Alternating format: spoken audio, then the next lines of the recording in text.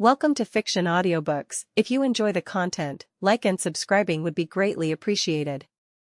If you have any recommendations for novels, comment below.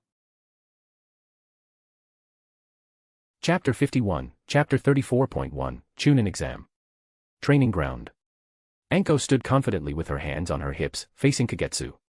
She raised her chin and said, "Kagetsu, this time I'm definitely going to win. Can I just give up?" Kagetsu weakly raised one hand. Of course not. Anko firmly rejected Kagetsu's surrender request. Her eyes eagerly scanned the training ground, glancing at Orochimaru outside. "Let's start. I have something to tell you both afterward," Orochimaru said, nodding, wearing his Jonin vest. With Orochimaru's permission, Anko quickly formed a hand sign and, without waiting for Kagetsu's response, threw a few shuriken that whistled through the air. "Who do you think will win, Anko or Kagetsu, Sherui?" Orochimaru asked, glancing at Uchiha Sherui beside him. "I think Kagetsu," Sherui replied with a smile. "I got you." The battle quickly escalated, with Anko moving almost like a dancer. She stomped her feet rapidly on the ground, darting around to attack Kagetsu. As her teammate, she knew that the best strategy against Kagetsu was to keep her distance and use long-range jutsu to attack and suppress. However, this approach had already proven ineffective in their past matches. At least against her, it didn't work. Anko had only a few long-range jutsu at her disposal, and the only effective one was the Dragon Fire technique. Against Kagetsu, it would simply turn into a chakra consumption contest. Instead, she was better at close combat, giving her a higher chance of winning. The only thing she needed to be careful about was not stepping on Kagetsu's shadow. As long as she moved quickly enough, Kagetsu's shadow would struggle to catch her. It's about to be decided. Sherui focused his Sharingan on Kagetsu, noticing the chakra inside her rapidly gathering and then exploding. Suddenly, Kagetsu's shadow split into dozens of tentacle-like lines, enveloping Anko like a giant web from all directions. The black shadows even lifted off the ground, transforming into real entities that wrapped around Anko's limbs tightly. Damn it!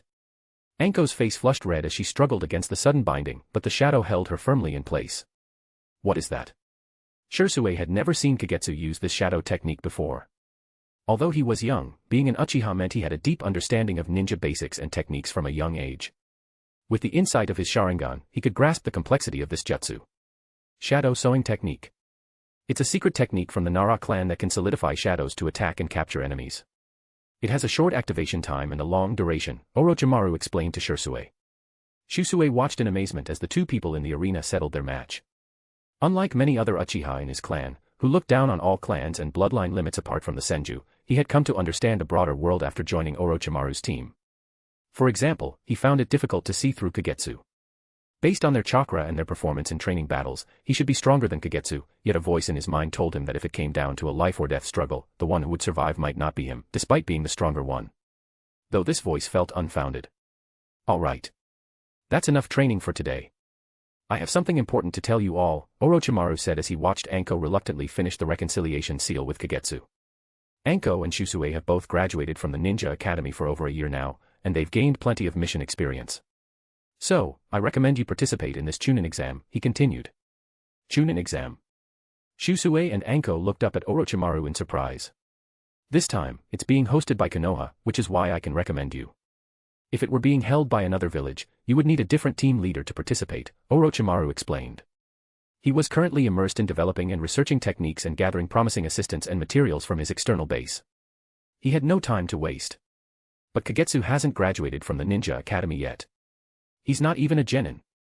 Anko suddenly leaned down and stared at Kagetsu, who was shorter than her, playfully poking his forehead.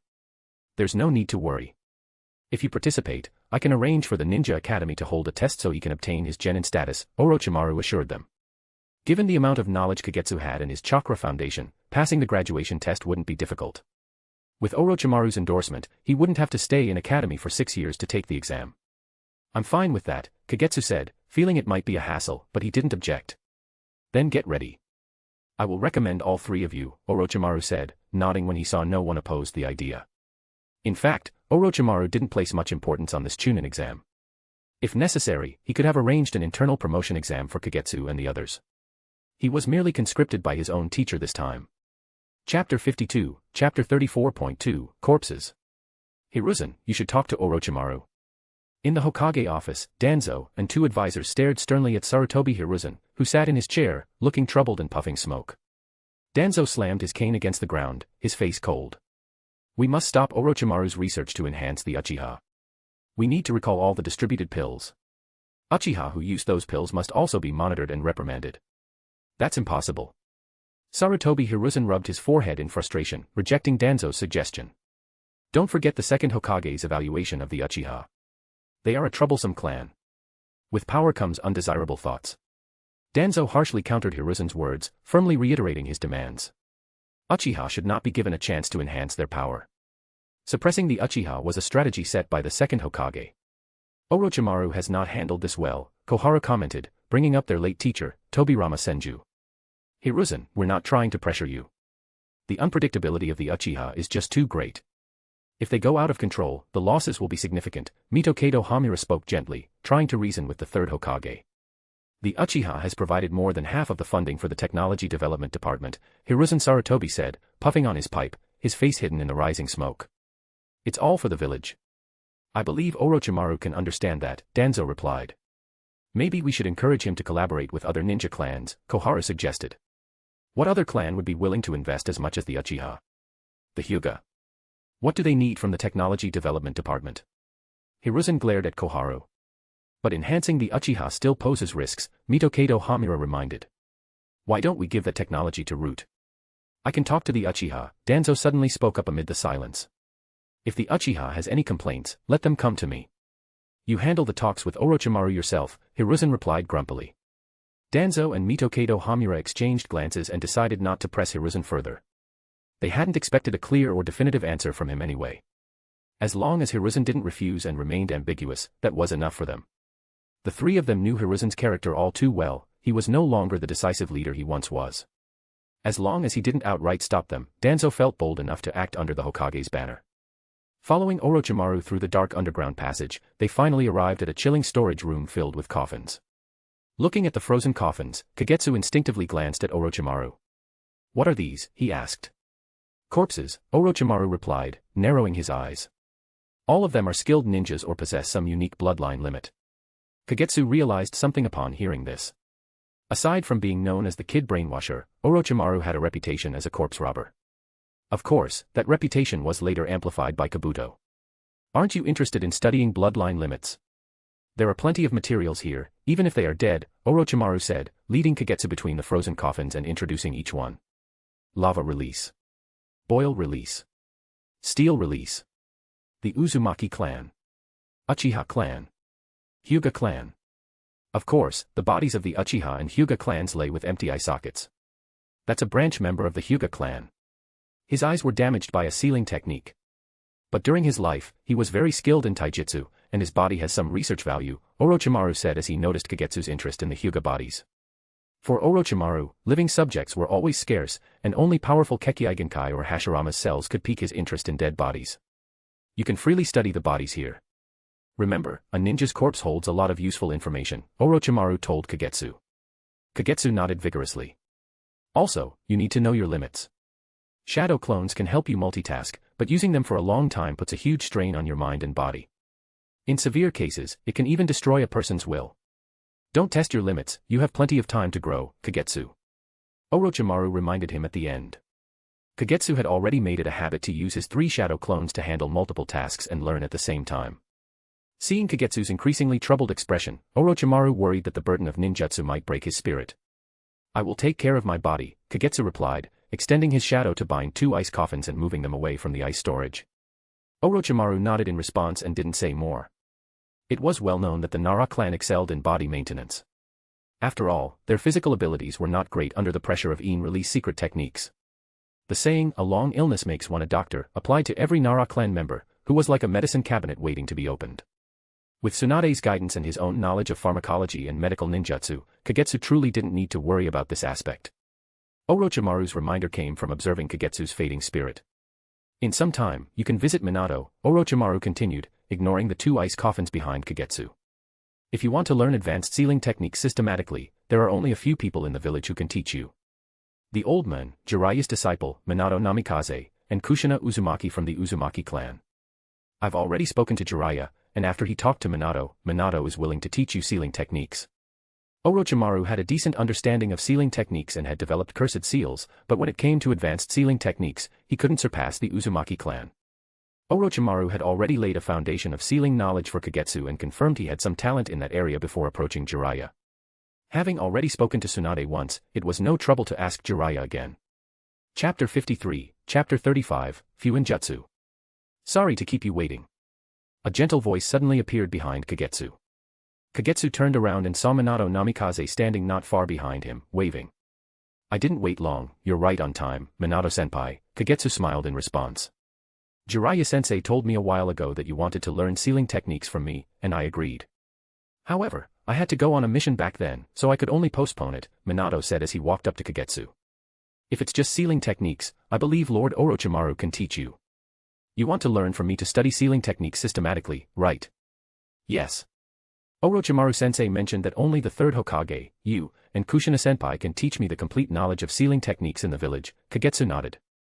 Minato rubbed his head and said, Kushina doesn't mind me teaching you the sealing techniques of the Uzumaki clan, but some of the secret techniques require the Uzumaki clan's special physique to use.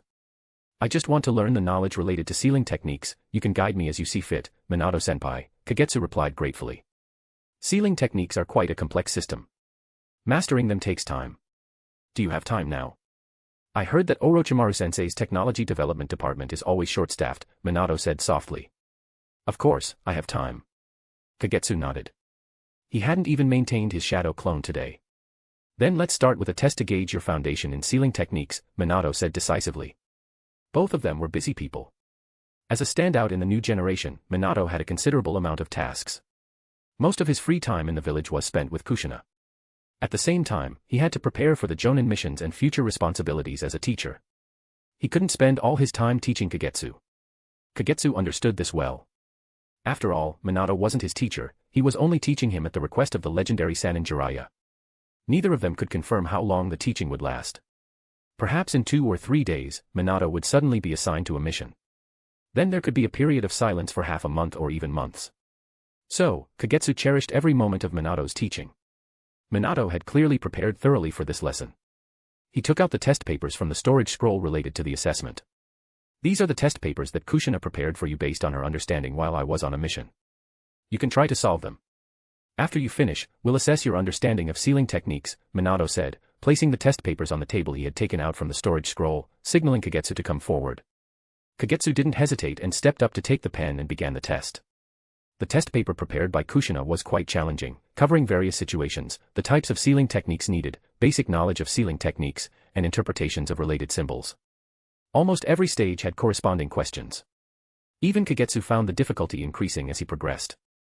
In the end, within the limited time, Kagetsu couldn't finish all the questions on the paper, leaving nearly half of it blank, with 3 questions unanswered.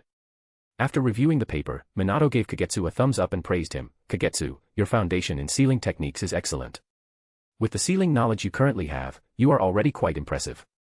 There are 3 main categories of sealing techniques: physical sealing, chakra sealing, and spiritual sealing. Which category do you want to focus on first? After confirming Kagetsu's general understanding of sealing techniques, Minato began to determine the focus. Spiritual sealing, Kagetsu answered immediately. Although they talked about the 3 main categories of sealing techniques, there were many subcategories as well. Physical sealing includes sealing all objects within the natural world. Generally, ninjas use it to create storage scrolls.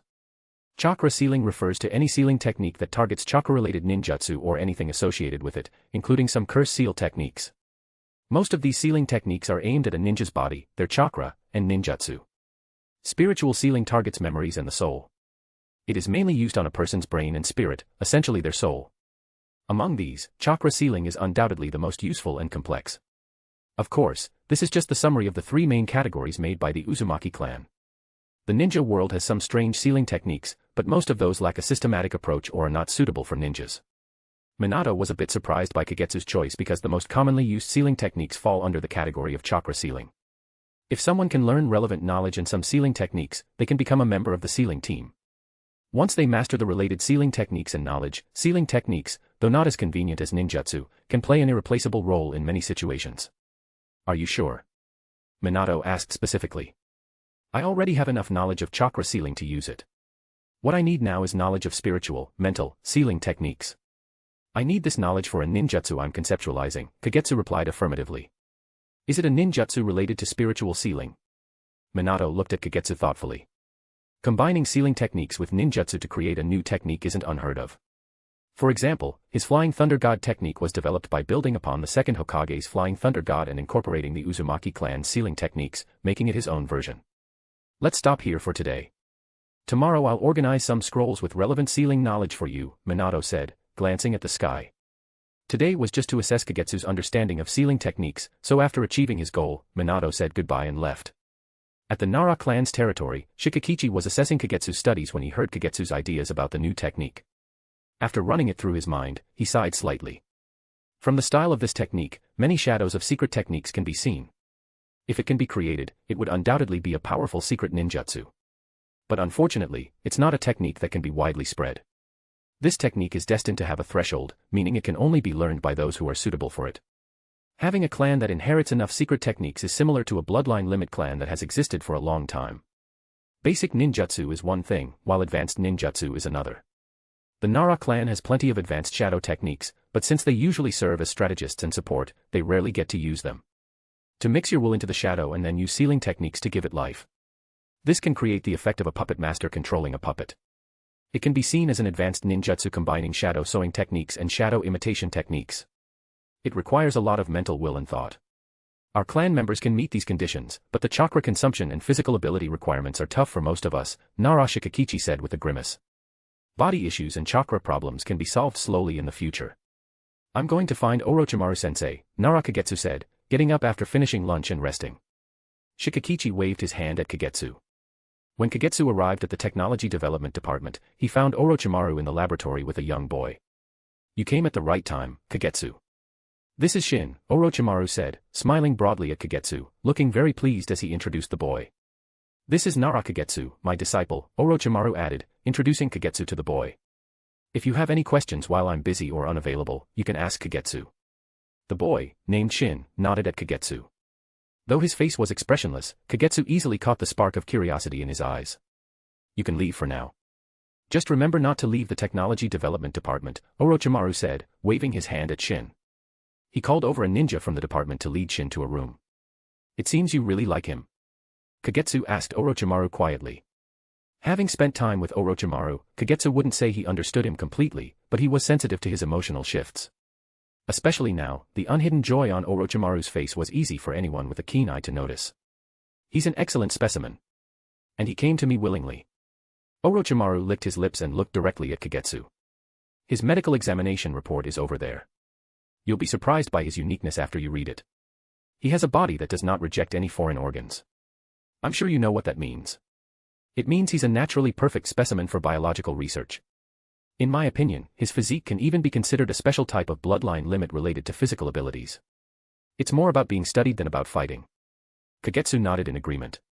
This kind of body, which does not reject any foreign organs, is indeed rare and can be considered excellent material for research. At least for a short time, Kagetsu could imagine many experiments that could be conducted on this person's unique body. What is his goal? Does he want to come under your wing? Kagetsu asked. No, he wants to learn cloning techniques from me. In exchange, he is offering himself. He is willing to let me use his body for any research and experiments until he masters the cloning techniques, Orochimaru said with a smile. Did you agree to his offer? Kagetsu asked again. Yes, I did agree to it, Orochimaru replied, a hint of satisfaction on his face. To him, the deal was very appealing. As for the outcome, it all depended on their respective skills. Chapter 54, Chapter 36.1, Shadow Puppet Technique. Using shadows as a hub, with a technique similar to shadow clone jutsu for multitasking, and a mind transfer technique to target the opponent's consciousness, the goal is to control the enemy and turn them into a puppet one can manipulate. Creating this technique involves too many factors. From your idea, it seems like a continuous ninjutsu, which means it will consume a lot of chakra. I remember that the Nara clan isn't particularly known for their chakra reserves, right? Orochimaru showed no surprise at Kagetsu's concept of the shadow puppet technique. He loved to research and was eager to learn about unknown ninjutsu. He was impressed by Kagetsu's creativity. Even though this technique is based on the Nara clan's shadow secret techniques, which is different from the blood armor, and he couldn't master it, he still wanted to see it come to life. My body is much better than my clan members, so the burden and impact of the shadow secret techniques on my body and mind aren't as severe as it is for others. I'll create it first, then improve it slowly. Isn't that how the second Hokage did it? Kagetsu said, unbothered. Creating techniques, supported by talent cards, is a way to increase strength. Otherwise, whether it's the advanced secret techniques within the Nara clan or Orochimaru, who mastered a vast array of forbidden ninjutsu and possesses 7 types of chakra nature, they could provide him with a system of ninjutsu based on his strengths. The selected ninjutsu is enough for most ninjas, at least until they become elite jonin. As for becoming an elite jonin, most have a unique skill. Only those who reach elite jonin or kage level need to create techniques based on experience that suit them and maximize their abilities in battle. Orochimaru smiled. Compared to the straightforwardness of the first Hokage's ninjutsu, the second Hokage employed various forbidden techniques and innovative ninjutsu to specifically counter enemies. The difference between the two Hokages lies in their approach. The first focused on overpowering enemies with wood release, while the second had a more scientific fighting style, creating techniques tailored to his opponents. For example, the Shadow Clone was designed to counter the Uchiha clan's Sharingan. The Flying Thunder God technique could be seen as a counter to the overwhelming perception of the Mangekyo Sharingan. However, once these techniques fulfilled their purpose, they were often forgotten. Many were incomplete products or suited only to the fighting style of the second Hokage, Tobirama Senju. The learning threshold was often extremely high, making them classified as forbidden techniques. Those lacking talent did not deserve to learn his techniques. Even those who met the learning requirements often had to improve upon the original ninjutsu according to their own fighting styles. For instance, after learning Flying Thunder God, Minato Namikaze successfully combined it with the sealing techniques of the Uzumaki clan, creating his unique version that maximized his exceptional reflexes and dynamic vision. Neither Kagetsu nor Orochimaru continued discussing chakra issues. There are many ways to alleviate or even solve such problems. For instance, the Uzumaki clan's In seal. Although the Uzumaki clan is gone, Kushina Uzumaki and Tsunade still know of this technique. However, Kagetsu didn't expect to acquire it. Such sealing techniques are core secrets of a clan, and in the world of ninjutsu, which is based on roots, how could others easily teach them to someone who isn't a clan member or a disciple? Even in the future, the only ones who can learn and use Orochimaru's ninjutsu and taijutsu are Mitarashi Anko, Yakushi Kabuto, and Uchiha Sasuke. This reflects the two main ways ninjutsu is passed down in the current ninja world: master-student inheritance and bloodline inheritance. In a closed and monopolistic system like the ninja world, no matter how good your relationship is, if you want to learn someone's core ninjutsu without officially becoming their student, it's like going back to the old days when knowledge was controlled by powerful clans. You might as well ask a connected friend from a ninja clan if you can borrow their books and reputation. Growing up in the Nara clan, Kagetsu naturally understands this. Even though he learned medical ninjutsu from Tsunade and created the blood armor technique, he never asked about forbidden techniques like the In seal, even when he had the chance. Techniques like the mystical palm technique, extraction technique, and other medical ninjutsu do not belong to any individual or clan as secret techniques. The so-called creation of techniques isn't hard, Orochimaru said, placing his hand on Kagetsu's head. As long as you have enough understanding of chakra, the human body, and the hand signs, and you take the time, you can eventually create new ninjutsu. However, most of these techniques are either impractical or carry significant risks. Some have been forgotten over time, while others have been continuously modified and improved by later generations. The establishment of ninja villages was a significant integration and disruption of ninjutsu. Here, the difficulty of acquiring knowledge and techniques is lower, and those with talent can eventually create their unique ninjutsu. This goes for me, and it goes for you too. Orochimaru smiled. Who isn't a genius in creating their own ninjutsu system? Chapter 55, Chapter 36.2, Uchiha Clan Meeting. Uchiha Clan Meeting. Compared to the excitement and joy of previous Uchiha clan meetings, this one felt unusually heavy and oppressive. Clap. The somber atmosphere was shattered by a loud clap. Uchiha Tetsuhiko, wearing a jonin vest and with a black mark on his forehead, slammed his hands on the table and stood up abruptly. What does the third Hokage want to do? That pill was developed with the full support of our Uchiha clan. He didn't stop it when it was being developed, but now that it's successful, he wants to take the credit. This is a suppression of our Uchiha clan. He doesn't want to see our power grow. Another Uchiha Jonin, Uchiha Inahiko, standing next to Tetsuhiko, spoke angrily. Many Uchiha members present at the meeting chimed in. The effects of the pills had been exaggerated within the clan, especially with several successful cases like Uchiha Akihiko, Inahiko, and Tetsuhiko. Their eye power and strength had indeed increased significantly in recent times. During the last clan meeting, the three of them had amazed everyone with their skills. Now, all the Uchiha Jonin were looking forward to the next batch of pills, but the orders from the higher-ups in Konoha were unacceptable to them. We can't let the third Hokage succeed. Clan leader. Tetsuhiko looked at clan leader Uchiha Fugaku. This is not the third Hokage's intention. Seeing the clan members getting agitated, Fugaku raised his hand to signal everyone to calm down. As the clan leader, his presence and the reputation he had gained helped to quiet the anxious Uchiha members, who now awaited his next words. Sherui, please explain the situation, Fugaku said, directing his gaze toward Sherui Uchiha, who had been standing quietly among them. Sherui. What does he have to do with this? Isn't Sherui under Lord Orochimaru? Does he have news from Lord Orochimaru? Whispers filled the air, and all eyes turned to Sherui as he stepped out from the crowd, a bit shorter than the others and still growing. This is not the third Hokage's intention, it comes from the leader of Root, Danzo Shimura, and the two advisors, Sherui said calmly, under the watchful eyes of many clan members. How do you know that? One Uchiha member frowned. Lord Orochimaru told me, Sherui replied calmly, facing the skepticism. It's that guy Danzo again. At the mention of Danzo Shimura's name, the Uchiha present began to grit their teeth. If there was anyone they disliked among the Konoha higher-ups, it was definitely Danzo. He was the one constantly seeking trouble with the Uchiha clan. Even though they were somewhat isolated, they were well aware of Danzo's attitude towards them. We will discuss Danzo later, what we need to determine now is Orochimaru's stance, a gentle voice interjected. Shersui's gaze shifted to a steady-looking middle-aged man. Uchiha Yashiro. He was one of the few calm members of the clan, known for his analytical abilities and leadership skills. When Fugaku became clan leader, Yashiro's support was crucial in quickly resolving internal disagreements and solidifying Fugaku's position. Lord Orochimaru's stance is that we can continue the research and supply the pills, but the support must not waver, Sherui reiterated Orochimaru's words. What about Danzo and the advisors? Can he refuse? Uchiha Yashiro looked pleased for a moment, but then his expression turned serious. Although Orochimaru's stance was good news, without resolving the issues with Danzo and the advisors, no one could be certain about the outcome.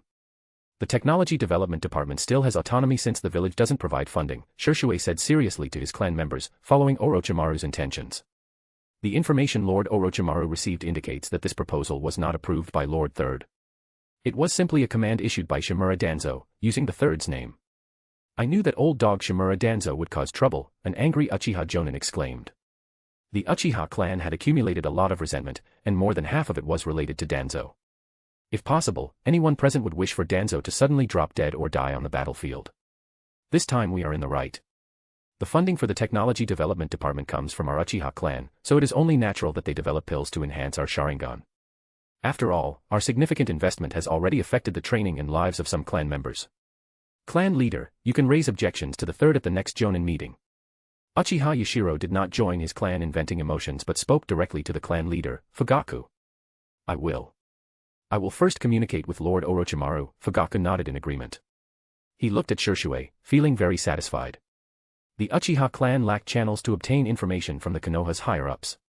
There wasn't a single Uchiha in the Anbu, nor any near the Hokage. Due to the Uchiha's pride, they did not have close relations with other clans. Aside from the Jonin meetings, the entire Uchiha clan had no way to know what was happening at the higher levels until events unfolded. But now that Sherui was here, they finally had a way to access information more proactively. At least for now, it seemed that Sherui was highly regarded by Orochimaru. Your shadow technique has been modified very well. It gives the shadow a will, eliminating the need to maintain the hand seals. This frees up your hands. Minato Namikaze smiled and praised Kagetsu, who could use the shadow technique without needing hand signs. Being able to do this shows your mastery of the nature and form changes in Yin chakra. If I remember correctly, most of the Nara clan's primary chakra types are Yin chakra, right? Yes, Kagetsu nodded. Yin release chakra consumes mental, spiritual, energy and affects the body. To be honest, given the Nara clan's physique and your age, using Yin release to this extent is very talented, even among the gifted Nara clan, Minato said sincerely. Most ordinary ninjas have one or two initial chakra attributes from the 5 basic elements, lightning, water, wind, fire, and earth. These chakra types are refined from a mixture of mental power and physical strength. In addition, there are special Yin and Yang chakra attributes. One focuses on the mind, while the other focuses on the body. Creating material forms from nothing using Yin release chakra consumes a lot of mental energy and requires absorbing physical strength to stabilize. Therefore, ninjas skilled in Yin release chakra either face great mental pressure or bear significant physical burdens. Kagetsu Nara has made rapid progress in the shadow secret arts of Yin release chakra, not only because of the Nara clan's strong mental power but also due to the added physical attributes from his system. This physical enhancement allows Kagetsu to expend mental energy and extract more Yin release chakra. He can produce more chakra than his peers of the same age and remain active longer without worrying about the heavy burden on his body. Although he usually appears lazy, he is not in as poor a condition as other clan members who need medicine to maintain their health. In-release chakra has a definite advantage in controlling both the mind and body.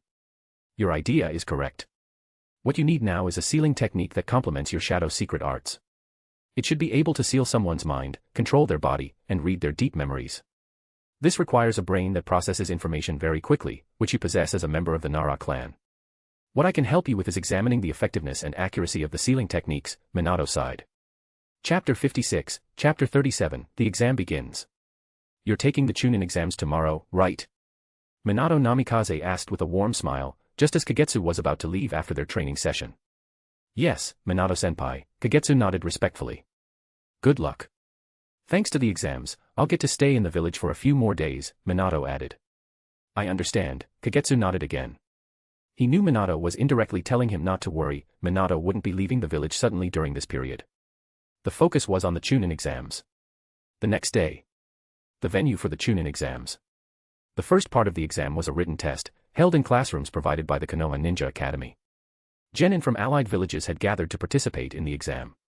There were shinobi from Kusagakure, Hidden Grass Village, Kumogakure, Hidden Cloud Village, Sunagakure, Hidden Sand Village, and Iwagakure, Hidden Rain Village. In total, around 200 participants filled the room. The written test wasn't too challenging. Both Kagetsu and Sherui found the questions easy. However, their teammate Anko was a bit of a wild card. Ever since teaming up with them, she had become less inclined to use her brain. When the results were posted, Enko breathed a huge sigh of relief upon seeing her name on the list of those who passed. After the written exam, the group event began. The challenge simulated a ninja team's mission, gathering intel and delivering it successfully to the target location. There were obstacles, of course, poisonous creatures, wild beasts, and enemy attacks. The whole exam was designed with built-in competition, forcing teams to confront each other, leading to eliminations. The second part of the Chunin exams was held in the Forest of Death. After the first round, 90 genin remain, divided into 30 teams. To pass this phase, we need to collect scrolls with different types of intel from other teams. Ideally, 15 teams will advance. But due to unexpected situations, like duplicate scrolls, fewer teams usually make it through. So, what's our strategy? Perched on a thick tree branch within the Forest of Death, Kagetsu and his team discussed their plan. Let's just head straight to the target point and wait there. If we run into anyone on the way, we'll deal with them, Kagetsu said after recalling the list of names from the written test. None of them stood out to him. The time limit for this phase was 5 days, but Kagetsu had no intention of spending all the time wandering the forest. Waiting at the target point, huh? That's pretty bold, Sherui said, immediately catching on to Kagetsu's plan to act like opportunists. But he also knew that this tactic could backfire, provoking other teams to gang up on them. Still, Sherui didn't object. He trusted his own abilities and believed in his teammates' strength as well.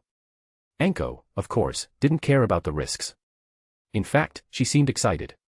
She jumped to her feet on the branch, full of energy, and pointed toward their destination in the Forest of Death. Without waiting, she dashed off at top speed. Save your energy. Kagetsu and Sherui exchanged a glance, both feeling a bit helpless, and quickly followed her. They called out to Anko as they ran beside her. Don't nag. Anko stomped hard on the branch, launching herself into the air and speeding up even more. Someone's coming. A man with brown skin, a well-toned physique, and sunglasses stopped in his tracks. He wore a forehead protector from Kumogakure, Hidden Cloud Village. Where?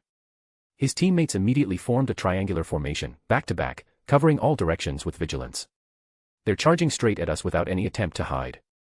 Could it be a clueless rookie? The man with glasses pointed in a direction and made a quick hand signal. The two companions exchanged glances and disappeared into the ground. Just as Anko and her two teammates emerged from the forest, flat, crackling thunder orbs shot out from the dense foliage ahead, shimmering with electric light. Watch out. In midair, Sherui grabbed Anko by the collar and twisted his body, narrowly dodging the lightning projectiles. They landed gracefully on the ground. But as if anticipating Shersui's movements, a figure leapt into the air, forming hand seals rapidly. The instant Shersui's group landed, the enemy unleashed a jutsu. Water style, great horn technique. A thin stream of water spouted from the enemy's mouth, expanding into a horn-like shape as it hit the ground. The gushing torrent slammed into Shersui's team, causing them to stumble under the powerful current. At that exact moment, tendrils of lightning crawled along the ground like a spider's web, merging into the flowing water. The blinding electricity surged through the stream and shocked the trio, leaving them momentarily stunned. Lightning style, ground spark. So, there's a Uchiha brat among these Konoha kids, huh? Goodbye. The first attacker, who had launched the initial lightning attack, now descended from above, holding a long sword. With the three stunned and paralyzed, he prepared to finish them off in one swift strike. The entire ambush unfolded with deadly precision, giving the victims no chance to react. The coordination among the attackers was flawless, and their timing impeccable. Confident in their teamwork, the enemy saw no need for follow-up jutsu. However, in an instant, the attackers realized something was wrong. Their bodies were no longer responding to their commands. What is this? The Cloud Nin with glasses, still gripping his sword, glanced down only to see shattered wooden logs scattered across the ground. From behind him, a shadow extended, linking with his. The dark tendrils swiftly connected to the shadows of his two teammates, binding them together. The last thing he saw was a young Uchiha boy with glowing red Sharingan eyes, holding a short sword, and a girl armed with a kunai. In a flash, they appeared beside him, slitting their throats with swift precision. Gotcha. The bait worked. Ignoring the warm, freshly spilled blood, Enko excitedly began searching the bodies for loot. Having accompanied Orochimaru on missions outside the village, she had grown used to both seeing death and killing her enemies. This is exactly what we need. Anko grinned as she pulled out a scroll from the Cloud Village and stuffed it into her pouch, delighted with the encoded message written on it. Now that we've gathered the intel scrolls, let's keep moving. No need to draw attention to ourselves this time, Kagetsu suggested calmly. He had no interest in showing off or getting in anyone's way. His only goal was to reach the destination quickly and finish this phase of the exam. The second stage's destination was a massive, gourd-shaped building deep within the Forest of Death. Several Chunin wearing flak jackets patrolled the area, checking every entrant thoroughly. After submitting 2 intel scrolls for inspection, the 3 were given back their own scrolls and allowed inside the building. You guys made it here faster than expected, a raspy, magnetic voice echoed from behind them, causing all 3 to turn abruptly. Standing there, hands casually tucked in his pockets, was Orochimaru, wearing a Jonin's flak jacket, staring at them with a sly smile. Follow me. The exam isn't over yet, Orochimaru said, making a subtle gesture with his eyes. You'll need to stay here for a few days. Since you're the first group to arrive, you get first pick of the rooms. The 3 exchanged looks and quickly followed Orochimaru. After passing one more test, we'll become Chunin, right, Orochimaru-sensei? Enko asked eagerly, her excitement evident. Not necessarily, Anko, Orochimaru replied without turning back. Huh. Anko's face twisted in confusion. You mean, even if we do everything right, we might still not become Chunin? The Chunin exams are a bit like the Bell test, Orochimaru explained with a smirk. The outcome isn't set in stone. The organizers decide who qualifies based on the village's current needs. He continued, each village has different criteria. Konoha, as the host, only provides the venue and the tests, but the requirements for promotion vary. Smaller villages like Grass or Rain often promote their teams to Chunin as soon as they clear the second round. But for the 5 great nations, the standards are higher. During times of war or right after, however, those standards can drop. Anko pouted in frustration, muttering, that's so unfair. Orochimaru chuckled softly and added, during war, ninja are expendable. It's when they die the most, and also when they get promoted the fastest. But in peacetime, too many Chunin and Jonin become a burden on the village's economy and resource distribution. The price for missions varies widely between Jonin, Chunin, and Genin levels. So during peace, the village is stricter about promotions, and there are cases where only one Genin is promoted in an entire exam. Orochimaru stopped in front of a door, gently patting Anko on the head. You can stay here. My room is nearby, so if you need anything, just ask, he said, his gaze shifting toward Kagetsu. By the way, Minato is also one of the exam proctors. He doesn't stay here, but he comes by every day. A glimmer of determination flickered in Kagetsu's eyes. Until the 3rd round starts, you can meet with him to continue your training in sealing techniques, Orochimaru said with a sly grin. Kagetsu nodded quickly, his mind racing. Passing the exam so swiftly had been part of his plan to free up more time for training with Minato Namikaze.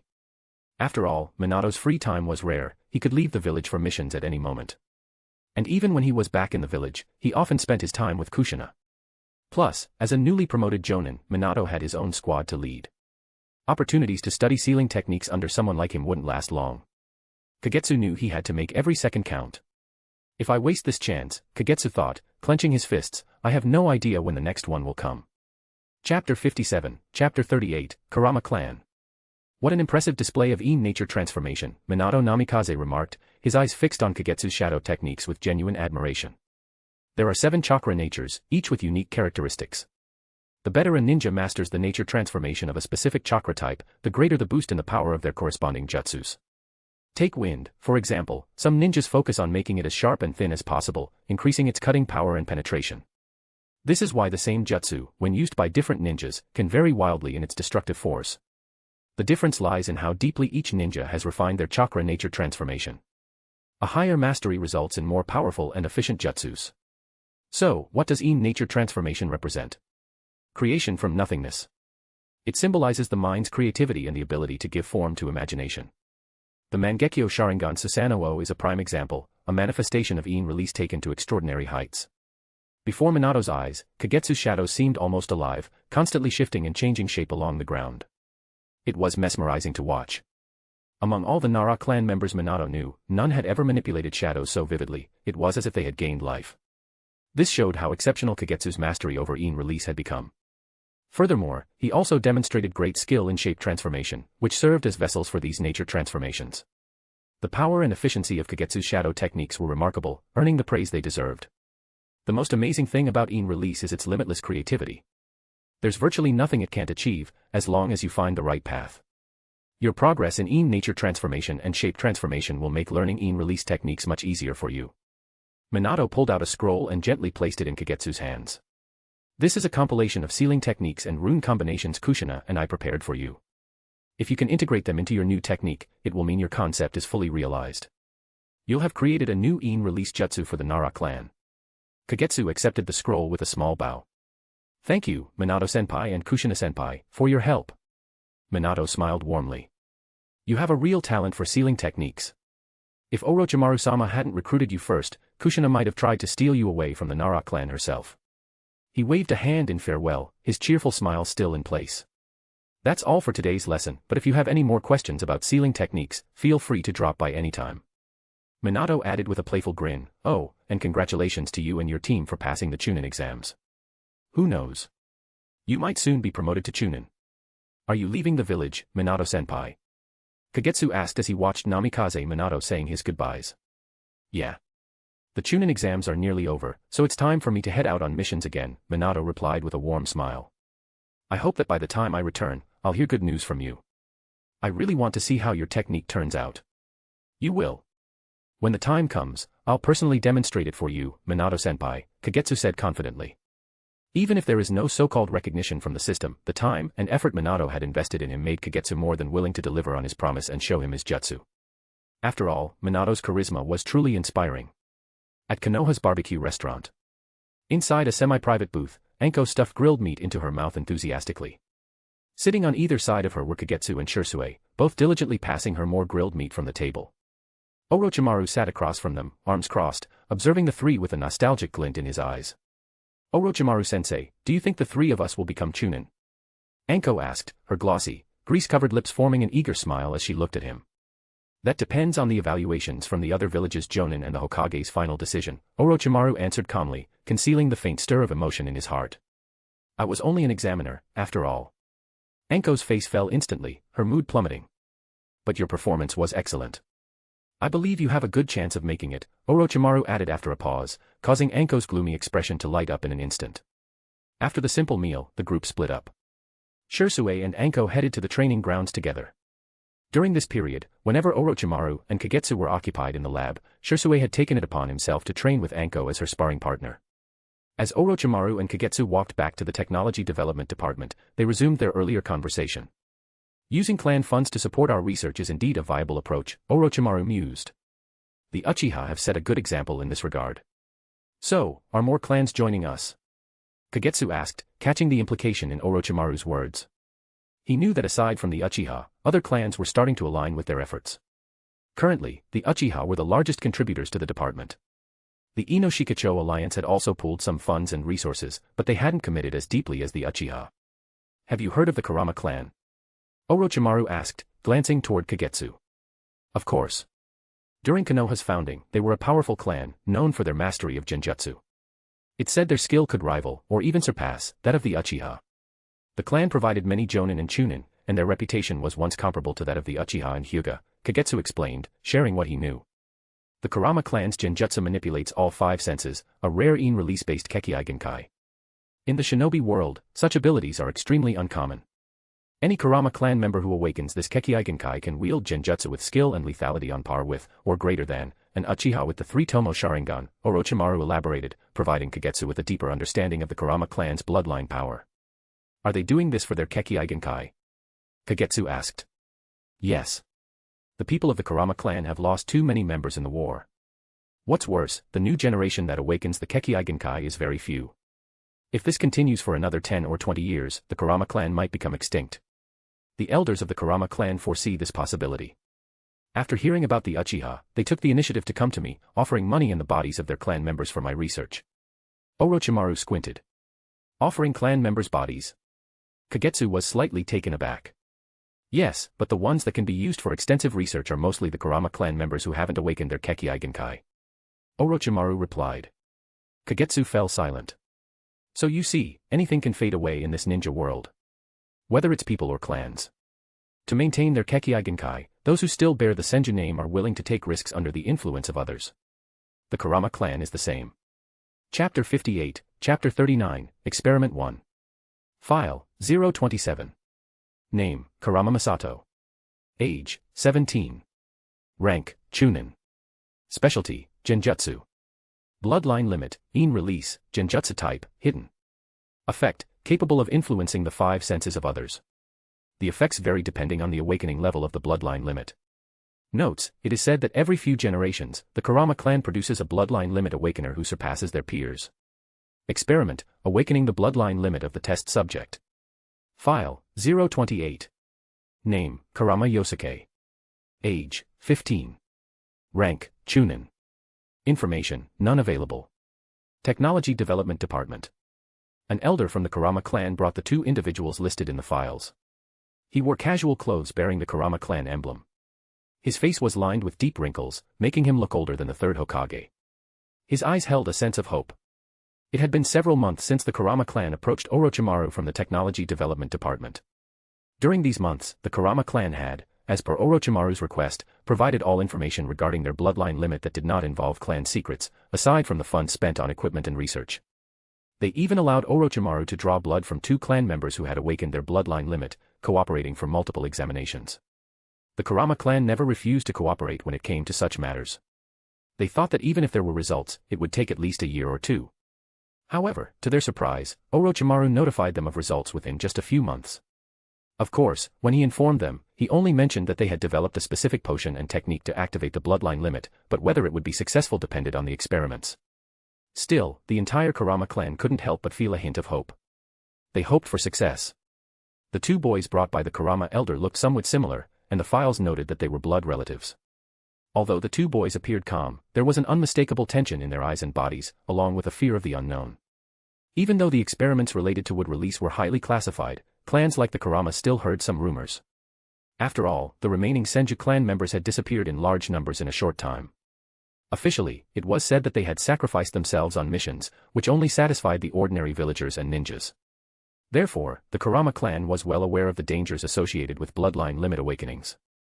If the Uchiha clan hadn't succeeded, they would never have wanted to participate in such experiments. Kurama Masato didn't want to participate either. However, his father, the clan leader, along with many elders of the clan, was extremely eager to restore the Kurama clan's former power. Lord Orochimaru, the Kurama clan representatives respectfully greeted him. Is this the test subject you chose? Orochimaru's golden eyes fell on the 2 boys.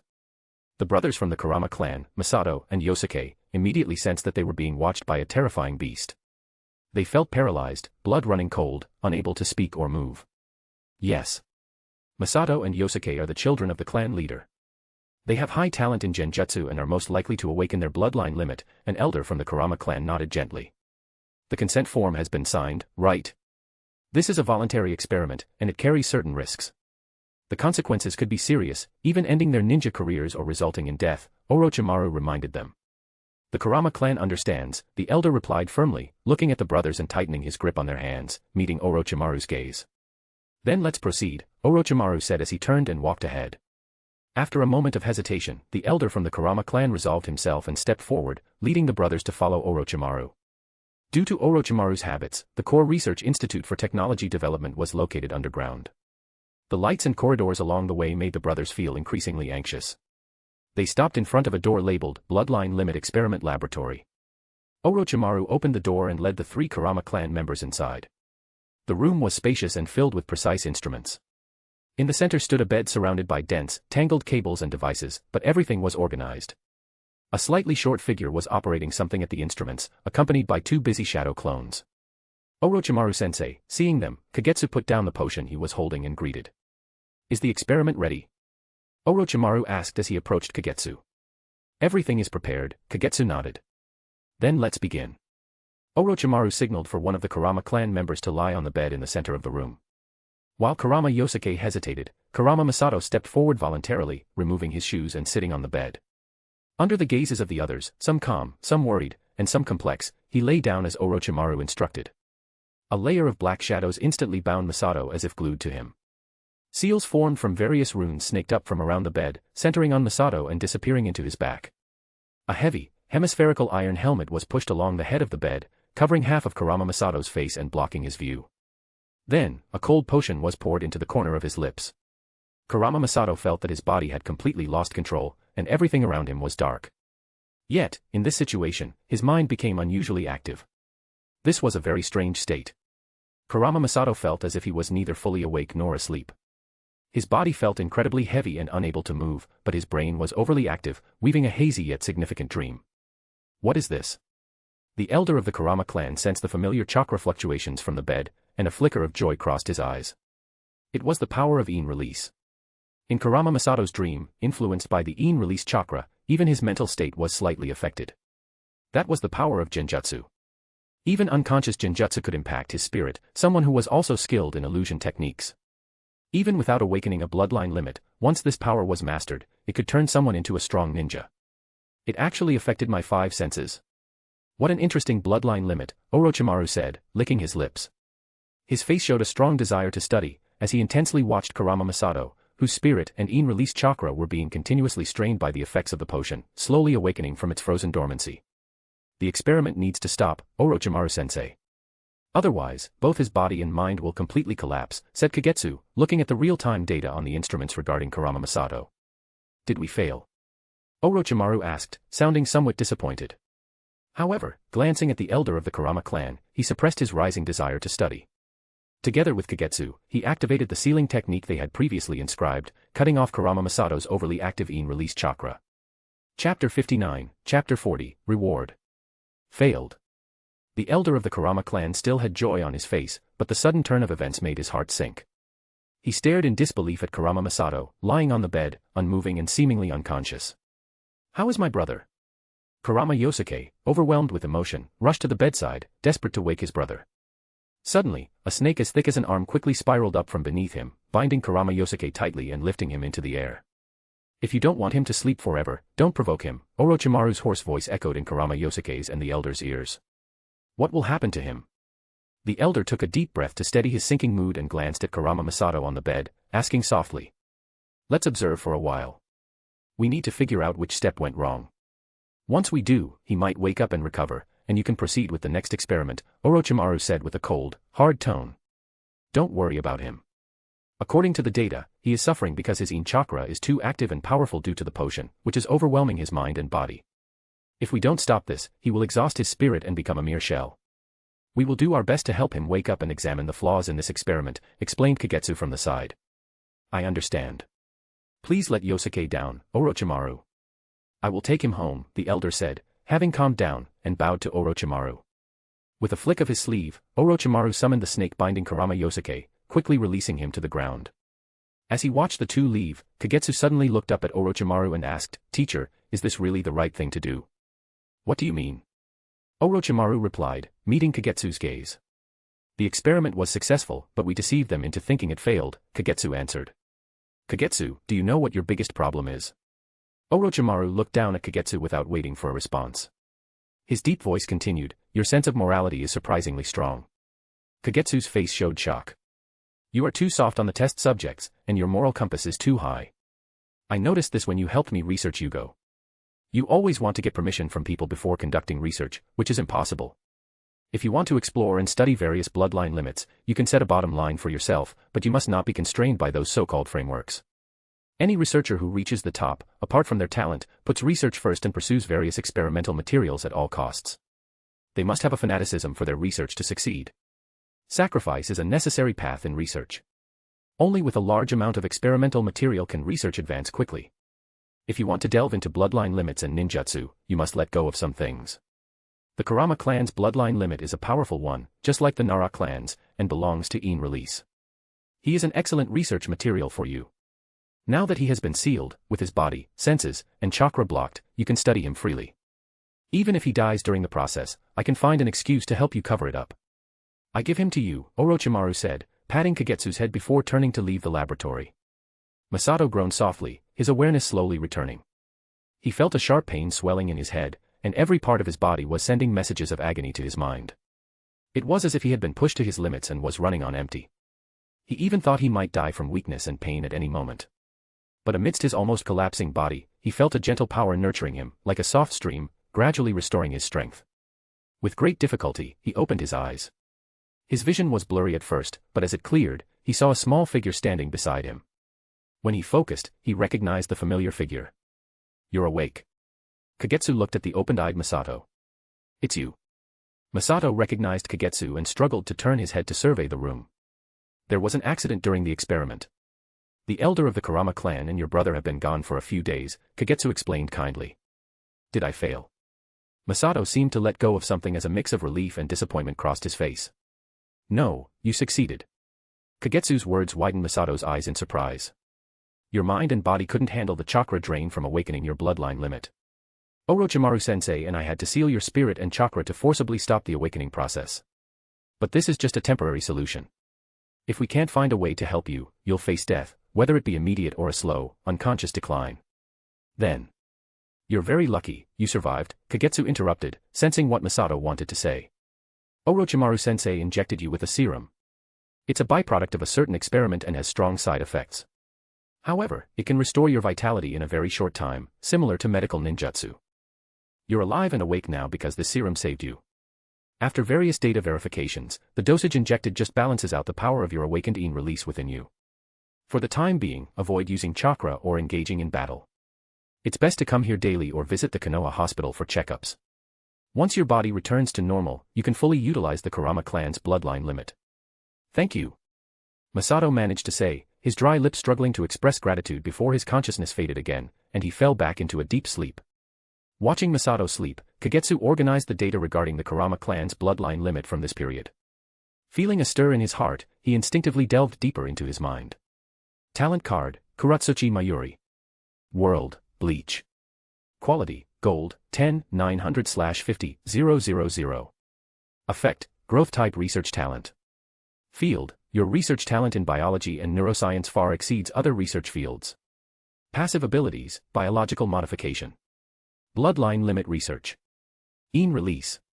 Accumulation, any research requires a lot of knowledge and material experiments. All the knowledge you possess will be understood and remembered more efficiently, providing alternative knowledge feedback as rewards. Achievement, for each recognized creation you make, the higher the recognition, the more your physical abilities and strength can improve. Recognized research products, dog food, pest control insecticide, god tree. In Release secret techniques, shadow coffin, shadow puppet, S-rank ninjutsu, blood armor. In Release illusion type bloodline limit awakening potion. Rewards, physical ability plus 30, chakra plus 1500.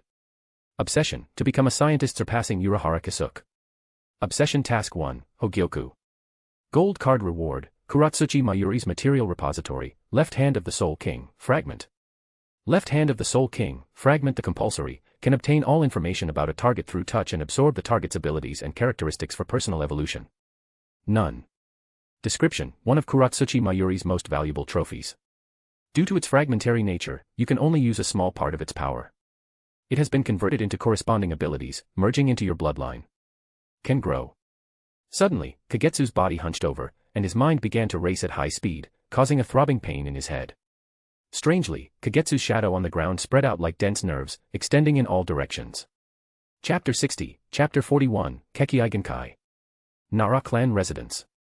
Nara Shikakichi's eyes widened as he stared at Kagetsu, seated calmly across from him, with a look of disbelief etched on his face. What did you just say? Say it again. I've awakened a Kekkei Genkai. Kagetsu repeated his words, unfazed. That's impossible. Shikakichi muttered to himself, doubting his ears and his sanity. The Nara clan's physique wasn't exactly suited for awakening a Kekkei Genkai, especially one related to Ine-based chakra. After all, the clan had spent centuries refining Ine release techniques and knew all too well the risks associated with them. Come with me. Shikakichi stood up abruptly, signaling Kagetsu to follow. The two of them made their way to the backyard. Once there, Shikakichi stood across from Kagetsu, gesturing for him to demonstrate his ability. Under Shikakichi's keen gaze, the shadow at Kagetsu's feet stretched out smoothly and merged with his own shadow without hesitation. You can activate shadow techniques without hand signs. Shikakichi's eyes gleamed with interest. At the same time, he summoned his own chakra, resisting the influence creeping into his body through the shadow connection, even trying to take control of Kagetsu's shadow in return. When two similar jutsu clashed, the outcome relied on chakra nature and the amount of chakra output. As an experienced member of the Jonin class, Shikakichi was no stranger to the workings of shadow techniques. With his expertise, he quickly wrestled back partial control over his body. Is this all it can do? Shikakichi asked, forming hand seals to maintain his own shadow technique as he continued to resist Kagetsu's. Kagetsu remained silent. The next moment, Shikakichi's eyes widened in shock as tiny black tendrils sprouted from within Kagetsu's shadow. These tendrils intertwined with both of their shadows and began creeping up from Shikakichi's feet. Before he could react, he felt his control over his own shadow slip away. As the tendrils coiled and slithered upward, he lost command of his body once again. This is... Shikakichi gasped, his face a mask of astonishment. A chilling unease gripped his heart, he could feel something, or someone, peering into both his mind and body. His hands began forming seals on their own. A black shadowy hand emerged from beneath his feet, slithering up and wrapping around his throat. But just as suddenly as they had appeared, the shadow hand and the tendrils vanished, retreating without a trace. Shikakichi gasped for breath as control over his body returned to him. So this is your Kekkei Genkai, he asked, his voice heavy with both awe and caution as he recalled the strange sensation from moments ago. There was no doubt, Kagetsu's shadow control far surpassed his own. The difference between their mastery was like night and day. If he hadn't been a Jonin, with deeper reserves of chakra and more refined technique, he wouldn't have stood a chance in the brief exchange. This revealed that Kagetsu's Ine-based chakra was vastly superior in nature transformation compared to the Nara clan's traditional shadow jutsu. If I were to compare it, Shikakichi mused, it would be like the varying number of Tomo in the Uchiha clan's Sharingan, a fundamental shift in quality. Besides making it easier to control shadows, does it have any other abilities? Shikakichi asked curiously. From their previous exchanges, it was clear that there was still something secretive and unknown hidden within Kagetsu's shadows. That unsettling, watchful sensation wasn't something typical of the Nara clan's shadow techniques. One of its abilities is forced control, Kagetsu said, pulling the shadow back under his feet. You could say it's an enhanced version of the shadow imitation technique, with more stable control and lower chakra consumption. And what are its limits? Nara Shikakichi asked. That depends on the opponent's chakra reserves, as well as their strength in mental fortitude and nature transformation, Kagetsu explained. After all, it wasn't like the left hand of the Soul King, which could take control of attackers by overriding their brains and nervous systems to manipulate their bodies directly. While Kagetsu had gained the compulsory, it was nowhere near the level of power or priority that the Soul King's left hand possessed. His shadow control, unlike that hand's, had its boundaries. He could control Shikakichi because they both used shadow techniques and belonged to the Ine release category. Kagetsu's own chakra reserves, along with the nature transformation of his chakra into high-quality Ine chakra, bridged the gap between him and Shikakichi, giving him an edge. Is there anything else? Shikakichi inquired. Something else, like bringing inanimate objects to life. Kagetsu pondered, then demonstrated his ability again in front of Shikakichi. The dark shadow exploded outward from Kagetsu's feet, spreading across the ground like a dense spiderweb. Wherever the shadow touched, the stone slabs of the ground began to shift under the influence of Ine release. The slabs reformed and shaped into two large hands, one on each side of Kagetsu. The palms opened downward, creating a sort of umbrella-like canopy over his head. The black, web-like veins of the shadow spread through the stone hands, mimicking a complex nervous system. Under Shikakichi's unblinking gaze, the stone hands moved as if alive, following Kagetsu's will with precision. They were as nimble as real arms. Watching Kagetsu manipulate the stone arms so smoothly, Shikakichi's shock never faded. To him, Kagetsu's mastery had reached an incredibly advanced level of Ine release, something no one in the Nara clan had achieved in hundreds of years. Giving life to the lifeless. Even though it still seemed like the technique relied on controlling shadows, it had reached a level far beyond the Nara clan's usual shadow-based secret arts. Come with me to meet the elders. After a moment of silence, Nara Shikakichi finally calmed his inner turmoil. Letting out a sigh without thinking, he spoke to Kagetsu.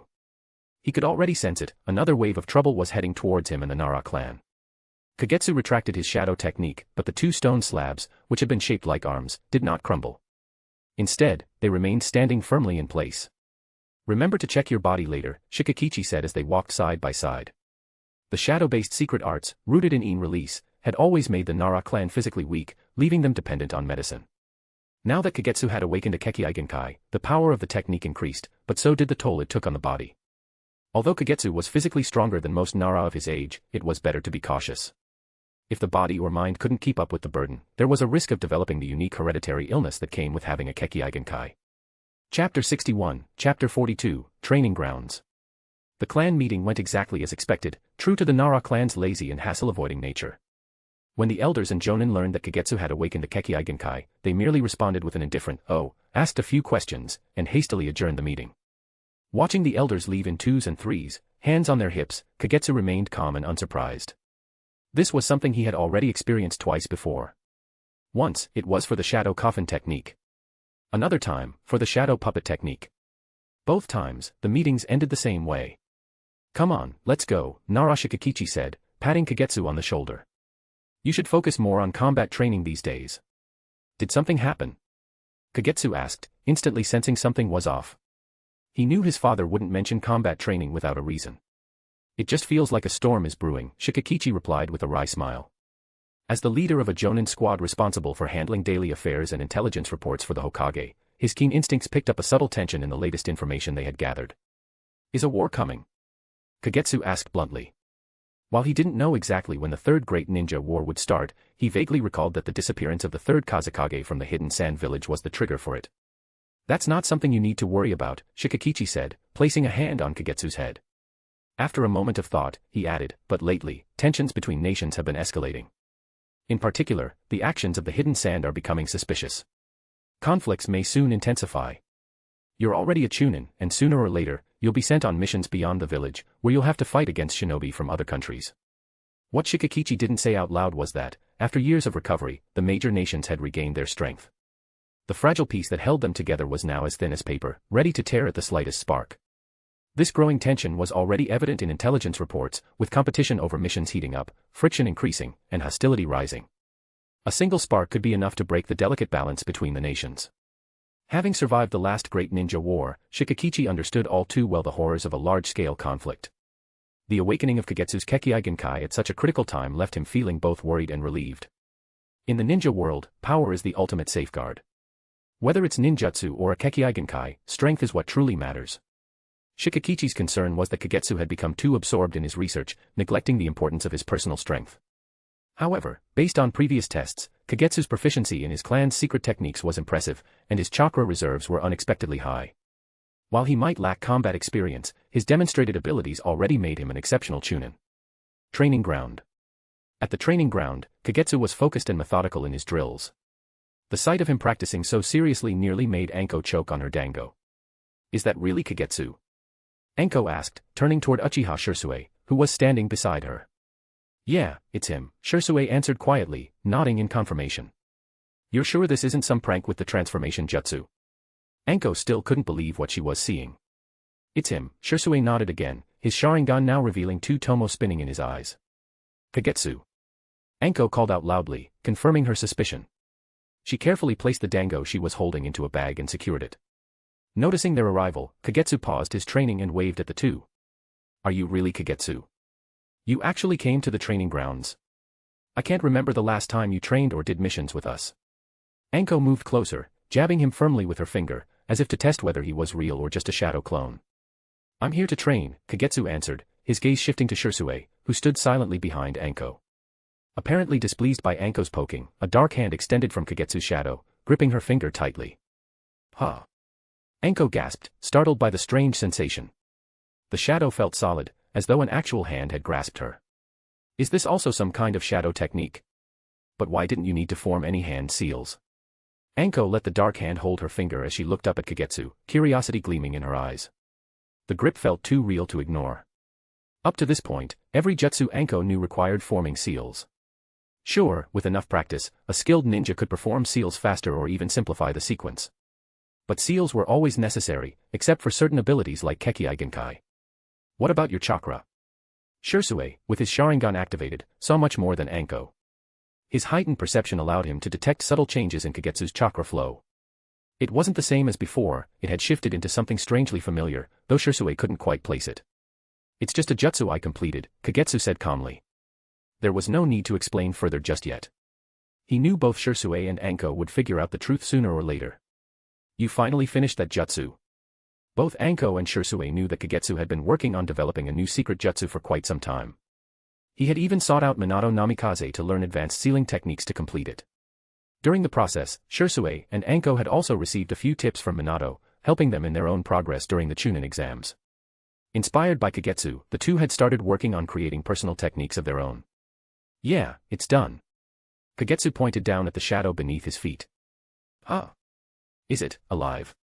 Anko's gaze dropped to the ground, and she gasped again. The shadow seemed to react to her stare, curling in on itself, as if embarrassed. It bunched up into a dense black mass at Kagetsu's feet, wriggling slightly. Sherui stared at the shadow cautiously. Upon seeing that shadow, he suddenly understood where the strange feeling he sensed earlier had come from. It came from the living-like shadow beneath Kagetsu's feet. Want to have a spar? Kagetsu said, skipping over and poking the shadow with his finger, inviting Sherui. Sherui was taken aback for a moment but then smiled brightly and replied, of course. We haven't sparred yet, have we? Anko looked up in surprise at the two of them and asked Kagetsu, are you challenging Sherui? From Anko's perspective, Sherui, with his two Sharingan, was the strongest attacker in the group, second only to their teacher Orochimaru. She played a role in defense while looking for opportunities, and Kagetsu mainly took on a supportive and healing role. So, Anko had always been the one accompanying Kagetsu. She felt that today, Kagetsu seemed strangely different. Chapter 62, Chapter 43, Engagement. Anko leapt nimbly to the side, giving the two on the training field enough space to fight. After forming the seal of confrontation, Sherui activated his Sharingan in an instant, locking his gaze onto the opponent, Kagetsu. But it seemed Kagetsu had expected this, as his eyes remained tightly shut. He's closing his eyes to guard against my Sharingan. Sherui jumped back several times, pulling 4 kunai from his pouch and gripping them between the fingers of both hands. But he didn't launch an attack just yet. Even though they had never fought each other before, they were teammates. Just as Kagetsu knew Shersui's moves well, Sherui also had a good grasp of what Kagetsu was capable of. Clang. Clang. With a swift movement, Sherui threw the 4 kunai high into the air. As they flew, the blades collided mid-air, changing direction unpredictably, making it hard to tell their trajectory as they sped toward Kagetsu. This was a signature Uchiha technique, kunai throwing enhanced by the precision of the Sharingan. Thanks to the Sharingan's exceptional perception, the kunai and shuriken could collide multiple times mid-flight, constantly changing direction and catching the enemy off guard. Though it might seem flashy, it was remarkably effective. Even if the enemy hid behind an obstacle, Uchiha kunai could curve around and hit them from unexpected angles. Sherui didn't hold back. He knew that this level of attack wouldn't pose any real danger to Kagetsu. Whether it was the defensive power of Kagetsu's armor mode, technique or his mastery of medical ninjutsu, Kagetsu could keep himself safe. This was just a probing move, an initial test to see how Kagetsu, with his eyes closed, would defend himself. The next moment, both Sherui and Anko, who stood at the edge of the training field watching intently, saw it. As the 4 kunai neared Kagetsu, his shadow suddenly surged up like the tentacles of an octopus, wrapping around the kunai mid-air and stopping them in their tracks. Whoosh! Whoosh! Whoosh! Whoosh! With a sharp sound, the shadow tentacles flung the 4 kunai back at Sherui with lightning speed. Sherui quickly unsheathed the short sword on his back, and with the dynamic vision of his Sharingan, he deflected each kunai with precision. Without wasting a moment, Sherui didn't remain in place. He dashed forward, leaving a blur behind as he circled around Kagetsu, searching for an opening. Is he using sensory ninjutsu? Sherui noticed that, despite having his eyes closed, Kagetsu kept his body facing Sherui at all times, never exposing a vulnerable side.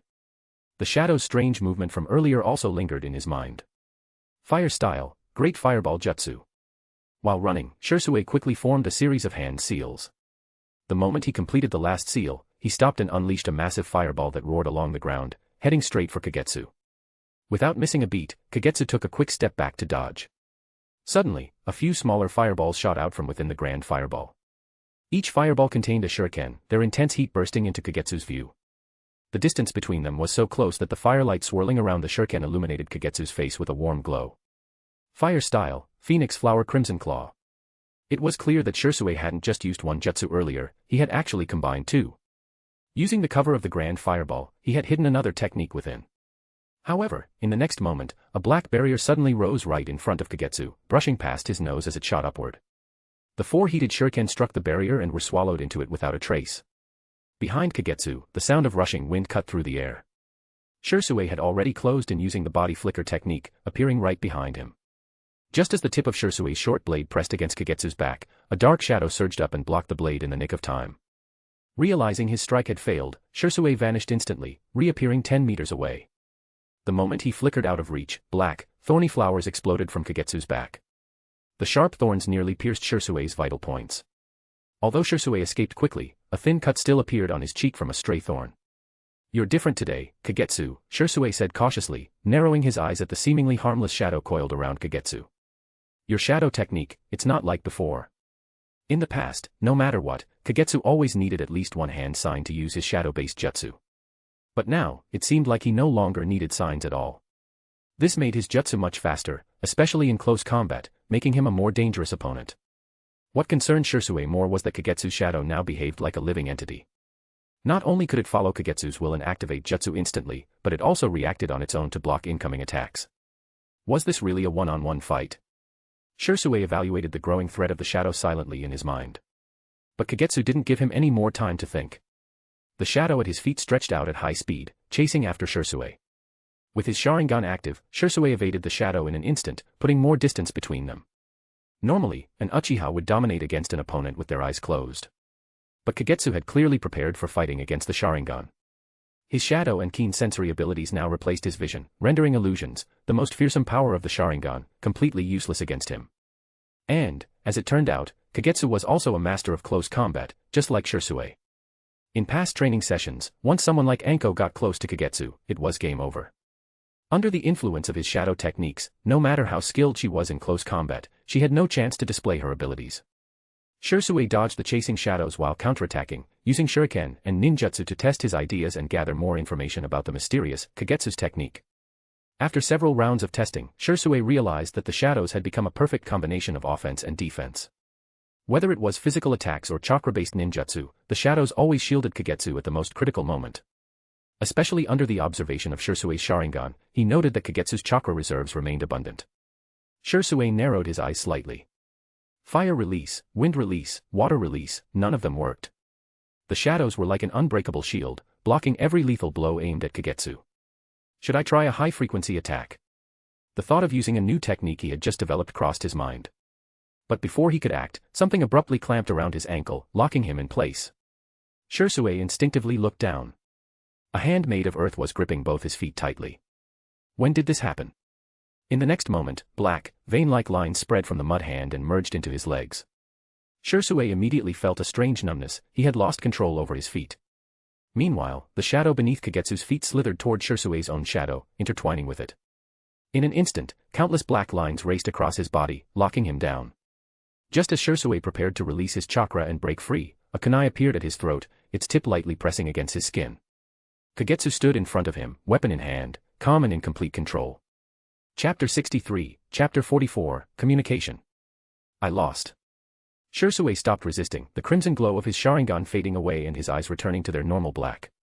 His emotions were complicated but not filled with frustration, jealousy, or anger. Surprisingly, he felt a sense of recognition, and even joy, toward Kagetsu.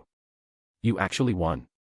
Before Sherui and Kagetsu could perform the seal of reconciliation, an energetic voice stole their attention. Anko leapt between the two, staring at Kagetsu with a mix of surprise and suspicion. As soon as Kagetsu opened his eyes, the first thing he saw was Anko's curious face, uncomfortably close to his own. How did you suddenly get this strong? She asked, circling him with envy in her tone. Did Orochimaru-sensei secretly teach you some powerful ninjutsu? Your imagination runs wild, Kagetsu replied lazily, retracting the tendrils of shadow that had entwined around Sherui and pulling them back into his own shadow. So I was right, wasn't I? Anko huffed in frustration. That's it, I'm going to Orochimaru-sensei. He has to teach me a forbidden jutsu too. Could it be a Kekkei Genkai? Sherui speculated, his gaze lingering on Kagetsu. He replayed the scene of his defeat in his mind, still trying to make sense of it. Could a shadow technique really influence inanimate objects, giving them shape and form? It had to be an advanced use of release. Strictly speaking, Sherui realized he hadn't been defeated by raw power but by the lack of information. He had never expected Kagetsu's in release to have such a unique application. The training ground wasn't particularly large, and after several rounds of pursuit, they'd naturally ended up retracing their steps. But Sherui hadn't anticipated Kagetsu turning this to his advantage. Even his Sharingan had failed to detect it.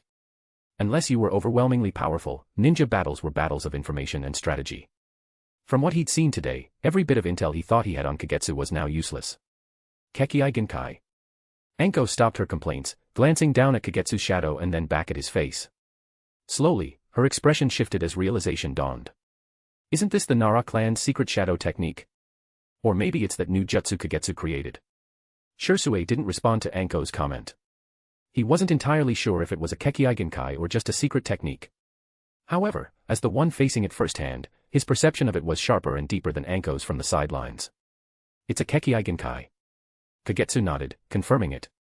The three of them would likely remain together under Orochimaru's guidance for some time, carrying out missions as his disciples and subordinates. Kagetsu had no intention of hiding this from Sherui and Anko. You've awakened a Kekkei Genkai. Anko stared wide-eyed, clearly shocked by the news. A Kekkei Genkai. To a ninja, a Kekkei Genkai was the hallmark of power and strength. Only powerful ninjas could create or awaken a Kekkei Genkai. That was a firmly held belief in Anko's mind. Yet, to discover that someone she interacted with daily had suddenly gained one was hard for her to process. You could say that. Kagetsu nodded calmly. But the Nara clan specializes in secret techniques, not Kekkei Genkai. Anko still found it hard to believe, though she knew Kagetsu wasn't the type to lie about something like this. Does this mean the Nara clan might also become a Kekkei Genkai clan in the future? Anko and Sherui exchanged glances, both realizing that this possibility could change everything. Many times, to outsiders, clans known for secret techniques could seem just as powerful as those with Kekkei Genkai. What exactly is your Kekkei Genkai? Is it related to that shadow at your feet? Do you need to keep it secret? Now that Anko had accepted the reality of Kagetsu's Kekkei Genkai, her curiosity took over. But the moment she asked, she realized it might sound like she was prying into the Nara clan's secrets, so she quickly shut her mouth. Prying into another clan's jutsu was a taboo that could easily lead to suspicion or hostility. It was only because of their close bond as teammates under the same teacher that Anko had asked without thinking. It just makes using shadow techniques more convenient and adds some other effects. Kagetsu didn't want to go into too much detail. In truth, he was still figuring out how to further develop the unique traits of his Kekkei Genkai and become more familiar with it. Anko and Sherui nodded in silent understanding, dropping the subject. As long as they stayed on the same team, they would eventually observe and understand Kagetsu's Kekkei Genkai through missions and experience. There was no need to rush. Did you create this Kekkei Genkai with Lord Orochimaru? Sherui leaned in slightly, as if a sudden thought had struck him, and whispered the question to Kagetsu. Sherui understood clearly that Kagetsu had always been an assistant, helping Orochimaru with various bloodline limit, Kekkei Genkai, experiments.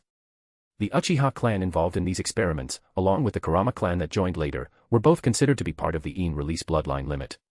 The Nara clan's shadow techniques also belonged to the In release secret arts. Sherui speculated that Kagetsu had found some inspiration during the experiments and awakened his own bloodline limit. Yes, Kagetsu nodded again. Since Sherui said so, he would naturally go along with it. This was, after all, his excuse. Otherwise, he couldn't just say that his bloodline limit was awakened because of the incomplete material, that left hand of the Soul King, merging and awakening on its own. Congratulations, Sherui sincerely congratulated him. In his view, Kagetsu, who had awakened his bloodline limit, would surely become a powerful ninja in the future. As a support and control role in the team, and acting like the brain, he could also give enemies a sudden surprise and turn the tide during crucial moments of a mission. Kagetsu's personal image was very deceptive. Coupled with his skilled medical ninjutsu, enemies would definitely recognize him as a medical ninja at first glance. Let's take a break and continue, Kagetsu said. After their sparring session, he didn't leave immediately. This was a stark contrast to his usual behavior of spending all day in the lab, and even the carefree Anko noticed something was off. However, Kagetsu didn't say anything further and began to think about developing more uses for his bloodline limit.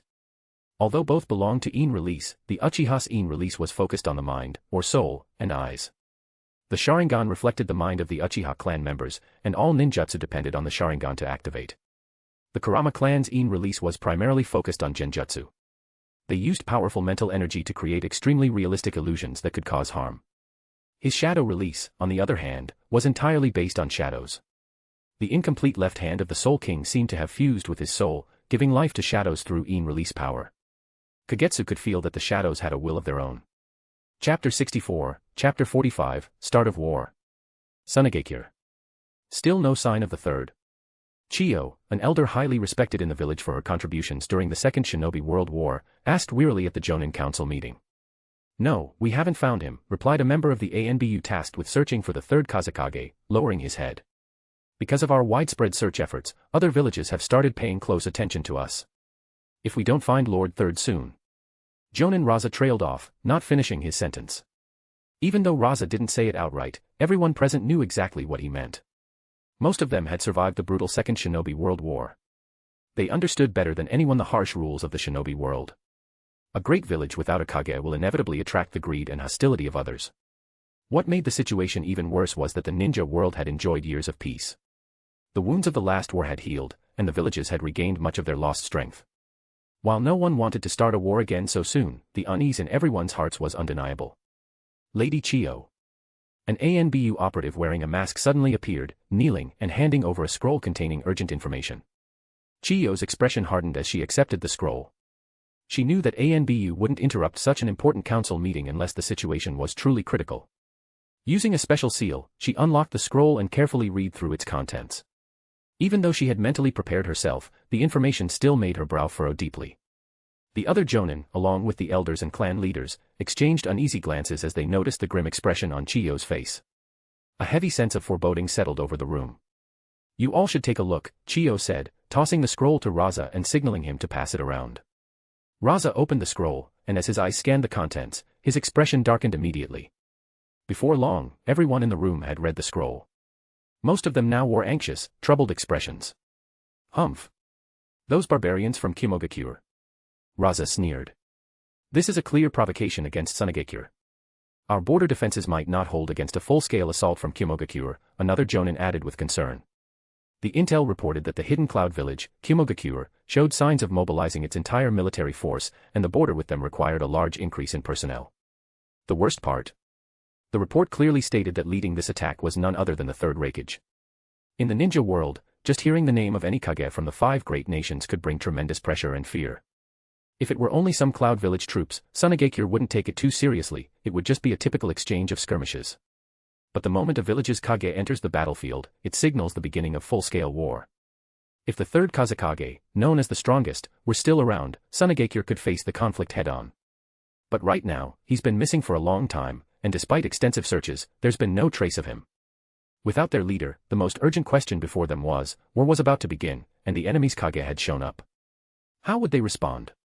No one dared underestimate the combat power and destructive potential of any of the five Kage. If they didn't have someone with comparable strength to hold him off, the casualties in Sunagakure would be impossible to control. During the war between Sunagakure and the hidden rain village, Iwagakure, it was only thanks to the sibling duo, Chiyo and her brother, that they held off the rain village's demigod, Hanzo. They neutralized his poison, preventing the total annihilation of Sunagakure's forces. Hanzo was a legendary figure, rare among small nations for his ability to fight against two great powers and still ensure the survival of the hidden rain village.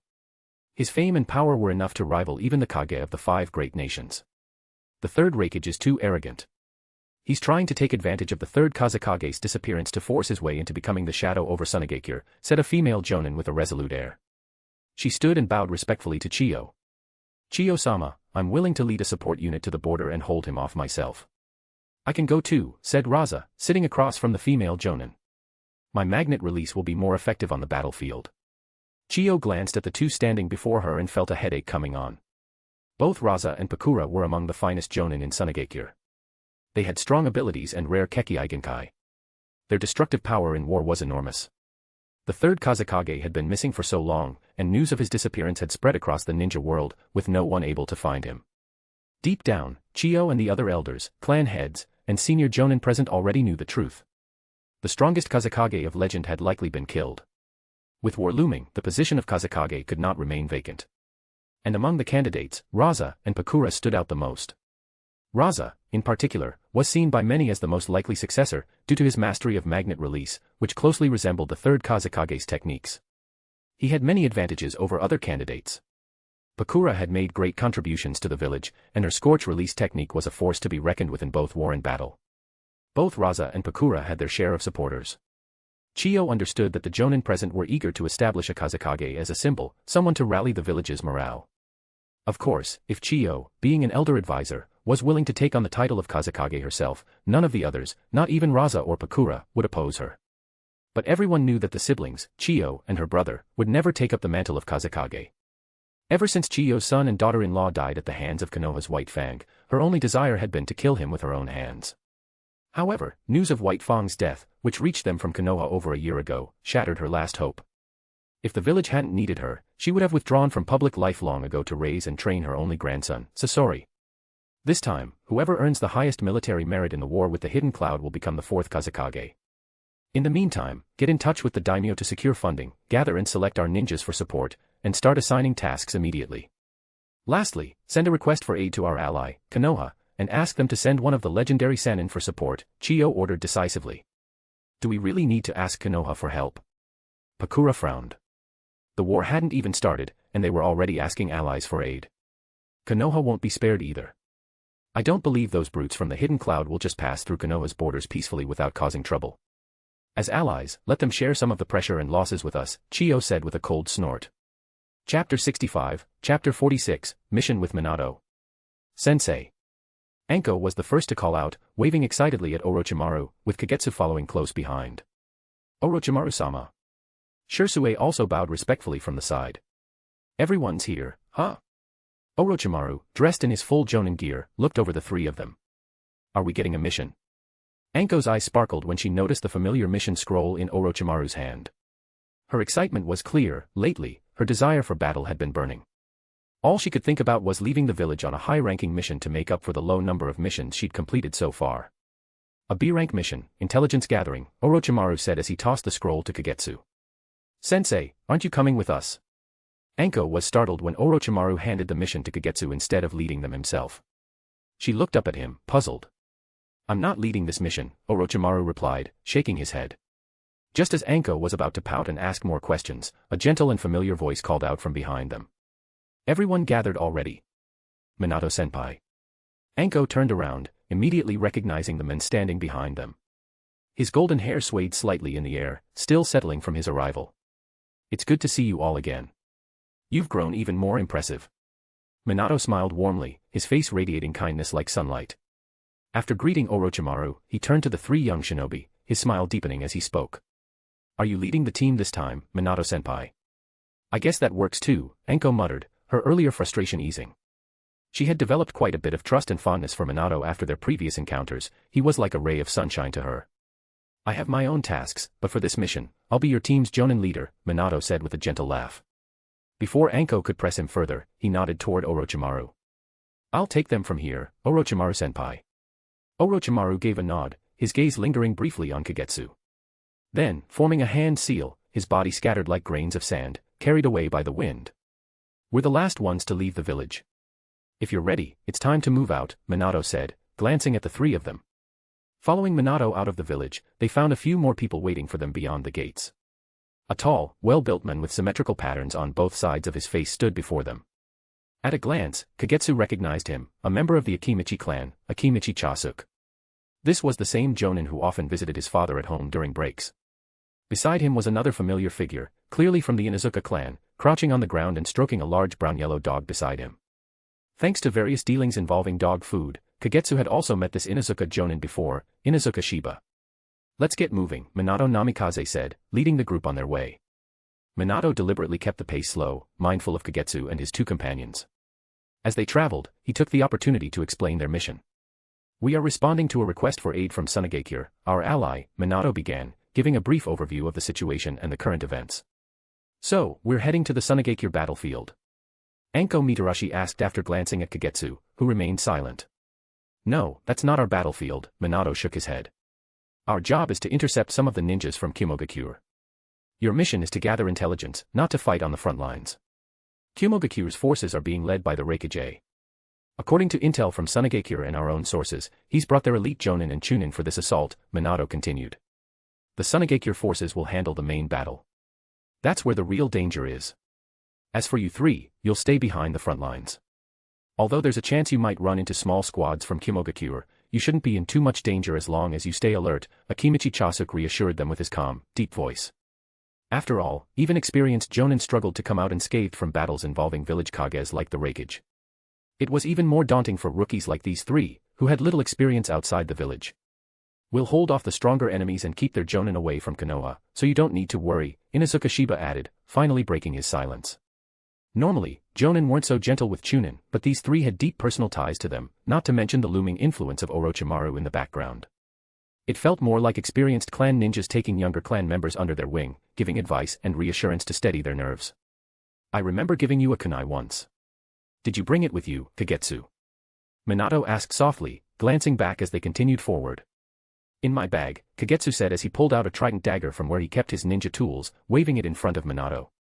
That's good. You should know its purpose, Minato replied without saying anything more. The six-member team traveled steadily for a day and a half until they reached the outskirts of Konoha.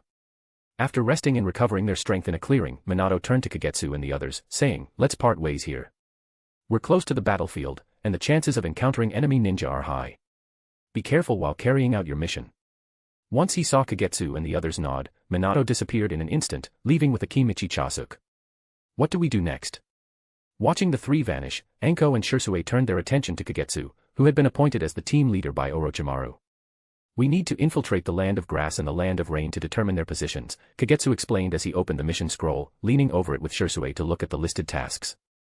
Of course, the scroll did not clearly outline the tasks, and the requirements were vague. What is this? There aren't even any specific requirements. How will we know what level of achievement is acceptable? Anko said, puzzled by the ambiguous task instructions.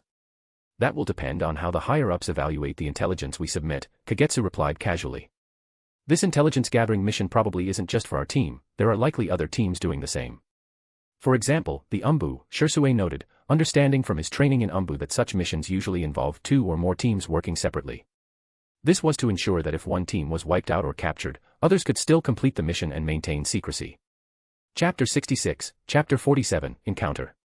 The sky was gloomy. A small black bird swooped down from above, fluttering its wings before landing gracefully on Kagetsu's finger. The bird gently pecked his fingertip twice, then flapped its wings once more. With a flick of Kagetsu's hand, the bird took off, soaring back into the sky. Someone's coming. Kagetsu signaled suddenly. Sherui and Anko, who had been traveling alongside him, immediately split up, concealing themselves within the thick leaves of the surrounding trees. Kagetsu's skill in controlling birds no longer surprised them. If needed, Sherui could replicate such abilities with his Sharingan, though the level of communication and precision in gathering information wouldn't be quite the same. There are several chakra signatures ahead. A team of 4 dark-skinned ninjas, all wearing headbands from the Hidden Cloud Village, sped through the forest, their feet lightly tapping the branches beneath them. One of the Cloud Shinobi, hands forming a quick seal, sensed something and warned his captain. Are they Konoha ninja? The lead Cloud Ninja, hearing this, didn't slow down. Instead, his pace quickened, pushing forward with even greater speed. It wasn't long before the two groups spotted each other. Traveling at such high speeds, the encounter was inevitable. Konoha brats, huh? The Cloud leader sneered as he saw Kagetsu, Sherui, and Anko forming a triangular defensive formation. His expression twisted into a cruel grin. Slowly, he unsheathed the long blade from his back, pointing it directly at the three. A sinister smirk crossed his face. I thought I'd run into Konoha's elite Jonin, but it's just a bunch of kids. Though he readied his weapon, the Cloud captain didn't immediately attack. His eyes flicked subtly toward his sensor ninja.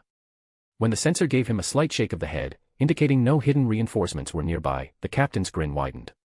He felt relieved, there were only these 3 to deal with. You look nervous. Is this your first time on the battlefield?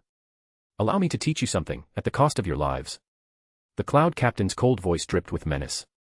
A wave of killing intent flooded the area as he pressed off the ground and vanished in an instant. In the blink of an eye, he reappeared right in front of Kagetsu, his blade crackling with electricity as it pierced Kagetsu's chest before the young ninja could react. But as the captain withdrew his sword, he frowned.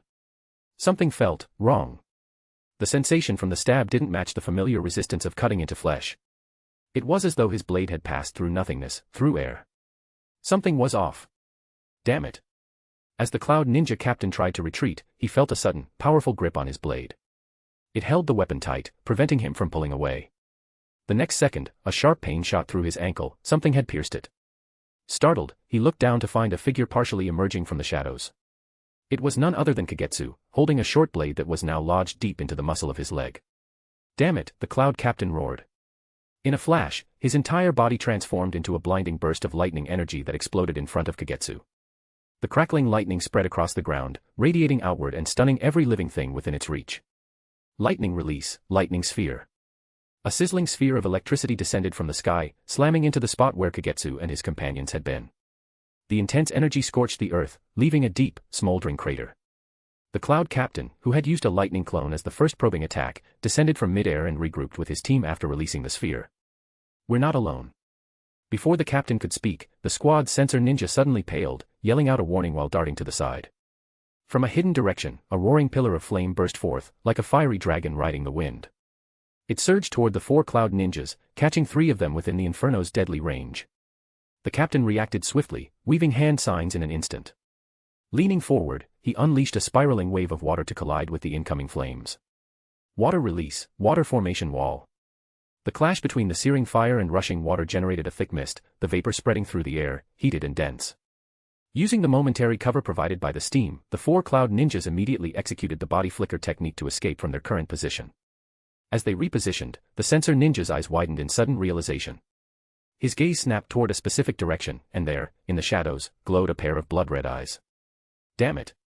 It's a Uchiha. In the land of lightning, home to the Cloud Village, the Sharingan was no mere rumor. The sensor ninja instinctively tried to shut his eyes, but it was already too late. Without warning, his consciousness was dragged into a genjutsu. The next moment, blood sprayed through the air. The sensor ninja awoke from his agony, clutching his slashed throat as his body plummeted to the ground, kicking up dust on impact. Uchiha, the Cloud Captain growled, now locking eyes with Uchiha Shersui's unmistakable blood-red Sharingan. He hadn't expected to encounter an Uchiha here, of all places. According to the intel, the Uchiha rarely teamed up with anyone outside their clan, and it was uncommon for them to leave the village to take on missions. Encountering an Uchiha with the Sharingan while on an external mission was a rare event indeed. In an instant, the Cloud Shinobi Captain's body surged with flickering lightning. The electrical charge stimulated his cells, causing his speed to increase dramatically. In a flash, he appeared behind Sherui, deliberately avoiding his direct line of sight to evade the Sharingan's gaze. Die! The Cloud Captain roared as his body crackled with sharp sparks. Swinging his arm, he slashed his long sword through the air, aiming to slice through Shersui's neck. The blade cut into Shersui's neck without resistance, but in that moment, the captain's balance faltered. Black crows erupted into the air, scattering like a storm, forcing his pupils to contract sharply in shock. Genjutsu. When? The captain's mind raced to figure out how to break free from the illusion, but his body felt paralyzed, as if caught in a binding spell. He had lost control. A layer of darkness crept up from his shadow, spreading along his body like creeping vines. What is this? The captain, now fully conscious but horrified, stared at the dense black tendrils entwining his limbs. Against his will, his body moved like a puppet and, with a sudden flash, he reappeared beside the 2 remaining members of his team. Slash. Slash. The sound of flesh being cut was sharp and merciless. The 2 Cloud Shinobi, startled by their captain's unexpected assault, collapsed to the ground, confusion still etched on their faces. They had no time to process why their leader had turned on them before their lives were snuffed out. In the next heartbeat, the final Cloud Shinobi's eyes widened in terror as Shersui's blade sliced clean through his throat. Blood sprayed into the air, and the sword tip emerged from the back of his neck, glistening with crimson. Chapter 67, Chapter 48, Recuperate. Boom. Snaking bolts of lightning pierced the thick clouds, briefly illuminating the pitch-black sky. The rain poured relentlessly, like an endless cascade of water, falling so heavily that it was impossible to see a person's face from just a few meters away. Deep within a mountain cave, a faint fire flickered, casting soft, wavering light. With this kind of rain, it should cover our tracks, right? Anko let out a sigh of relief as she looked at the downpour outside. Her face showed exhaustion, and her appearance was disheveled, clearly worn out from the recent events. In just one day, they had fought multiple battles. The Cloud Village, Iwagakure, shinobi were like sharks drawn by the scent of blood, swarming toward them. They had already taken down 3 squads of Cloud Ninjas.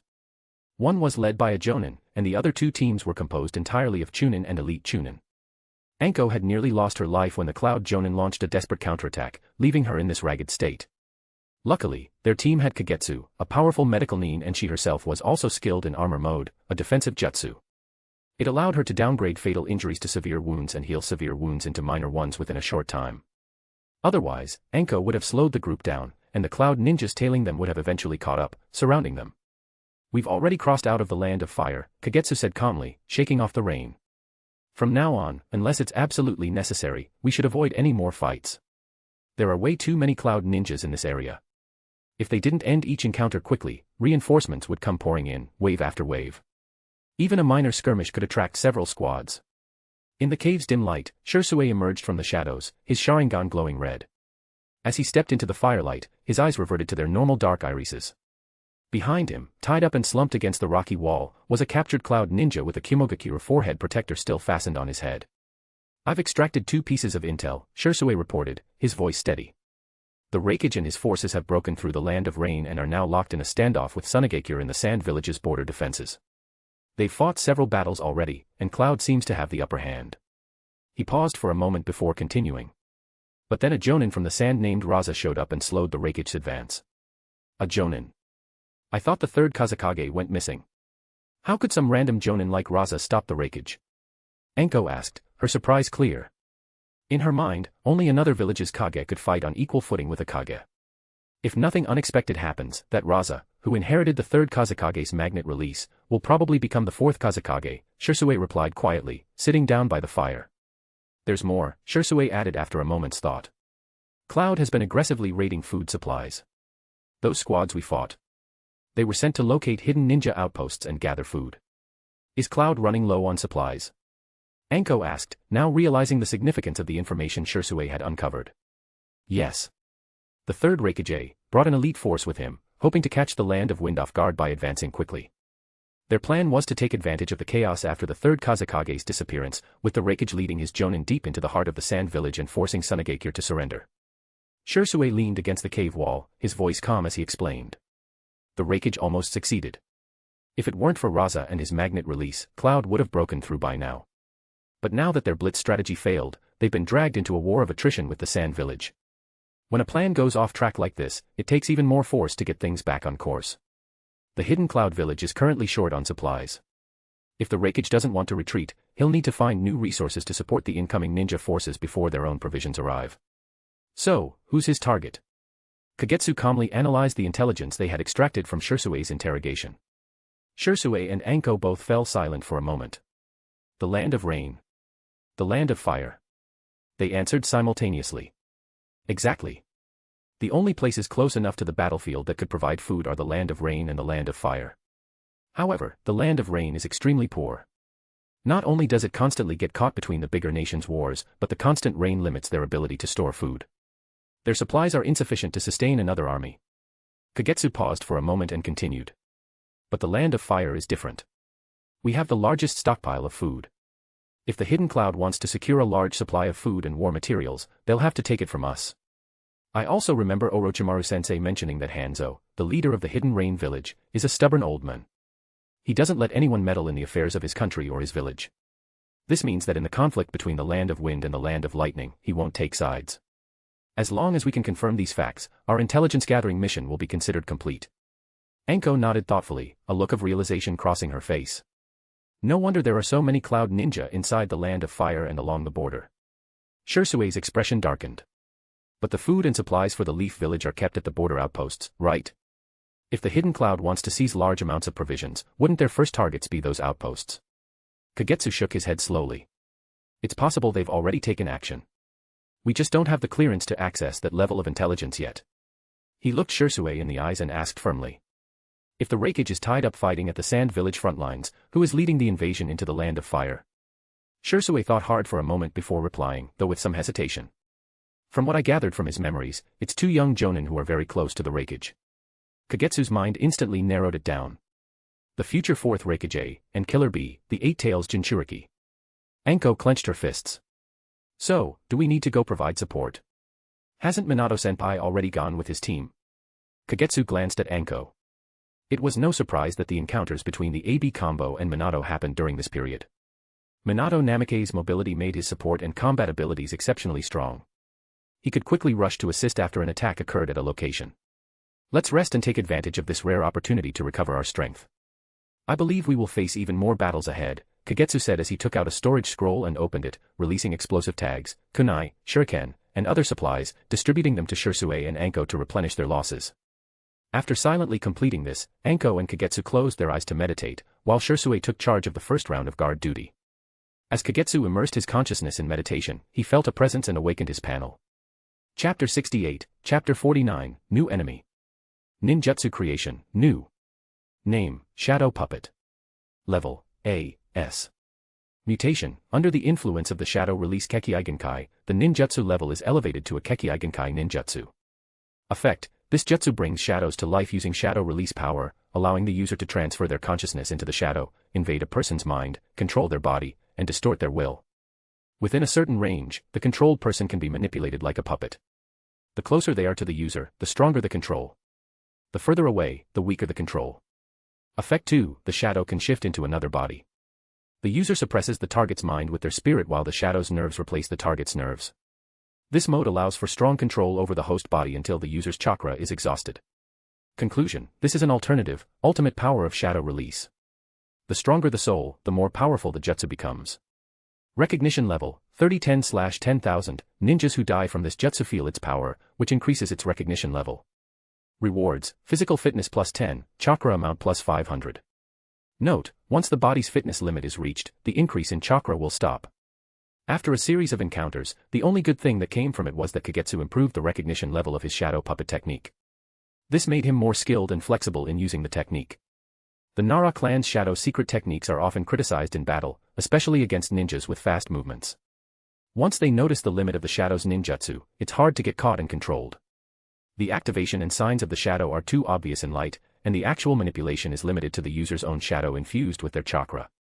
Therefore, the Nara clan's secret techniques require cooperation from others on the battlefield. With the shadow release Kekkei Genkai, Kagetsu can go further. He can temporarily grant his shadow release power to other shadows, not just his own. Of course, doing this reduces the control over the shadows and cannot last long.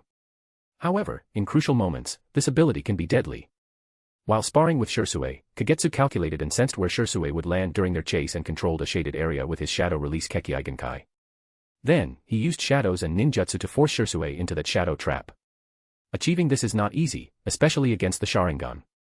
It requires precise control, disguise, and deception. Now, Sherui, who has gained some understanding of Kagetsu's shadow release Kekkei Genkai, will not fall for information tricks like he did at first. Is Roy's team also missing? Damn it. Did Konoha's support arrive so quickly? In the temporary camp of the Hidden Cloud Village, the young face of the third Raikage son was filled with anger. Ever since that men with golden hair arrived, his team had been failing their missions one after another. The opponent's speed was simply too fast, and he had the ability to transport people and supplies. They had fought twice, and each time, he had been outmatched despite his proud speed. If he hadn't refined his lightning release chakra to the point where he could cover his entire body with a layer of lightning armor, he would have suffered serious injuries under the golden-haired men. What was even more frustrating was that simply surrounding the golden-haired men with numbers had no effect. A careless mistake could lead to them being instantly defeated. Other Hidden Cloud ninja didn't have his strong defense and couldn't keep up with the opponent's speed. After a few encounters, the ninja started calling him Yellow Flash because he came and went like the wind, and they didn't know his name. A and his brother Killer B were now leading a small group of elite jonin primarily focused on chasing the Yellow Flash, trying to keep him busy. The rest of the Cloud forces spread out to continue their mission of gathering supplies and resources. They can't escape. Although yesterday's heavy rain washed away many traces, we can still determine their location. Yujito-ni has already taken people to deal with them. The speaker was a serious-looking ninja, Dodai, the right hand of the third Raikage. He had been sent to assist when the third Raikage learned of their troubles here. He tried to calm the restless A, saying, "Our priority now is to deal with the Yellow Flash. As long as he's around, we can't execute our plan." "I understand." A still showed respect for the younger Dodai. The only ones who could engage the Yellow Flash were him and Killer B, who could coordinate well with him. However, even with their combined strength, they might not be able to contain him. A careless move could lead to them being attacked instead. Let's execute the plan. This time I brought an entire sealing unit. If you can hold him off, they will try to see if they can seal him. I can't stay here too long. The situation with Lord Raikage isn't good either. Dodai said, worried.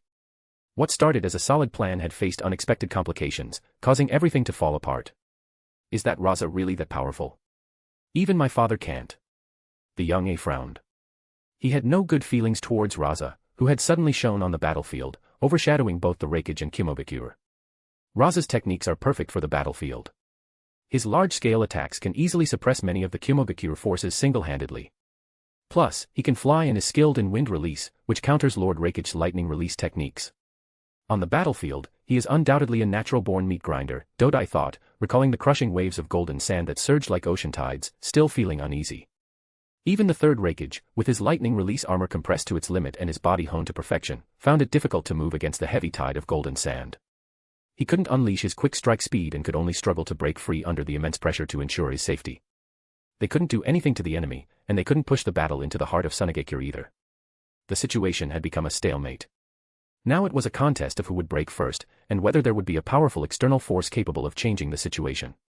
At least for now, Dodai felt a layer of shadow looming in his heart. 6 people, and one has a very powerful chakra. Just after Kagetsu reported, a storm of dense blue fireballs came crashing down from the front, overwhelming everything in their path. Even before they got close, the intense heat from the fireballs created a shimmering distortion in the surrounding air. Sherui immediately used a water wall to block the barrage of fireballs and swiftly retreated. Then, the next moment, a lively voice accompanied by a slender figure descended from the sky, landing directly opposite Kagetsu and the others. Seeing the trio on high alert, the newcomer flashed a proud smile, like a cat playing with a mouse, and said, "Got you, little mice." Chapter 69, Chapter 50, Trump Cards. Be careful. Sherui quickly stepped in front of Anko and Kagetsu, his expression tense as he looked at the confident woman before them. He felt a terrifying pressure coming from her. Swish. Swish. Swish. Several figures swiftly landed beside the female ninja. Among them, 2 radiated a killing intent so strong it made the hairs on his body stand on end. "Yujito ni, you're too eager," complained a brown-skinned jonin from Iwagakure, wearing black sunglasses. Calm down, calm down." Yujito ni waved her hand, her gaze fixed on Kagetsu and the others, who looked as if they were facing a great threat. The one who caused so much trouble and took down several squads is just 3 kids. Impressive. I thought it would be that yellow flash. If it were the yellow flash, you'd have to run for your life right away, Yasui said, his expression stiffening.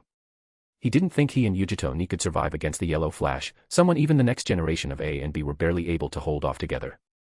"I need to finish you quickly, I have another battlefield to reach." Yujito ni's attitude was clearly self-centered as she regarded Kagetsu and the others like prey. "This is bad, 3 jonin." Shersui's heart sank. The female ninja at the center, though appearing young, felt monstrous to him. Despair washed over Anko's face. The previous battle had shown her the true strength of a jonin. They had to be cautious against a team led by 1 jonin, and now they faced 3 from Iwagakure. Sherui took the initiative and attacked Yujito ni, whom he perceived as the biggest threat. Clang. The sound of blades clashing echoed as Shersui's kunai met Yujito ni's weapon. For a moment, her eyes reflected a pair of blood-red tomo. But Yujito ni only seemed slightly dazed, the illusion Sherui cast on her was instantly dispelled. A look of shock crossed Shersui's face, but he had no time to think.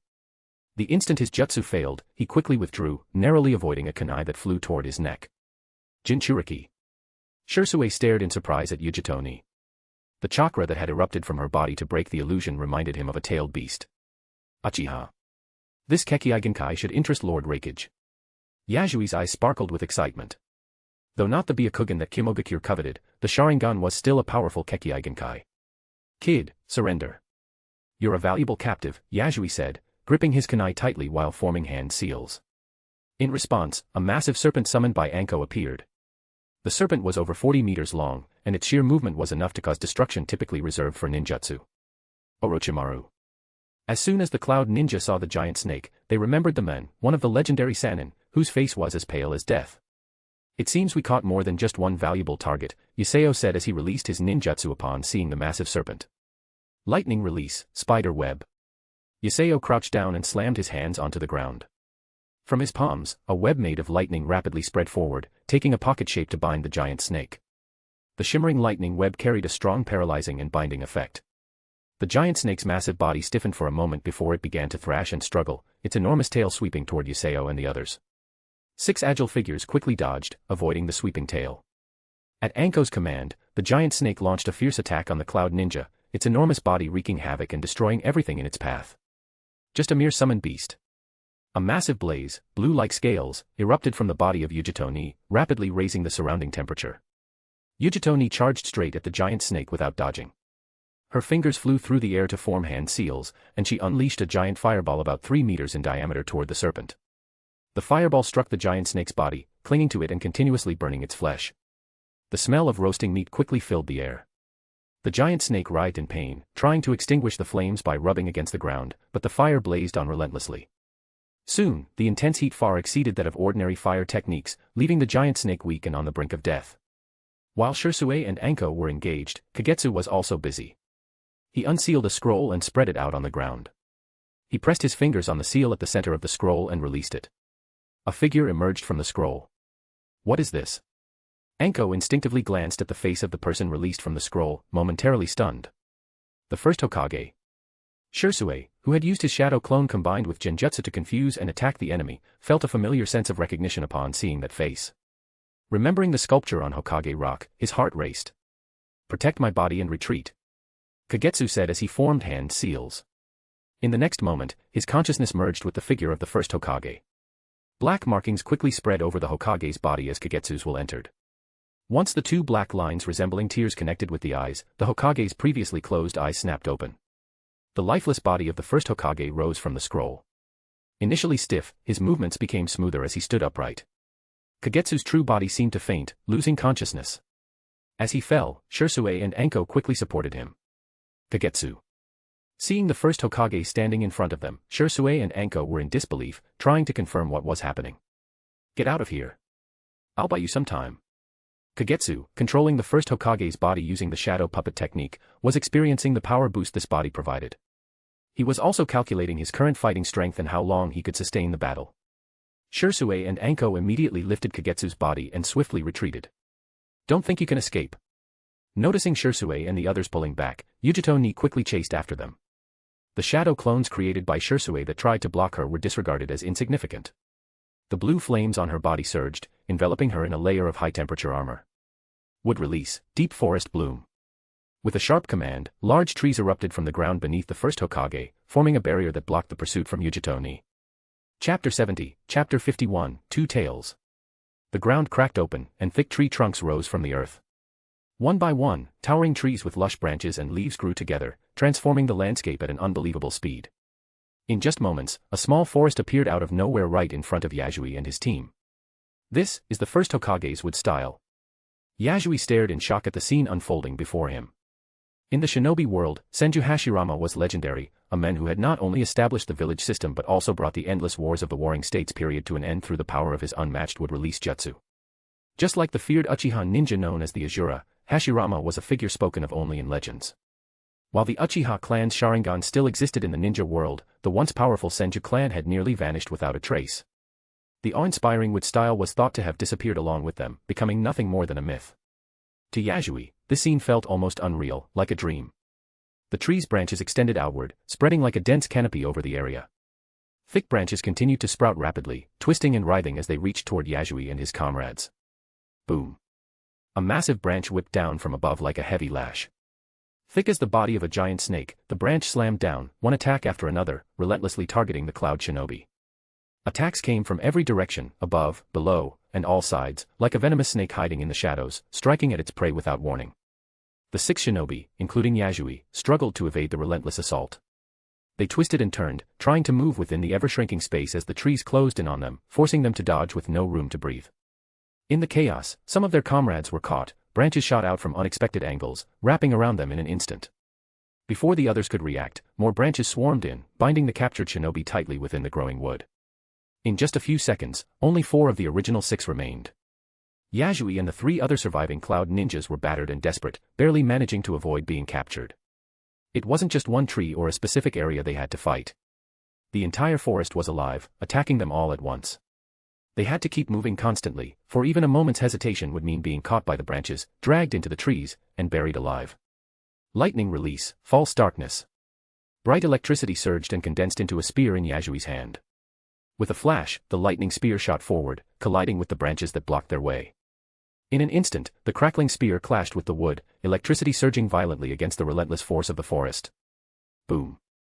A powerful, piercing lightning release jutsu exploded in an instant, blowing apart the tangled branches and splintering the trees around them. Several tree trunks ahead were pierced, leaving massive holes blasted through them. Yes. Seeing the jutsu work, Yasui's face lit up with joy. But the next moment, that joy froze. The blasted holes in the trees began to close up rapidly, healing at a speed visible to the naked eye. New branches sprouted from the trees, growing from the thickness of an arm to the size of a barrel in moments. The forest's ability to heal itself made Yasui's heart sink. Let me handle this. A blue figure shot forward, blazing with intense heat. Yujito's body burned with eerie blue flames, scattering them like sparks wherever she moved. Anything the flames touched caught fire and exploded according to her will. A series of explosions roared in rapid succession, their glow following Yujito's every movement as she charged ahead. The burned branches snapped with a loud crack, falling from above, and the area seemed to ignite like a forest fire.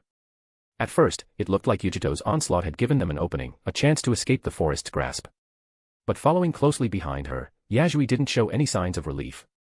He could feel it, Yujito's attack had caused the forest to go completely berserk.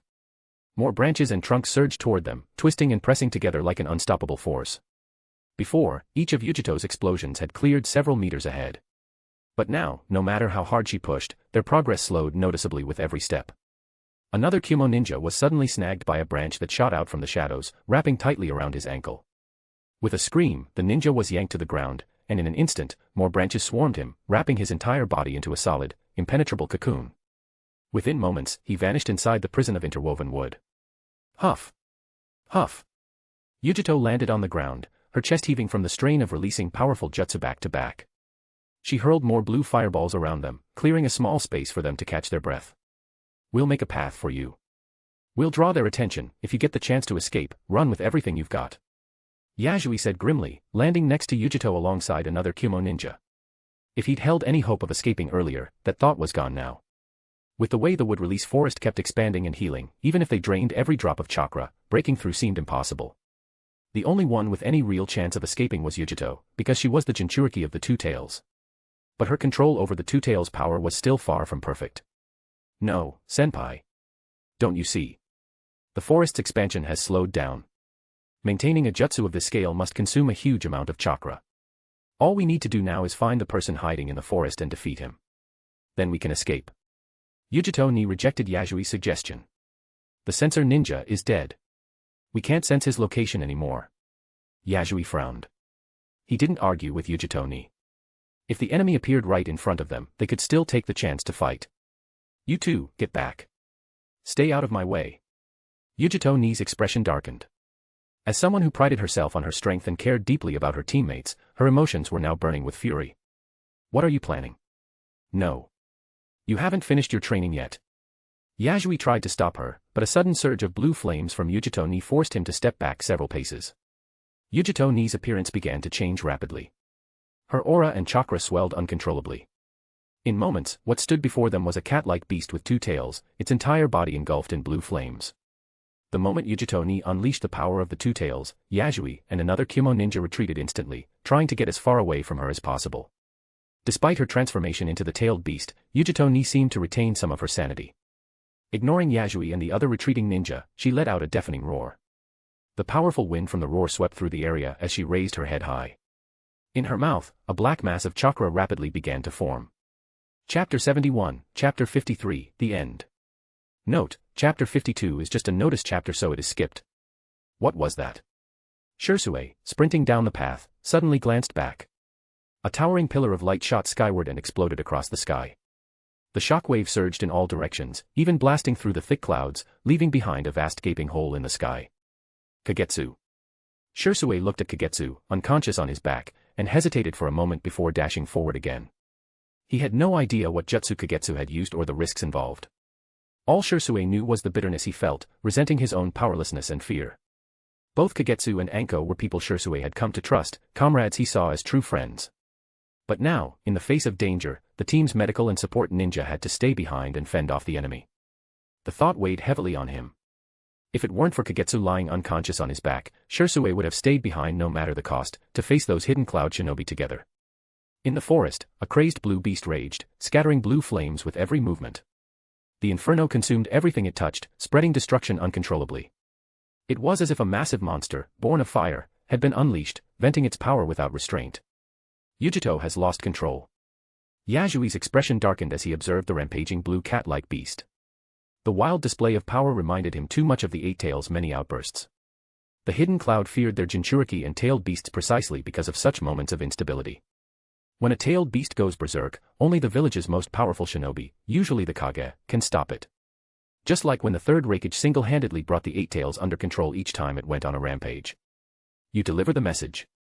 I'll stay here and keep an eye on the Two Tails, Yasui said grimly to his exhausted, injured companion, who had narrowly escaped the beast's destruction. They dared not approach the Two Tails. A tailed beast in a frenzy wouldn't care if they wore hidden cloud headbands, it would attack indiscriminately. And one more thing, tell Lord Raikage, Yasui added through gritted teeth as his comrade prepared to leave, Konoha has another ninja who can use wood release. He didn't fully understand what the kid had done, but one thing was clear, someone from Konoha had mastered wood release. Wood release, wood locking wall. Curved wooden structures erupted from the ground one after another, forming a protective dome around Kagetsu at the center. In the next instant, flames rained down from the sky, landing on the wooden walls. For a brief moment, the fire burned quietly, then the explosions began. Though the wood locking wall was sturdy, it couldn't withstand the relentless explosions for long. The barrier cracked, and shards of wood burst into the air as the wall crumbled under the force of the blasts. Pant. Pant. Kagetsu was gasping for breath. He felt that this body still had a lot of physical strength, but controlling it was becoming heavier and more difficult. This puppet body, cloned from the first Hokage's cells, was the result of the combined knowledge of Kagetsu and Orochimaru, his sensei. Strictly speaking, it was a failed prototype. Or rather, it was a modified, flawed product created after the cloning failed. It lacked consciousness and had various defects. The only reason it hadn't fallen apart was because of the heavy sealing techniques used to contain it. Once those seals were broken, this clone would quickly lose balance and transform into a giant tree. Kagetsu could currently use this clone to perform wood release techniques because he was carefully maintaining the balance of the body's yang chakra with his in-release chakra and medical ninjutsu, preventing it from going out of control and changing into a tree, which would cause its chakra to spill out. But this balance couldn't last long. With the power of the first Hokage's cells, it was hard for Kagetsu's in chakra to maintain that balance for an extended period. In critical moments, he would have to immediately abandon this body and return his soul to his original body. That's why he had used the massive and wide-ranging technique, wood release, deep forest bloom, from the very beginning. However, the continuous bombardment from the Cloud Ninja, especially the Two Tails, made his hopes of quickly ending the battle completely vanish. After all, it was just an immature prototype, not the true first Hokage. Weighing his current state, he estimated the distance that Sherui and the others had retreated while looking at Two Tails, who was fixated on him. With determination, Kagetsu shouted, wood release, great forest technique. As the blue monster rushed at him like the wind, Kagetsu retreated while quickly forming hand seals in the air. When his feet hit the ground, hard trees erupted from the earth in front of him. Under his control, these trees coiled in the air like agile snakes, binding the rampaging tailed beast. The Two Tails struggled violently, but for every tree it broke, two more would take its place. Soon, the Two Tails was bound tightly within a wooden prison made of incredibly sturdy trees. From a distance, it seemed like it was only a matter of time before the rampaging Two Tails broke free. But what Kagetsu needed was just a moment to catch his breath. He started forming hand seals again, extending his right hand forward. In his palm, the character for sit began to materialize, appearing darker as it developed. Taking advantage of the Two Tails not having completely escaped the bindings of the Great Forest technique, Kagetsu charged forward. His palm, marked with the sit character, struck the Two Tails directly through the gaps in the wood. Hokage-style 60-year-old technique, Kakuan entering society with bliss-bringing hands. This was a technique created by the first Hokage, specifically designed to counter the Nine Tails. However, this technique also had a strong hypnotic effect on other tailed beasts, and it would likely work even better against them. It was aimed at the Nine Tails simply because it was far too powerful compared to the others, who didn't require such specialized treatment. When Kagetsu's palm hit the Two Tails, it shook momentarily, and its struggling body paused. The two blue tails that burned brightly behind it suddenly drooped and fell to the ground. Kagetsu quickly retreated in a series of small jumps, pulling a chakra line from the Two Tails. He noticed that the Jinchuriki's consciousness was rapidly returning to normal. He opened the gate for the wood release technique to absorb the tailed beast's chakra, disregarding the depletion of his in chakra. Just as he was running low on chakra and the Two Tails Jinchuriki was about to regain full consciousness, Kagetsu severed the extracted chakra and used a sealing technique to bind it within this body. After completing this step, Kagetsu immediately withdrew, ignoring Yujito-ni who had returned to her human state and regained her consciousness. With a series of body flicker techniques, he quickly vanished into the distance. Noticing that things were amiss, the approaching Yasui didn't pay attention to Kagetsu's departure. Instead, he rushed to protect the weak and unconscious wooden figure. For the 5 great ninja villages, the safety of the tailed beasts and their Jinchuriki was of utmost importance. Chapter 72, Chapter 54, Matatabi. Cough, cough. Sherui suddenly felt the body on his back. Kagetsu twitched twice before hearing a soft cough. Surprised and relieved, he immediately slowed his pace. Kagetsu. However, the first thing Kagetsu saw when he opened his eyes wasn't Shersui's face close by, but a woman's face, blurred with tears and streaked with snot. "You're way too close, Anko." Kagetsu turned his head slightly, trying to put a bit of distance between them as he saw Anko leaning in, her tears and snot almost rubbing against his face. Sherui stayed silent, but he could hear the exhaustion and weakness in Kagetsu's voice. It was obvious that the jutsu Kagetsu used earlier had taken a massive toll on him. "We've already made it back to the land of fire," Sherui said. "We're heading toward the nearest border defense outpost. Maybe we'll see Minato-senpai there." Only after Anko and Kagetsu finished their usual bickering did Sherui speak. "That's a relief," Kagetsu replied. Sherui then noticed something strange. "Your body temperature is rising." He realized that the warmth radiating from Kagetsu, who was lying on his back, was getting hotter by the moment. "Just a little mishap." Kagetsu coughed twice more. His face was pale and sickly, but he still forced a faint smile. This mission was way too dangerous. There's no way it was just a B-rank mission. "When we get back to the village, I'm going to demand Orochimaru-sensei change the mission's ranking."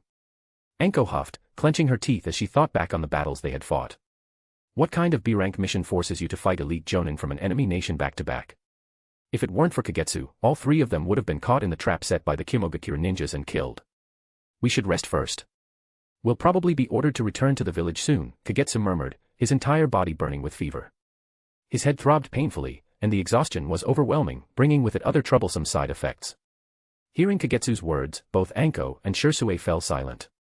Even the usually carefree Anko knew the gravity of the situation. If Iwagakure found out about the jutsu Kagetsu used or they reported it, they would definitely be summoned back to the village immediately.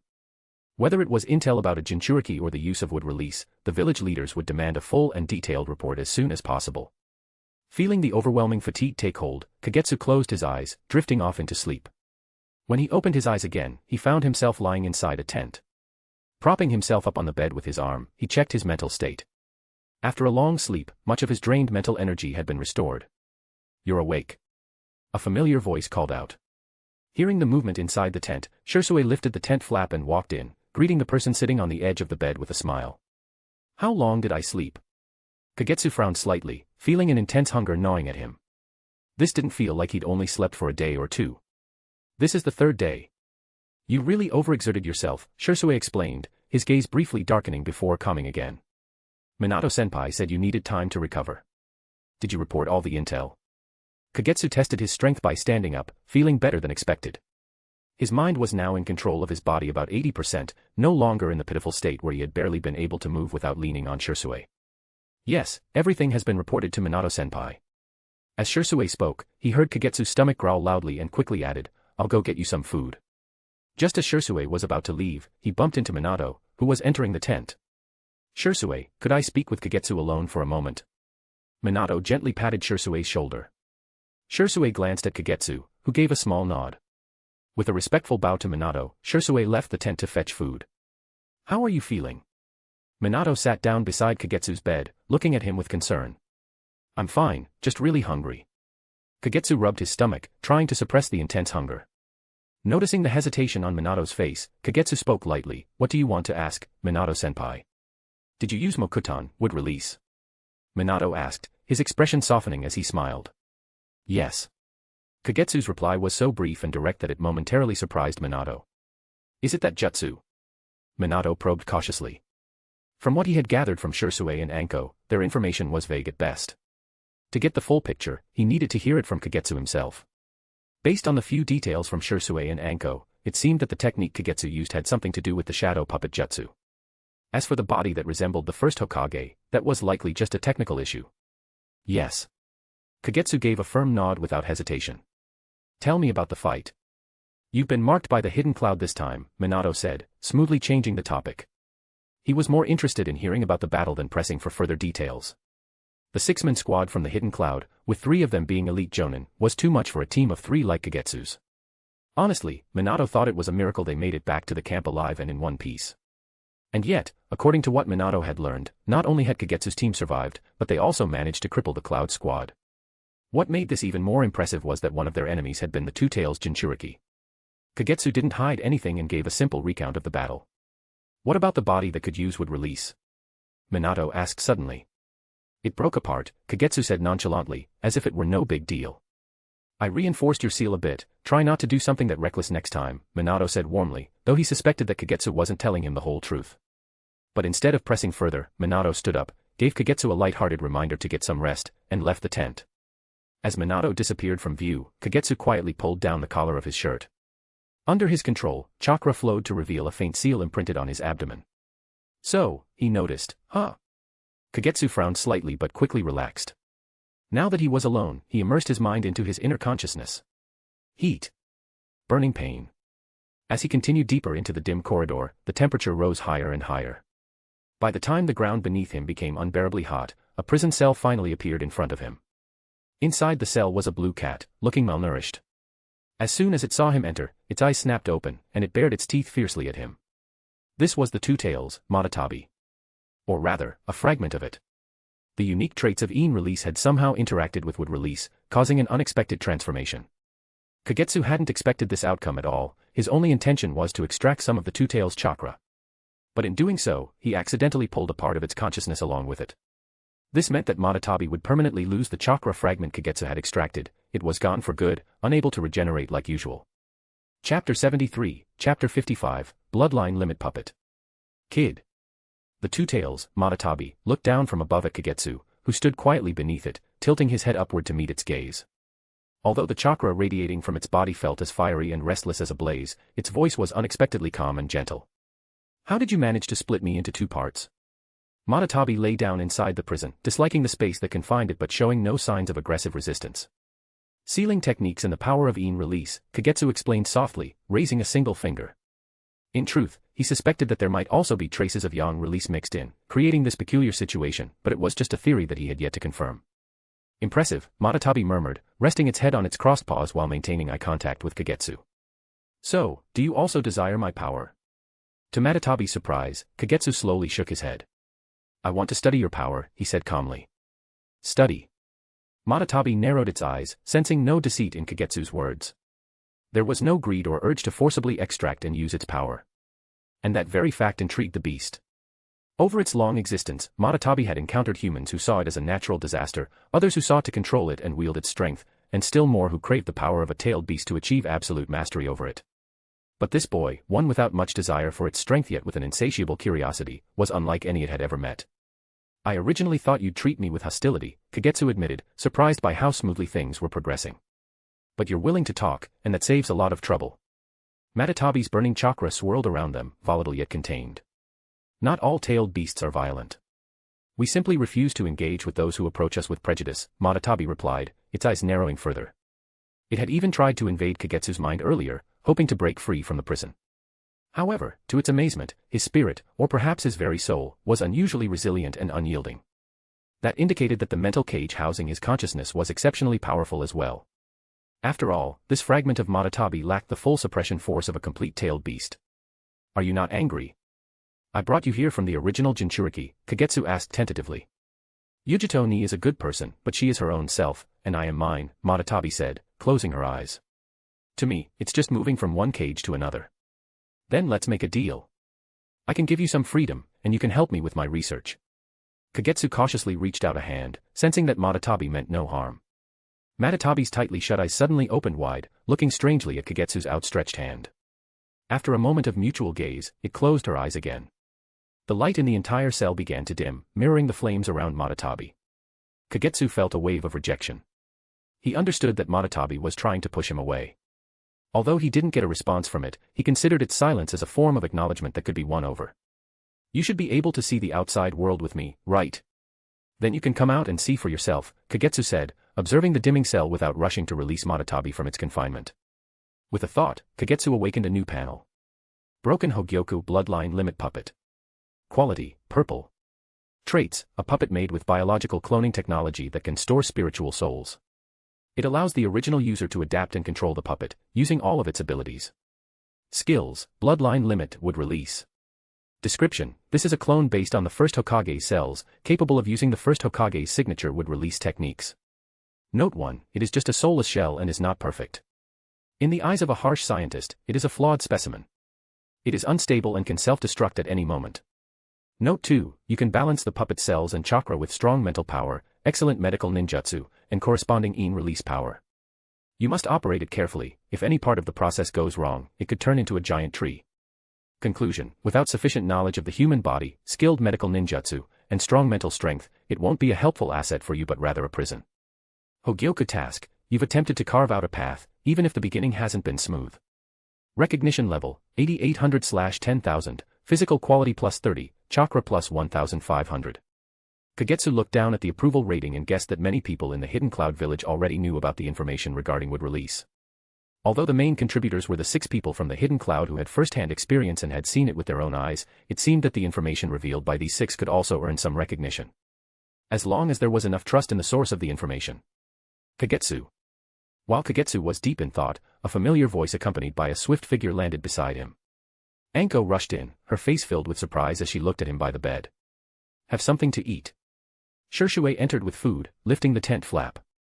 Konoha Village. Hokage Office. The third Hokage, 2 advisors, Shimura Danzo, and Orochimaru gathered together because of one piece of information. Hiruzen, leave him to me. I will train him to be a powerful ninja. Danzo's cane struck the ground forcefully, his exposed eye filled with eagerness. For him, wood release was a crucial part of achieving his ambitions. He had almost lost hope, but unexpectedly, a kid from the Nara clan brought him such a surprise.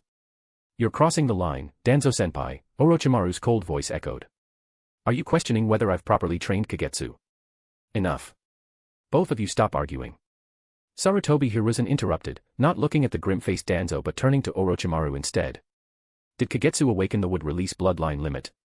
No, he awakened a bloodline limit based on Ine release. Orochimaru denied the third Hokage's statement, shaking his head. Ridiculous. How long do you plan to hide this from us? Do you think Minato and the Hidden Cloud would team up to deceive us? Danzo completely dismissed Orochimaru's words. His attention was solely on the wood release information. Orochimaru. The third Hokage squinted, looking at his disciple, wanting to hear his response. This is a success in technology. Orochimaru scoffed, casting a disdainful glance at Shimura Danzo, feeling that the thoughts of everyone in the room were completely at odds with his own. Kagetsu is a genius. This genius refers to research and invention. He has created a technique for artificial bodies that can cultivate corresponding bloodline limit clones based on the cells of the bloodline limit clan. Chapter 74, Chapter 56, Inquiry. Camp. Minato looked at the gathered members of the Kagetsu trio and softly asked, "Are you ready? If so, let's go. I've received orders to escort you back to the village as quickly as possible." Escort. Kagetsu and Sherui both caught the key term. Who needed Minato to drop everything and escort them? The stability at the border was thanks to Minato's disturbances and his defense against the third Hokage's son and the Eight Tails Jinchuriki. Wasn't it risky to have him leave now? Wouldn't the situation worsen again? Don't worry. Cloud Village is focused on the land of rain, the land of grass, and the land of waterfalls. For now, they shouldn't send more forces to disturb the land of fire, Minato explained, sensing their doubts. Would they really give up that easily? Sherui recalled how Cloud had relentlessly pursued him. Given their relentless chasing style, they didn't seem like the type to retreat. The main force of Cloud Village is held back by Sand Village, and they lost many troops in previous battles.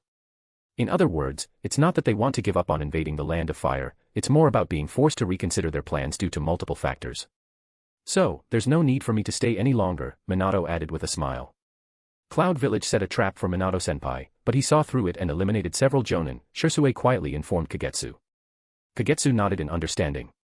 Although each ninja village has different requirements for jonin promotions and varying strength levels, a jonin is still a jonin, the highest level of combat power in a village, apart from the Hokage and Jinchuriki. With the main forces occupied on the battlefield, losing several jonin in a short time would definitely be a headache for Cloud Village. Let's go. The Hokage and the village leaders want us to return as quickly as possible, Minato said, glancing at Kagetsu. Noticing Minato's gaze, Kagetsu understood immediately that this statement was directed at him. Would release. Kagetsu thought of why the village leaders were so eager. Especially with the looming threat of another great ninja war, the realization and existence of wood release made people anxious. After all, the village leaders had experienced both the first and second great ninja wars, they knew the brutality of war and the pressure and dangers that Konoha had to endure. In such tumultuous times, the appearance of wood release was truly a cause for hope. However, Nara Kagetsu didn't intend to hide permanently. Something like this could only show its value, which would lead to acquiring more resources and materials in return. Under the guidance of Minato Namikaze, the group was quickly brought back to the village. After presenting their exit and identification at the village gate, the 4 of them didn't go home but hurried directly to the Hokage building. In the Hokage's office, the Hokage and several advisors patiently waited for Minato to report on the mission. Only after he finished did they turn their attention to the three behind him, including Kagetsu. The first to speak was Shimura Danzo, his single eye fixated on Kagetsu. He pressed his lips together and said, "Nara Kagetsu, have you awakened the would-release Kekkei Genkai?" Upon hearing Danzo's blunt question, the faces of the Hokage and the two advisors darkened, but they maintained a silent agreement to stay quiet. On the side, Orochimaru, who had rushed over upon hearing the news, wore a more contemptuous smile but kept silent. "Lord Hokage, Kagetsu has not awakened the would-release Kekkei Genkai." Minato, standing nearby, proactively defended Kagetsu to the third Hokage. "We want to hear Nara Kagetsu's answer." Danzo scoffed. "I did not awaken the would-release," Kagetsu denied. Sherui and Anko, who stood beside him, were silently ordered to remain quiet with a glance from Orochimaru. "You're lying. The root ninjas have already investigated the area where you fought, and there are indeed traces of would-release." Danzo seemed to have found a weakness and disregarded Kagetsu, turning to the third Hokage. "Hiruzen, hand him over to me. I will uncover the secret of would-release from him." "Absurd." The third Hokage reprimanded. "Kagetsu is not a rogue ninja, nor has he done anything wrong. Danzo, you have no authority to interrogate or deal with him. We are only here to inquire." After rebuking Danzo, the third Hokage turned his gaze to Kagetsu and spoke gently. "Orochimaru told us that you invented a technique related to the use of Kekkei Genkai. We would like to hear about this technique. If possible, the village can allocate funds to the Technology Development Department, supporting you and Orochimaru's experiments, just like the Uchiha and Kurama clans." Sherui and Anko looked on in confusion. Meanwhile, Orochimaru's mocking expression became more pronounced, visible to everyone. "It's just a half-finished biological technology based on cloning. Currently, it's not practical," Kagetsu responded calmly. "But you successfully used the would-release with that Kekkei Genkai technique, didn't you?" Danzo narrowed his eyes, looking at the third Hokage and the advisors. "I propose that Nara Kagetsu's Kekkei Genkai technique be shared with the Umbu and included in the Scroll of Seals. Let me be frank, you and Sensei don't understand the difficulty of this technique at all." Orochimaru's voice was hoarse and deep, filled with strong sarcasm. "This is not a forbidden technique. Forbidden techniques can someday be learned or inherited by a talented ninja. But the Kekkei Genkai technique involves many different knowledge systems. What use do you have for it? Besides, this is just a half-finished product. Then let him research and complete the technique, but the village must have backups and access to all technical data," Danzo Shimura insisted firmly. "The success of a technique depends on inspiration and talent. Your impatience will only lead to another failure in the would-release experiment," Orochimaru said, licking his lips with a cold snort. "Orochimaru." Danzo frowned. "Can you successfully create more Kekkei Genkai users?" The third Hokage ignored the argument between Orochimaru and Danzo and calmly asked Kagetsu. "As long as I have enough resources, materials, and funding, it's feasible to replicate a half-finished product and improve it," Kagetsu replied, looking at everyone present, whose thoughts were varied. Also, the Kekkei Genkai technique is not limited to would-release. Chapter 75, Chapter 57, Kekkei Genkai Technique. "State your request," Hiruzen Sarutobi said, lighting his pipe. He glanced briefly at Orochimaru, then shifted his gaze to Kagetsu. "I hope the village can allow more Kekkei Genkai ninjas, or even captured Kekkei Genkai users, to cooperate with the Technology Development Department for testing, so we can establish a Kekkei Genkai database," Kagetsu said openly, ignoring the varied expressions of the people around him. "Orochimaru-sensei and I can ensure their safety and health." Hearing this, Danzo Shimura let out a cold laugh, clearly thinking that Kagetsu's proposal was ridiculous. "Who do you think you are?" he sneered. "Make another request," Hiruzen said, setting his pipe down and rubbing his brow with patience. "Kekkei Genkai and secret techniques are the pride and taboo of each clan.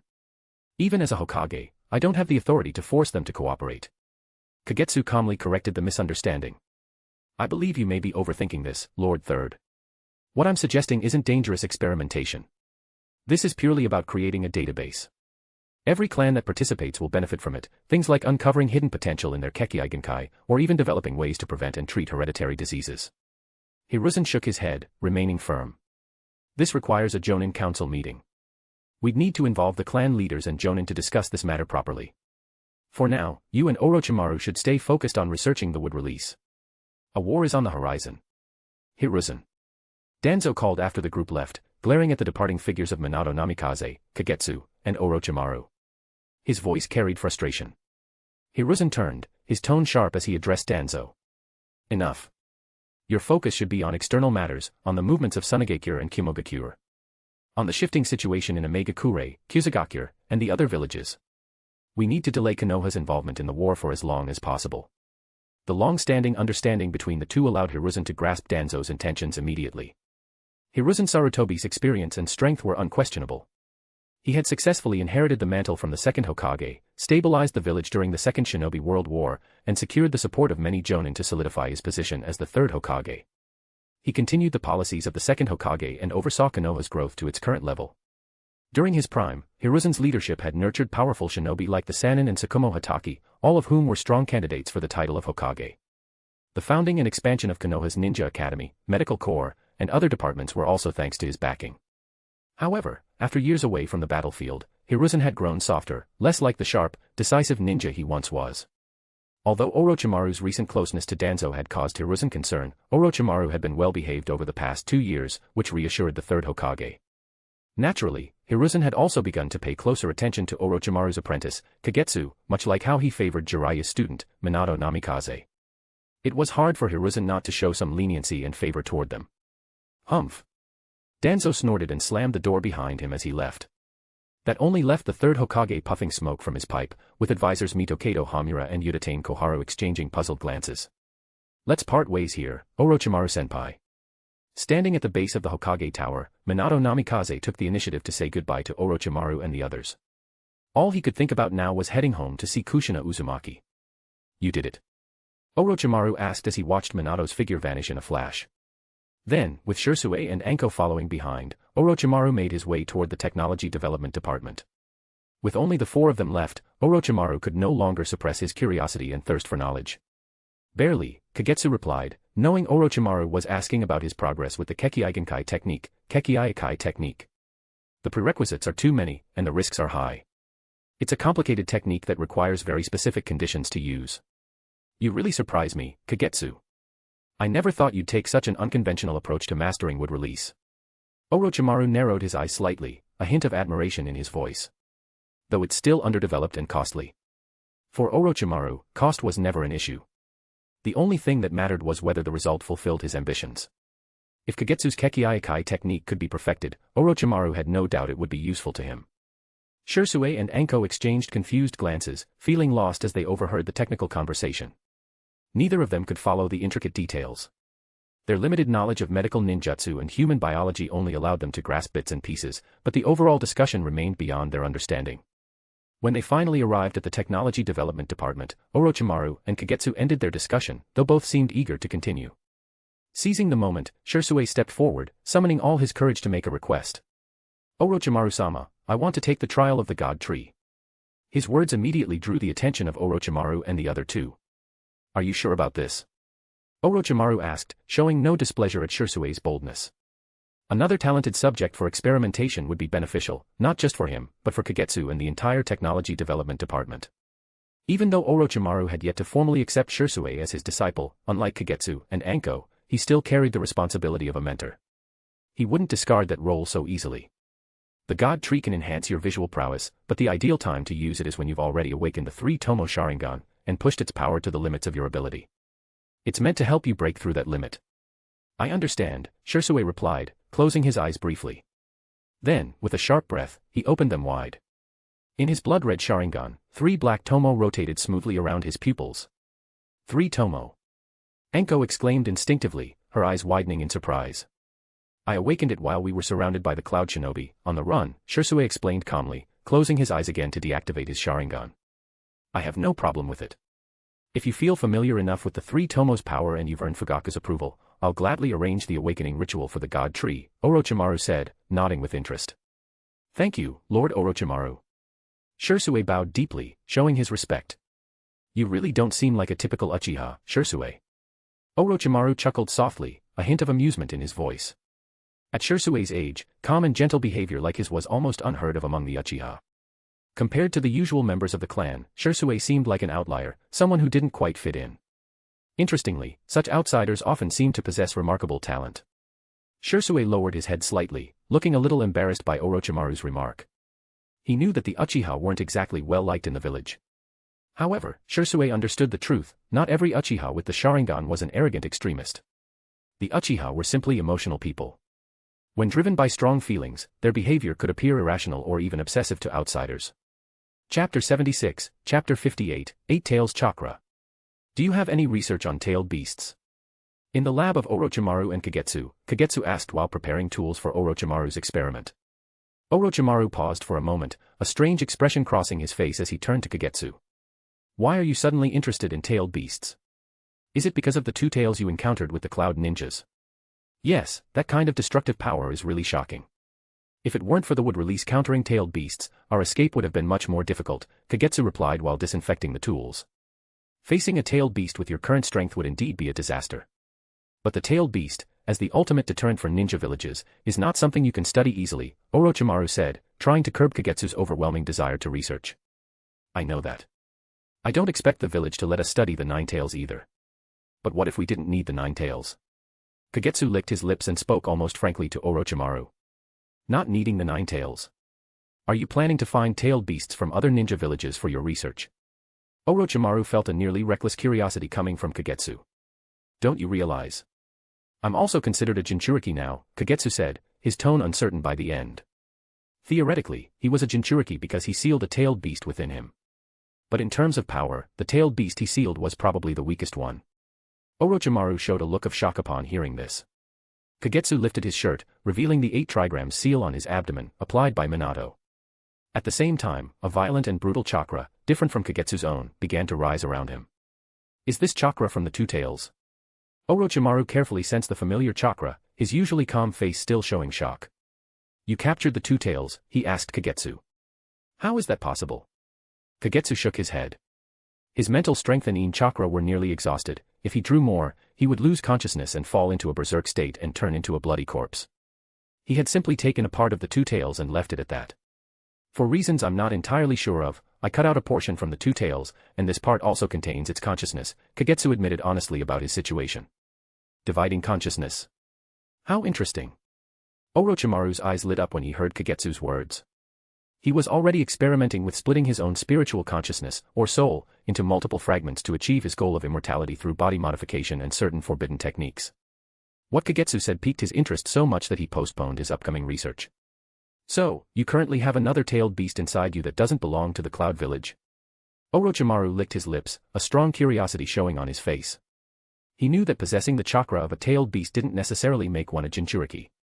For example, the infamous Gold and Silver brothers, who were responsible for the deaths of the second Hokage and the second Raikage, both had the chakra of the nine tails. However, he had never met anyone like Kagetsu, who could split a tailed beast into two parts while becoming a Jinchuriki herself. He sensed something that excited him deeply. Yes. I've even seen it in my mental space and spoken to it, Kagetsu nodded. How amazing, Orochimaru said with a strange smile. You know, Kagetsu, I was once very interested in the power of tailed beasts and wanted to pursue research on it. Kagetsu watched Orochimaru get lost in his memories, silently waiting for him to continue. Follow me. Orochimaru tossed aside his tools and led Kagetsu to a spacious area in the technology development department. He bit his fingertip, using his blood to create a summoning seal. Boom. A snake as thick as an arm appeared. Upon seeing Orochimaru, its mouth opened in a wide arc, releasing a sticky container filled with an unknown liquid. The container was about half a meter tall, covered in dense sealing symbols. Orochimaru squatted down, unconcerned about the sticky liquid, and gently rubbed the container, saying to Kagetsu, I once infiltrated the Cloud Village and applied a nerve toxin to the then Eight Tails Jinchuriki, Blue Bee, cutting off a portion of the Eight Tails chakra before it went berserk. Kagetsu was amazed by Orochimaru's boldness. Finding the identity of a Jinchuriki wasn't hard, spending some time infiltrating the village would lead to discovery, as long as one wasn't caught and put in a bit of effort. The challenge lay in avoiding the Umbu ninjas, who both monitored and protected the Jinchuriki, achieving his goals without alerting anyone, and then escaping safely. If Orochimaru had been discovered, with the Cloud Village's reputation for vengeance, the news would have spread throughout the ninja world. They would have gathered a large force either to launch a direct attack or to intimidate Konoha, reaping significant benefits. However, since there were no reports of such an incident, it was clear that Orochimaru had managed to deceive everyone in the Cloud Village, including the Jinchuriki. The Berserk Jinchuriki is a huge threat to any village. If there aren't strong individuals to stop and suppress them, the village will inevitably suffer massive destruction and losses. If this happens during a time of war, it would be a significant blow to both the village and its morale. This jar contains the chakra I extracted from the Eight Tails Jinchuriki. Of course, it's just pure chakra. All I can do is seal it to prevent it from dissipating too quickly, Orochimaru said. He looked at Kagetsu as if he was a precious treasure. He wasn't excited because Kagetsu had become the Two Tails Jinchuriki. He had no particular obsession with Jinchuriki, nor with tailed beasts and other bloodline limits. What he truly wanted was to perfect his immortality technique. At that moment, he sensed an opportunity and inspiration from Kagetsu that could help him improve a certain jutsu, giving hope to his quest for immortality. I can share all my research data on the Eight Tails with you. And I can also help you master the power of the Two Tails, but in return you need to give something back. Orochimaru raised a finger. Help me perfect the method for separating consciousness. Of course, Kagetsu didn't refuse. The same technique would produce different results in everyone's hands, depending on their mindset. Orochimaru's willingness to let him join the immortality research meant that he recognized and valued his abilities to an extraordinary degree. Chapter 77, Chapter 59, Trials. If we're talking about sealing the tailed beasts, the Uzumaki clan, or more accurately, Konoha village, has the most expertise. But when it comes to perfect Jinchuriki and achieving a state of mutual coexistence, from what I know, Iwagakure has surpassed Konoha. In the Forest of Death, Orochimaru, guiding Kagetsu to this secluded spot, explained, it seems that within their ranks, they possess a secret technique that allows them to communicate with tailed beasts. However, this is a top-secret skill of Iwagakure, and I've only pieced it together from scattered intelligence. You want to reconcile with the two tails inside you. That's a feat that can't be accomplished in a short time.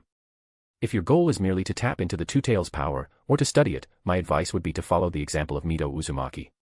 Use sealing techniques along with your formidable mental strength to forcibly suppress the tailed beast. Humans are always like this. A low growl echoed through Kagetsu's mind, the voice of the Two Tails, Matatabi. Jinchuriki will inevitably lose control. If your mind wavers for even a moment, the tailed beast's chakra and willpower will overwhelm you. If you can't contain it, you'll lose consciousness, and slowly, your body will give way to the tailed beast's rampage. The seal Minato placed on you is excellent. As long as your emotions remain stable, the portion of the Two Tails chakra sealed within you won't break free from the seal's restrictions. However, you must learn to control it. If your status as a Jinchuriki is exposed, that schemer Danzo will undoubtedly start making moves.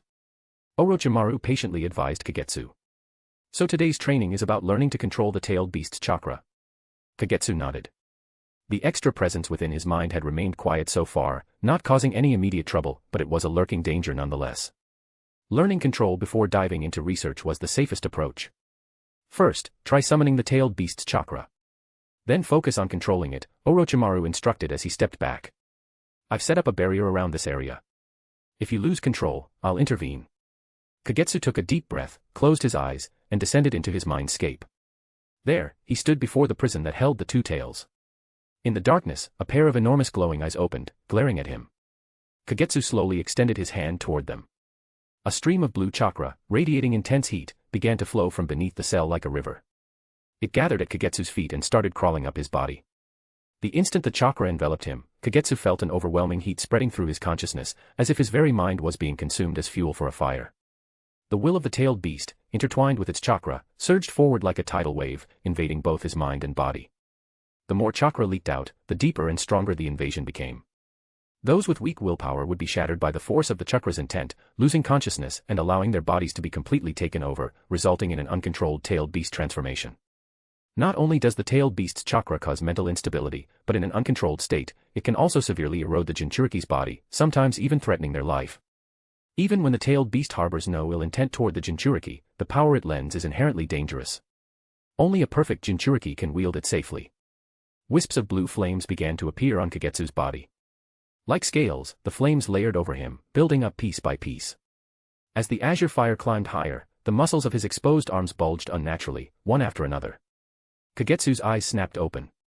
His once normal pupils had shifted into eerie, feline slits, radiating a sinister gaze that locked directly onto Orochimaru.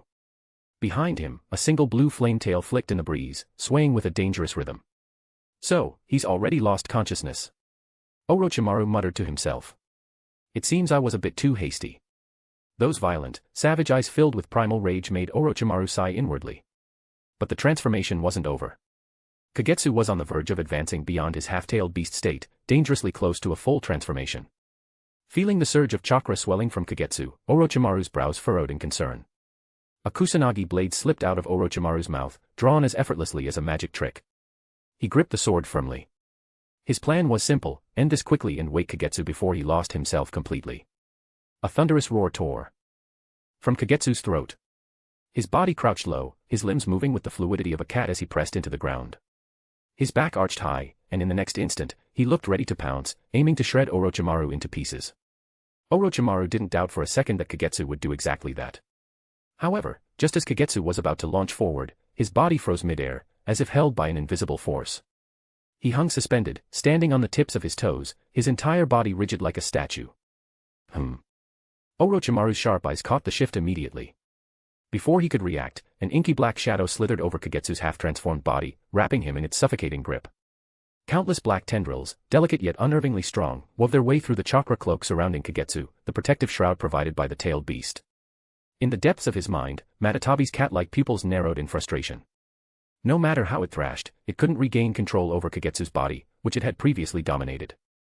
A strange power was now challenging Matatabi's control, vying to wrest Kagetsu's body away. At the same time, Matatabi sensed something unsettling. Kagetsu's consciousness was surging back to the surface, his willpower pushing through the chakra shroud. Worse still, the tenacious spirit was probing Matatabi's mind, attempting to invade the beast's own awareness. For a moment, Matatabi felt its own chakra slipping from its grasp. Even its thoughts and presence were being forcibly constrained by an overwhelming force, binding it in a way it had never experienced before. Shadow secret technique. Orochimaru's eyes flickered with a hint of realization as he stared at the pitch-black shadow. But then he quickly corrected himself, the shadow secret technique shouldn't be able to achieve this level. Could it be a shadow release Kekkei Genkai? Seeing the situation change, Orochimaru held off on his earlier plan to end the trial. It was clear that Kagetsu hadn't completely lost consciousness or been rendered helpless. Orochimaru, who had been preparing to wake Kagetsu from the mental test, decided to stay put and observe for now. The tailed beast's chakra slowly began to lose its ferocity. It felt as though the will within it had been replaced by another, one much calmer and more controlled. If the blue flames surrounding Kagetsu earlier were like a raging wildfire, now they resembled campfires and torches, burning in a controlled, purposeful way, as if ignited according to the user's intention. Not bad, kid, the cat-like Matatabi inside the cell muttered, now relaxed as the wild chakra faded away. It lay back down on the ground, its thunderous voice booming as it addressed Kagetsu, who stood before it again. We're not enemies, so there's no need to fight. My promise to you still stands, Kagetsu said softly, gazing at the massive creature in the cage and offering a quiet reassurance. Chapter 78, Chapter 60, Testing. You're better than Yujito. But taming a tailed beast isn't that easy. This time, you've won. You're free to use the power I've leaked. Consider it your reward. Two Tails closed its eyes, and the consciousness space once again faded from dim to complete darkness. When Kagetsu focused back on his own body after leaving the tailed beast's mental cage, he noticed that the blue flames surrounding him had become gentler. Their heat, which once scorched everything, now softened as they touched him. The flames were no longer wild and uncontrollable. Instead, they became an extension of his will, moving seamlessly with his intent. Did it work? Orochimaru cautiously approached as Kagetsu's figure emerged from the tailed beast cloak, and his eyes returned to their usual clarity and calm. I'm not sure if I'd call it a success, Kagetsu admitted. His entire body ached, as if he had been struck by a giant beast. However, his mind remained sharp and focused. Looking at Orochimaru, he continued uncertainly, I can use Two Tails' chakra now, and I can also enter the tailed beast cloak state. But, it feels like a one-time thing. Two Tails hasn't accepted me, nor have we reached any sort of mutual understanding. It's more like I used a trick to get this outcome. A trick? Orochimaru's eyes widened. He found it hard to believe that such a life-and-death struggle could be won through mere cleverness. It's not like Uzumaki Mito's overpowering suppression of the Nine Tails, nor the harmony you suggested might exist between Cloud Village shinobi and their tailed beasts, Kagetsu explained. Instead, I forcibly stripped away control over a portion of the chakra that Two Tails had leaked. I didn't earn it through partnership, it's like I stole it out from under it. Two Tails still doesn't respect me, and we've reached no real agreement. I guess you could say. I only succeeded halfway. You took away its control over its own chakra. Orochimaru narrowed his eyes, intrigued. This sounded like a form of forceful domination.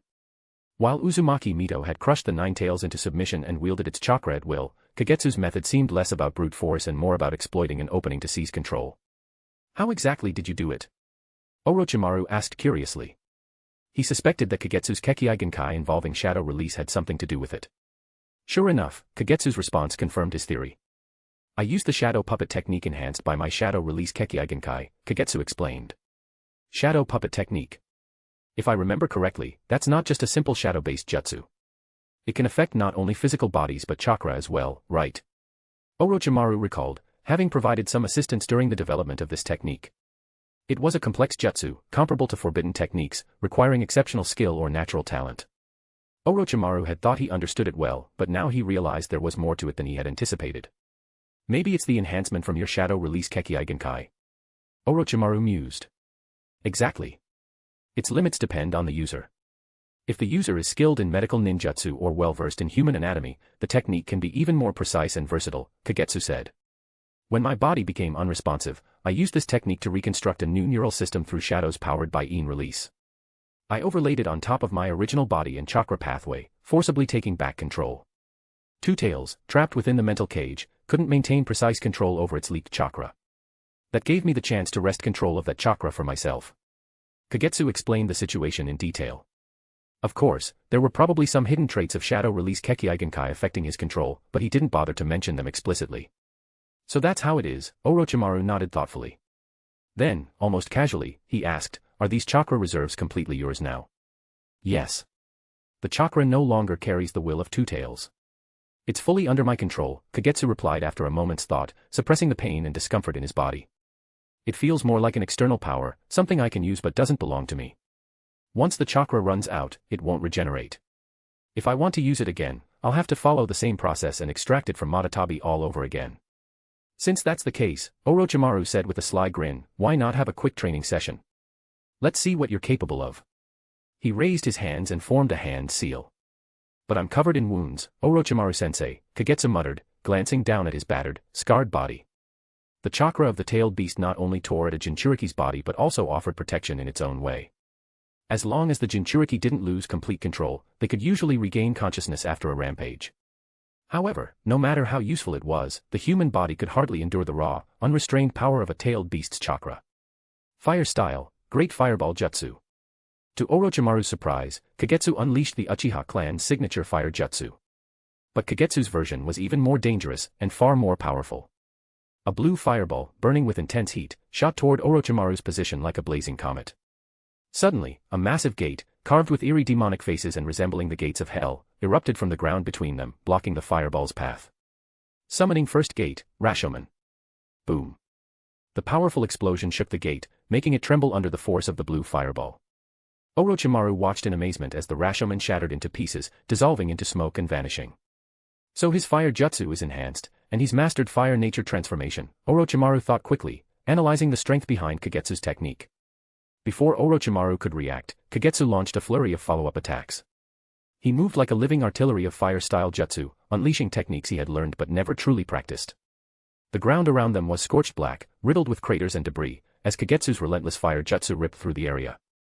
Orochimaru did not use any ninjutsu, instead, he relied solely on his taijutsu, moving like a ghost as he circled around Kagetsu, looking for an opportunity to get closer. It seemed he was testing Kagetsu's strength and attack power in this state. Swish, swish, swish. 3 kunai sliced through the air, whistling sharply as they shot toward Kagetsu. However, Kagetsu did not dodge or evade, instead, the blue flames surrounding him suddenly flared up. As the kunai approached his body, they quickly turned red and melted into iron, spilling onto the ground. Is he able to precisely control his chakra and change its properties? That's similar to some fire-based Kekkei Genkai, Orochimaru observed, analyzing the molten iron on the ground. The chakra from Two Tails had transformed Kagetsu, who was not skilled in fire techniques, into a master of fire ninjutsu, enhancing his fire techniques to a frightening level. Especially with what just happened, Orochimaru had abandoned the idea of getting close. It was reminiscent of Sunegakure's scorch release used by Pakura, which severely restricted taijutsu ninja from closing in. Chapter 79, Chapter 61, Discussion. The trial grounds ended up in complete ruin, with Orochimaru using earth release to alter the terrain. It's a pity it wasn't the real Two Tails, Orochimaru remarked, sounding somewhat regretful toward Kagetsu. This is already good enough, Kagetsu replied, gently shaking his head as he used mystical palm technique to heal his wounds. After all, it was a tailed beast. If they had truly captured the Two Tails, the hidden cloud would have gone mad. They might have pulled out of the battlefield with the hidden sand and launched a full-scale war against the hidden leaf. As for whether the leaf could handle the pressure, Kagetsu never entertained such thoughts. Let's go.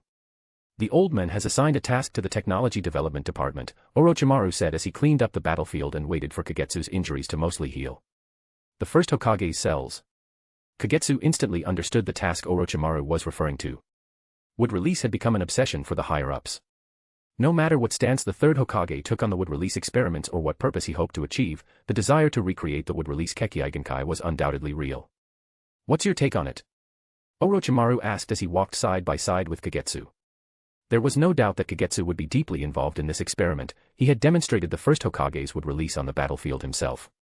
The Kekkei Genkai technique isn't something that can be easily popularized, Kagetsu answered honestly. He understood the third Hokage's ambitions, but the process would take time.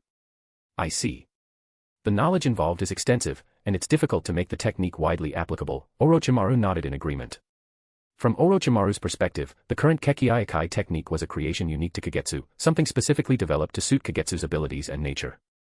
Only someone at Kagetsu's level could use the Kekkei Genkai technique effectively. And that threshold was set intimidatingly high. Even Orochimaru himself couldn't meet the criteria. The Kekkei Genkai technique is still a prototype. For now, I classify it as a type of biopuppet. If needed, I can make adjustments. The Yamanaka clan would be a good fit to control it, Kagetsu suggested after some thought. The Yamanaka clan. Orochimaru considered this. Based on his understanding of the technique, the Yamanaka's abilities did seem like a perfect match. Their mastery of Yin release, high resistance to genjutsu, and innate offensive nature of their secret techniques made them ideal candidates. If their mind-based jutsu could be combined into the Kekkei Genkai technique, it could achieve a similar effect to Kagetsu's shadow-release Kekkei Genkai control. However, the Kekkei Genkai technique needed to become more stable. If it malfunctioned, it could cause severe mental backlash to the Yamanaka users. The truth is, the technology for this is resource-intensive, and it's not something that can be perfected quickly, Kagetsu admitted openly, discussing the flaws of the Kekkei Genkai technique. Unfinished products are disposable. They're expensive to make, difficult to control, have high entry requirements, and a short lifespan. But in the process of creating the Kekkei Genkai technique, I discovered some techniques worth refining and reusing, Kagetsu said calmly. The old folks only want would release, Orochimaru murmured. Then I'll give them Kekkei Genkai technique. Kagetsu had no intention of keeping his achievements hidden. The more his work was used, the more recognition it would receive, leading to more inspiration for future development. What do you intend to do with these derived techniques from the Kekkei Genkai technique? Orochimaru asked, smiling faintly. Chakra, Kagetsu replied softly. Chakra. Orochimaru stopped in his tracks, looking at Kagetsu curiously. Ninjas rely heavily on chakra during combat. As long as they're alive and have chakra left, they can continue using ninjutsu and fighting. In times of war, repeated battles drain chakra significantly. Even Jonin-level shinobi try to conserve their chakra to maintain their strength throughout a fight. That's why food pills like the soldier pills are vital. They help extract chakra quickly by overexerting the body.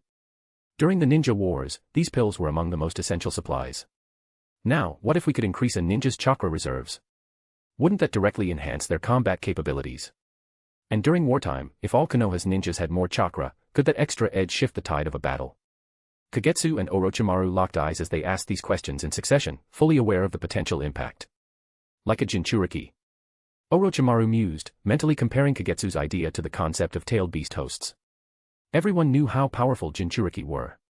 With access to a tailed beast's chakra, they gained an overwhelming advantage. They could unleash devastating large-scale ninjutsu without worrying about chakra consumption, inflicting destruction akin to a natural disaster.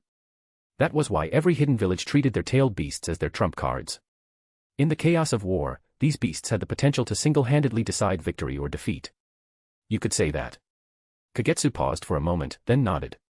Are you talking about the cursed seal? Orochimaru's eyes gleamed as he made an educated guess, drawing from his own research. The cursed seal, a forbidden jutsu developed through studying Yugo's unique abilities to harness natural energy. Over the years, Orochimaru's research into Yugo's powers had made significant progress, with some promising breakthroughs. However, it hadn't yet reached the point of practical success. The power of natural energy was too wild and uncontrollable. Additionally, the scarcity of suitable test subjects for human experiments slowed Orochimaru's progress. Still, this didn't mean Orochimaru was unaware of the potential this technique could unlock once perfected. According to his vision, the curse mark not only carried fragments of his consciousness and invaded the bearer's body and soul, altering them, but it could also significantly enhance the bearer's strength. This has nothing to do with natural energy, Kagetsu waved his hand dismissively. While the curse mark was powerful, it hadn't yet been fully developed, and it was unlikely to become widely applicable. Those who could withstand the curse mark's erosion might survive, but those who couldn't would die. What I'm talking about is a chakra amplifier that stores chakra and releases it when needed, Kagetsu explained seriously. It would be a device that collects chakra and returns it to the user during critical moments. A device that stores chakra. Orochimaru nodded in partial understanding. He recalled that Kagetsu had once asked him for knowledge about crafting ninja tools. Yes. If this device is successfully developed, the village will certainly treat it as essential military equipment, just like kunai, Kagetsu continued. It will give the village a strategic advantage in war, increasing the chances of victory. I'll speak with my teacher about this. As long as you succeed, it'll be worth it, Orochimaru responded, recognizing the prestige and benefits this technology could bring to both himself and the department under his control. Chapter 80, Chapter 62, Mangekyo Sharingan. Uchiha Sherui lay on the experiment table, having consumed the fruit born from the god tree. He willingly allowed himself to fall into the illusion the fruit wove within his consciousness. Suddenly, Sherui bolted upright from the table. His Sharingan snapped open, and under the watchful gaze of those present in the lab, the three tomo within his eyes slowly merged. A four-pointed windmill pattern emerged, signifying a new evolution. A cold, overwhelming chakra leaked from Shersui's body, causing Anko Mitarashi to instinctively step back 2 paces. The chakra that emanated from Sherui felt unfamiliar to Anko, almost as if his entire soul had been replaced by something alien. Huff. Huff. Sherui took deep, ragged breaths. His eyes, now sharper and more perceptive than ever, scanned the room. With his newly awakened power, even a casual glance revealed more information than his previous 3 Tomo Sharingan ever could. Am I still inside the illusion? As his low voice echoed through the room, a phantom green skeletal structure began to spread from his body, solidifying into something tangible. But the moment Shersui's gaze fell upon Kagetsu, Orochimaru, and Anko, recognition dawned on him. He suppressed the power, and the skeletal form gradually faded away under his control. What was that? Anko's eyes widened in shock. The sight of the skeletal structure, along with the intense pressure it radiated, sent chills down her spine. She could barely contain her fear. Is that the Mangekyo Sharingan? Orochimaru's pupils glimmered with excitement. Although the Sharingan itself didn't captivate him much, the Mangekyo, renowned as a power rivaling the wood release, piqued his curiosity. If he could achieve immortality, Orochimaru mused, he would need projects to occupy his endless life. Mastering every jutsu in the ninja world and conducting limitless research would serve as worthy pursuits. It seems you've gained quite a bit from this experience, Shersuei-kun. Orochimaru remained where he was, observing Shersuei with undisguised interest but refraining from approaching. Ninjas just emerging from powerful illusions were often unstable and hypersensitive to external stimuli. A single misstep could easily provoke them into attack. Orochimaru wasn't afraid of the Mangekyo Sharingan, but he had no desire to spark a fight inside the lab. Calm yourself. Drink this. It was Kagetsu who stepped forward and offered Shersuei a vial of emerald green liquid, gesturing for him to drink it. This potion was specifically designed to counteract the effects of the god tree's fruit. It soothes mental agitation and helps heal mental trauma, Kagetsu explained. At least, that's what the other Uchiha who used it have told us. The Uchiha clan became even more devoted to this potion after discovering it could enhance the use of the Sharingan while easing the mental and physical burden it placed on them. Every month, the Uchiha would place large orders from the Technology Development Department, tailoring their needs based on the potency required. The effectiveness of the potion varied depending on the Sharingan's Tomo level. During their collaboration with the Technology Development Department, there was a noticeable improvement in the clan's ocular abilities. More Uchiha awakened their Sharingan, and those with active Sharingan experienced significant power increases. This growth gave the Uchiha clan a stronger presence during their internal meetings, elevating their confidence. Meanwhile, the Kurama clan finally achieved their long-desired Kekkei Genkai awakening. Although only a few members managed to awaken it, and it came with certain risks, the clan's strength had undeniably improved. A cool sensation spread down Shersui's throat as he swallowed the potion, and the effects kicked in almost immediately. The intense pressure in his head and eyes quickly eased, as if the pain had been washed away by the refreshing energy. Even the despair gnawing at his heart weakened. Orochimaru-sama, Shersuei said quietly, bowing his head out of respect. He knew the genjutsu had finally been broken, and with the help of the potion, he felt calmer and more composed. Look at me, Orochimaru whispered. Shersuei obeyed, raising his head to meet the Sanin's gaze. Orochimaru's golden eyes locked onto Shersui's, his attention focused on the intricate Mangekyo Sharingan pattern swirling within them. So this is the Mangekyo Sharingan, the evolved form of the Uchiha's Sharingan, Orochimaru murmured, a strange glint in his eyes. Beautiful. I can sense danger just by looking into them. He stared unflinchingly into Shersui's Mangekyo, his lips dry as his tongue briefly swept across them. Heh, I'm Orochimaru, after all. The fact that Shersui's eyes could make him feel threatened spoke volumes. It meant the young Uchiha was now powerful enough to harm, or even fight, him. Shersuei instinctively touched the edges of his eyes, fully realizing the transformation. The Mangekyo felt different, its power far surpassed the 3 Tomo Sharingan. His vision was sharper, and everything around him seemed richer and more vivid than before. The 3 tomo can already match a jonin.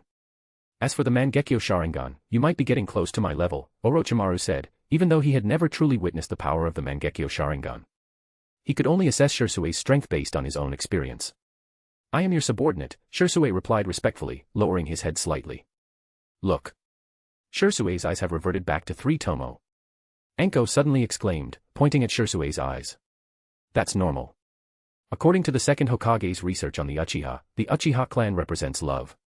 Because their love is so intense, it often turns into extreme hatred when they experience loss. When this love-hate emotion reaches a peak, the brain generates a special type of chakra that affects the optic nerves. At this point, an Uchiha can be stimulated to awaken their eyes. The principle of the God Tree is to trick the brain into producing this special chakra. When an Uchiha awakens their eyes due to the stimulation from the God Tree, they will revert to their original state for a while. However, once the eyes are awakened, they are awakened. Reawakening is just a matter of time. Even if Sherui cannot activate the Mangekyo for a short period, his ocular power will quickly reach its limits within the illusion as time passes. While Anko was making a fuss, Kagetsu simply observed Shersui's eyes and replied to her. Was that skeleton just now a technique of the Mangekyo? Orochimaru, standing behind Kagetsu, asked curiously as he watched her collect Shersui's blood. The chakra power from the earlier skeleton had significantly impacted Orochimaru. He only knew of the lightning chakra mode from the Cloud Village, which solidifies chakra into a physical form. Shersui's skeleton, on the other hand, was a transformation of Yin release. It's Susanoo. It's a technique of the Mangekyo Sharingan. Chapter 81, Chapter 63, Futsunushi no Kami. Susanoo. Orochimaru murmured the name, nodding slightly. Also, each of my eyes possesses a unique jutsu. Sherui hesitated for a moment, but after glancing at Kagetsu and Anko, he clenched his teeth and decided to explain. A unique jutsu tied to your eyes? Orochimaru's curiosity deepened. Could you tell me more, Sherui? My left eye holds a genjutsu called Cotto Amatsukami. It allows me to infiltrate someone's mind without them noticing, subtly altering their consciousness and turning them into my puppet, Sherui explained, his gaze steady as he studied Orochimaru's reaction. However, Orochimaru remained composed, showing neither fear nor displeasure at the revelation. Are you worried this ability will make others fear or resent you? Kagetsu, sealing a vial of blood he had just drawn, easily saw through Shersui's concerns and voiced them. Shouldn't I be? Sherui asked, looking at Kagetsu with confusion. The Uchiha clan is known for its mastery of genjutsu. The stronger the Sharingan, the more powerful the illusions. Even without Cotto Amatsukami, a Mangekyo user would already have a high chance of controlling others through genjutsu, Kagetsu explained calmly. What makes Cotto Amatsukami special is its subtlety. But once people know what it does and prepare for it in advance, it won't always achieve the results you hope for, he added. His gaze shifted toward Orochimaru. And in the end, it still requires chakra to activate, meaning it's just another genjutsu. No jutsu is without weaknesses. You don't have to be so wary of me, Orochimaru interjected with a sly smile. I'm merely interested in your eyes, Sherui. I'm not like the Konoha Council, who might try to exploit or covet their power. But as Kagetsu said, every jutsu has a counter. At least here in Konoha, the Hyuga clan's Byakugan could easily detect the traces of any genjutsu. Still, you should keep your abilities, and your eyes, secret, Orochimaru advised, immediately picking up on Kagetsu's concerns. Thank you, Lord Orochimaru. Sherui gave Kagetsu a grateful look and expressed his thanks to Orochimaru as well. What about the ability in your other eye? Orochimaru asked, waving off the thanks. The other ability is called Futsunushi no Kami. It represents stability and protection. It can safeguard me or provide powerful protection to my allies, Sherui said without hesitation. Kagetsu looked surprised at this. He had always thought that Shersui's Mangekyo abilities revolved entirely around Cotto Amatsukami, with only slight differences in duration between uses. But now it seemed there was more to his eyes than anyone had officially confirmed. Was it a memory mistake?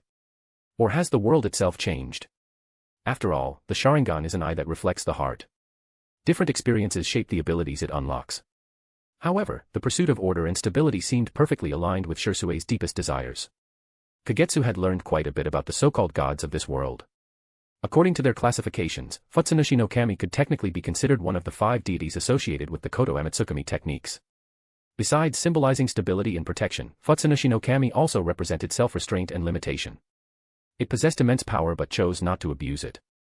Instead, it actively kept its power in check to remain on equal footing with the other gods and faithfully followed Amaterasu's leadership. This form of self-restraint embodied respect for order and stability. It sought to prevent others from exploiting its strength to create chaos or disrupt governance. For generations, clans have named their unique techniques to reflect divine abilities, often drawing inspiration from their skills and beliefs. So, Sherui remained the same, a ninja devoted to order and protection, yet bound by a powerful sense of self-discipline. A man like that would never use his Mangekyo Sharingan on those close to him, not unless commanded by superiors or if the situation spiraled into absolute chaos. Did you lose someone important inside the illusion? Orochimaru mused, quickly concluding that Sherui might have experienced significant loss within that dream world. His gaze flickered briefly toward Kagetsu and Anko, hinting at unspoken thoughts. This is eye ointment, it'll help relieve the strain on your optic nerves. Based on the readings, you just awakened the Mangekyo, and the pressure on your nerves is severe. Though the Mangekyo is incredibly powerful, the damage it inflicts on both the mind and eyes is irreversible. This ointment can't solve the core problem, but it will ease your symptoms for now. Be careful not to overuse the Mangekyo. The more you rely on its power, the worse the damage to your optic nerves will become. Kagetsu glanced at the medical data displayed on the instruments. After reviewing Shersui's condition, he took a small porcelain jar, about the size of a teacup, and pressed it into Shersui's hand. Sherui accepted the ointment with a slight nod. As a descendant of Uchiha Kagami, he was well aware of the side effects that came with the Sharingan's abilities. For now, avoid activating the Mangekyo again, Kagetsu warned as he saw Sherui off. At least let your body and eyes recover before trying anything. Sherui nodded quietly in acknowledgement. As Kagetsu watched Sherui leave, he turned toward the laboratory, only to feel a pair of hands suddenly grip his arm, holding him firmly in place. Following the line of sight up along the arm, it landed on the face of the arm's owner. Seeing that stubborn and frustrated expression, Kagetsu tried to pull his hand away. It didn't come loose. Instead, the grip tightened even more. What do you want? Kagetsu asked, feeling a bit helpless as he looked at Anko. We trained under the same teacher, learned the same things, grew up together. So why did you and Sherui suddenly leave me behind? Anko cried out in frustration. In their three-person squad, Sherui was on another level, but Kagetsu. He was supposed to be the support, the medical nin. Yet somehow, now even he was stronger than her, the one who was supposed to be the main fighter after intense training. If things kept going like this, she'd become the weakest member of the team. And that was something she absolutely couldn't accept. Is there a way to get stronger? You must have a way to get stronger, right? Anko's eyes locked onto Kagetsu's, her questions coming one after another. You want to get stronger? Kagetsu asked, looking her in the eye. Next time. I don't want to run away. Tears welled up in Anko's eyes, blurring her vision. I don't teach people how to become stronger, Kagetsu said, shaking his head at the pitiful look on her face. As her expression twisted with even more sadness, he spoke again. But, are you willing to take on some risks, undergo some modifications, and use special equipment? Anko's tears flowed even harder. Images of Yugo flashed through her mind as she clenched her teeth and gave a fierce nod. Chapter 82, Chapter 64, The Tail Seal. Oh. It's so hot. So hot. Anko cried out as she rolled on the ground. Soon, a layer of blue flames burning on her body was forcibly drawn away and absorbed by a cat. The cat looked like an orange tabby but was completely blue, decorated with flame patterns, and had a fluffy, bushy tail that swished behind it. After swallowing the flames, the cat burped and rubbed its belly. Give up. This woman is too stupid to handle my power, the blue cat suddenly spoke. Kagetsu, who was using medical ninjutsu to treat Anko's injuries, felt a chill in his heart. Just as he expected, Enko exploded in anger. Who's too stupid? Anyone who touches your fat cat power ends up either burned to ashes or blown to the sky. Enko glared at the cat. The cat's eyes turned dangerous in an instant. It curled up and arched its back as if ready to pounce, baring its sharp little teeth, seemingly about to leap at Anko's neck. New cat food. Kagetsu's unexpected comment caused the furious cat to return to its normal demeanor. It licked its paw and cast a cold glance at Anko. I'm not a cat. Don't compare me to those ninja cats, the cat corrected Kagetsu. It knew this correction wouldn't matter much, but it felt it needed to assert itself. It was just born in a cat form. Just like the giant nine-tailed fox in the village, was it really a true fox? Although they looked different, they belonged to the same category, tailed beasts. Does it have to be your power? Enko looked at the cat. The first time she met it, she had teased it with fish balls and dried fish, thinking it was a pet Kagetsu had recently adopted. When she later found out the cat could talk, she was shocked but accepted it as some kind of clever ninja beast. It wasn't until she realized this cat was the Nibi, Two Tails, that she completely lost it. Even after Kagetsu explained that it was part of the Nibi, she still felt terrified. But right now, all she wanted was to have an epic battle with this fat cat. Although she probably wouldn't win. This is my research. If you can find me another tailed beast, I'd be happy to trade, Kagetsu said as he stepped back after healing Anko. It's too painful. Remembering the awful feeling of that power burning her from the inside out, Anko shuddered. Then do you want to give up? Kagetsu asked in response. Anko's body trembled as she locked eyes with the cat-eared creature squatting on the ground, which regarded her with disdain. Gritting her teeth, she said, continue. I've removed the tailed beast's wool from your chakra. It's now just a mass of pure chakra. You don't need to fight against the tailed beast's wool or worry about its interference. All you have to do is control it and turn it into your own power, said Kagetsu. Kagetsu took out a scroll, opened it, and pulled out a piece of blue, scale-like skin. The skin had black flame patterns and faint traces of sealing techniques. Control it like you control your own chakra. Don't treat it as something foreign, Kagetsu reminded her again. With Anko's determined expression, Kagetsu used medical ninjutsu to graft the skin onto Anko's arm, connecting it to her body's meridians and nerves. Anko took a deep breath, feeling the hot chakra burning in her arm. She repeatedly hypnotized herself, adjusting the fusion of her chakra with the foreign chakra based on Kagetsu's advice and her previous failures. Fire release, dragon fire technique. Carefully forming the hand signs, Enko meticulously controlled her chakra to unleash her strongest fire ninjutsu. A blazing fire dragon erupted from her mouth, directly piercing a massive stone 10 meters away, causing an explosion. I did it. This was Anko's first thought as she saw this scene. Next came her surprise at the destructive power of her jutsu. She hadn't used much chakra for this technique, yet its strength was unexpectedly greater than when she used all her power. Is it because of the tailed beast's chakra enhancing her? Anko quickly figured out the reason.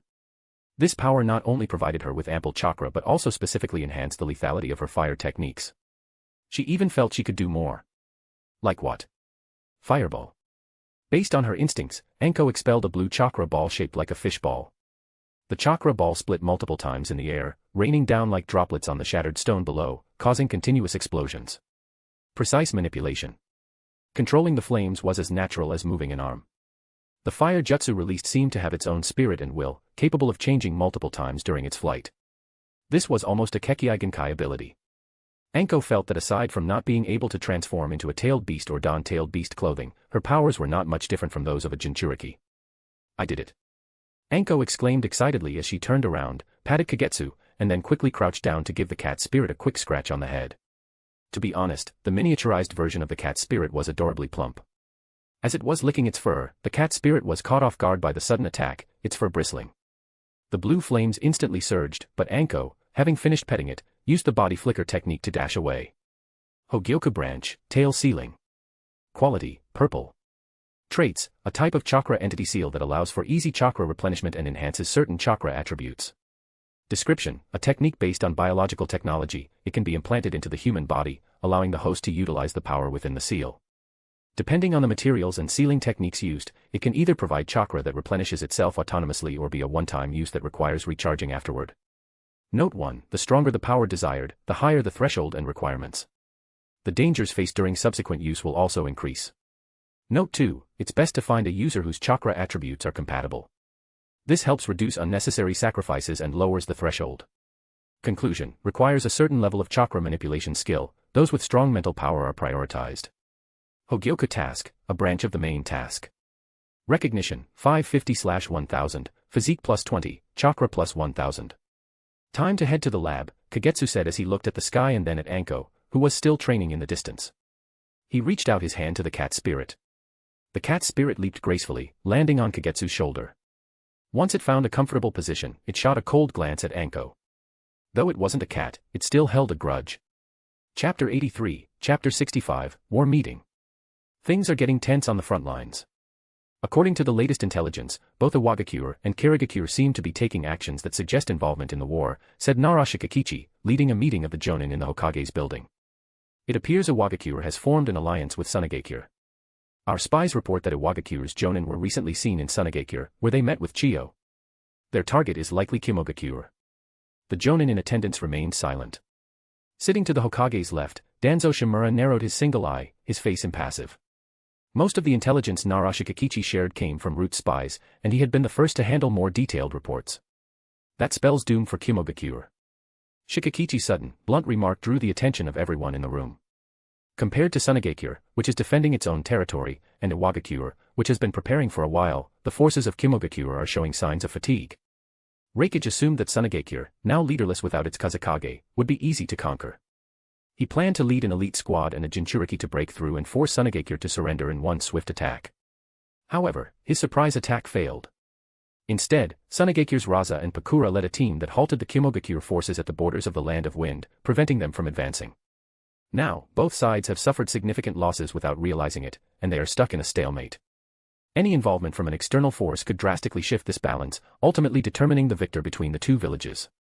Iwagakure is that disruptor. Shikakichi continued, if Iwagakure joins the fray, Kimogakure is bound to lose. Based on Iwagakure's usual aggressive approach, they won't easily back down once they've committed. Once Kimogakure falls, they will set their sights on other villages. I'm guessing their next target will likely be us. In other words, we need to prepare for an impending war ourselves, correct? Asked Hiruzen Sarutobi, dressed in the Hokage's robes, placing his hat on the table and folding his fingers together. Yes, Shikakichi nodded with certainty. If a new great ninja war breaks out, Konohagakure and the Land of Fire, as wealthy and centrally located as they are, will undoubtedly be drawn in. There's no avoiding it. And the enemies? Iwagakure, their potential ally Sunagakure, and perhaps even Kirigakure, which is also on edge. The third Hokage frowned. He didn't mention Kimogakure, currently in frequent conflict with Konohagakure. After taking hits from Iwagakure and Sunagakure, Kimogakure's most likely course of action would be to retreat temporarily, regroup, and consider re-entering the war depending on how the situation unfolds. So, once the Hidden Cloud Village is forced to withdraw, its threat can be temporarily set aside. The Hidden Sand Village won't have the strength to start another war until they've chosen the fourth Kazekage and solidified his position. Although they managed to hold off Cloud's offensive and tie down their ninja army, the Sand suffered heavy losses. Shikakichi Nara dismissed the Hidden Sand Village as a current threat. So, in the short term, the worst-case scenario is that we'll need to face both the Hidden Rock and Hidden Mist villages at once. The third Hokage summarized. While it would be challenging, this outcome still seemed manageable. After all, in the previous two great ninja wars, Konoha had faced even more enemies. Then let's begin full-scale war preparations. Stockpiling resources and mobilizing ninja forces will now shift into a wartime stance, the third ordered. The Jonin present had no objections to the Hokage's decision. Large-scale war was unavoidable, so preparing sooner would help them stay composed when it officially started. They then began discussing and negotiating various aspects of war logistics, including coordination between departments. A Jonin usually led one, or sometimes multiple, ninja squads, most of whom were Chunin within their village. What about the Technology Development Department? The third Hokage turned his gaze to his student, Orochimaru. The other Jonin immediately quieted, their eyes fixed on Orochimaru seated at the front. In recent years, the Technology Development Department was no longer an obscure unit in the village. For many, it was seen as almost as important as the medical department. The medical department could save lives and heal wounds. The Technology Development Department, however, could unlock new potential and enhance strength. In this dangerous world, no one understood the importance of power better than those present. Many of them hoped to gain new methods and technologies to increase their own strength from the Technology Development Department. In several prior meetings, the third Hokage had allocated substantial funds and resources to the department, hoping Orochimaru could quickly produce technologies useful for war. The tail seal technique has already been created. All that remains is to infuse the necessary chakra attribute as needed. So, I'll need to prepare a roster of the required ninja, Orochimaru responded calmly. The tail seal. What does it do? The third Hokage's eyes lit up, and Danzo Shimura, along with the two advisors beside him, perked up. It can enhance a ninja's strength, but it requires a certain level of willpower and refined chakra control. According to Kagetsu, the current capabilities of this technique has the most significant impact on Jonin who are low on chakra, Orochimaru replied. Currently, this technique wasn't especially useful to Orochimaru, it could only be seen as a last resort when chakra was completely exhausted.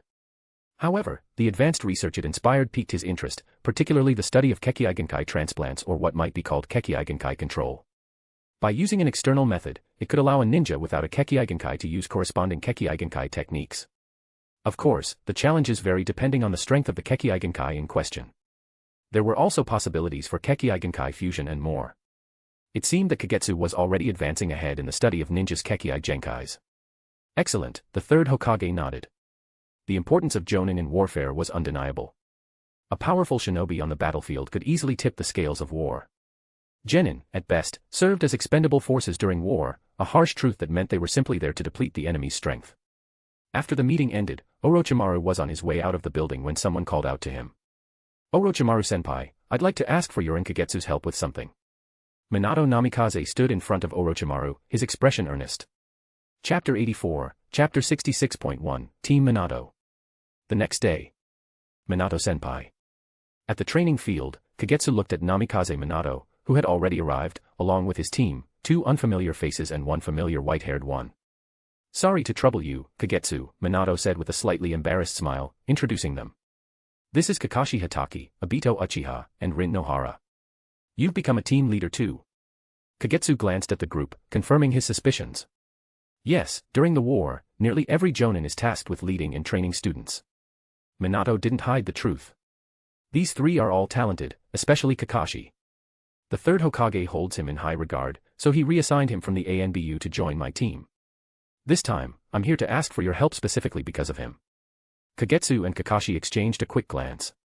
They hadn't seen each other much since the establishment of the Technology Development Department. Although Kagetsu hadn't followed Kakashi's progress closely, he had heard that Kakashi had softened some of his previously extreme methods in missions. Still, he was somewhat irritating. Kakashi developed a jutsu, but it has a significant flaw. I wanted to check if your Technology Development Department could help us resolve it. Minato put a hand on Kakashi's shoulder, pulling him a bit closer as he spoke to Kagetsu. Even you can't fix it? Kagetsu speculated, glancing at Kakashi, who looked slightly uncomfortable. Though I provided some guidance, Kakashi mostly developed this jutsu on his own. It's very powerful, but the flaw is just as obvious. Minato shook his head. It's a human limitation. Could you show it to me? Kagetsu requested. Instead of answering, Minato looked over at Kakashi for confirmation. Kakashi nodded. Everyone stepped back, leaving Kakashi alone in the center of the field. Under the watchful eyes of his teammates, Kakashi's fingers began weaving through hand signs at high speed. A blinding spark of electricity gathered in his palm, causing a noise like 1,000 birds chirping to erupt around him. In an impressive display, he crouched low and launched himself toward the training field's target. The intense electric glow extended from his outstretched hand, piercing directly into the center of the target. The momentum from his dash added an extra layer of piercing power to the lightning. One target, then another. With each shift in direction, Kakashi shattered a new target under the blinding light.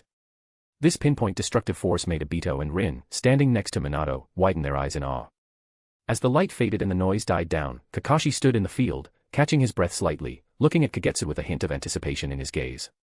Wow, what an impressive jutsu! Rin Nohara praised instinctively. Just wait until I unlock my Sharingan, I'll be able to do it just as well. Obito, also captivated by the technique's elegance and power, which fit the Uchiha clan's style perfectly, felt a pang of envy at Rin's words. He gritted his teeth and replied with a proud tone. Yes, Obito, you're amazing too, Rin responded, trying to soothe him. Seeing Obito's face light up with a smile, Kagetsu subtly moved a bit farther away. Teams selected personally by the 3rd Hokage all seemed to follow a similar pattern, a dead last, a highly talented one, and one from a civilian family with some talent. That's an interesting technique, Kagetsu commented after a pause, noticing Minato Namikaze's curious look aimed his way. Just interesting. Kakashi, who had rejoined the group, couldn't help but speak up, hearing Kagetsu's assessment. Kakashi had mixed feelings about Kagetsu. Although Kagetsu had once harshly revealed a bitter truth to him, shaking his view of the village leaders, it had also helped him confront some of his own inner struggles. Now, Kakashi was no longer obsessed with placing missions above everything else, instead, he found himself torn between his duty and his comrades. Even though they hadn't crossed paths since then, Kakashi had kept an eye on Kagetsu's activities, knowing he developed several unique jutsu and had a natural gift for research. Still, Kakashi couldn't fully accept Kagetsu's blunt evaluation of his new technique. Kakashi. Minato placed a reassuring hand on his shoulder. A technique is only as successful as its effectiveness on the battlefield. If it's difficult to execute and puts you at risk, then it's one that should be used sparingly or even sealed away. I understand, Sensei, Kakashi replied, lowering his head. Kagetsu, you've noticed the technique's weaknesses, haven't you? Minato asked confidently. Minato, having worked with Kagetsu, was well aware of his talent for analyzing jutsu. Without a deep understanding of a technique, one couldn't create practical jutsu like Kagetsu had. As you said, Minato-senpai, it's a powerful technique, but Kakashi's body can't fully support it. In truth, this technique would be ideally suited for an Uchiha with the Sharingan or a member of the Hyuga clan who's activated the Byakugan, Kagetsu explained calmly.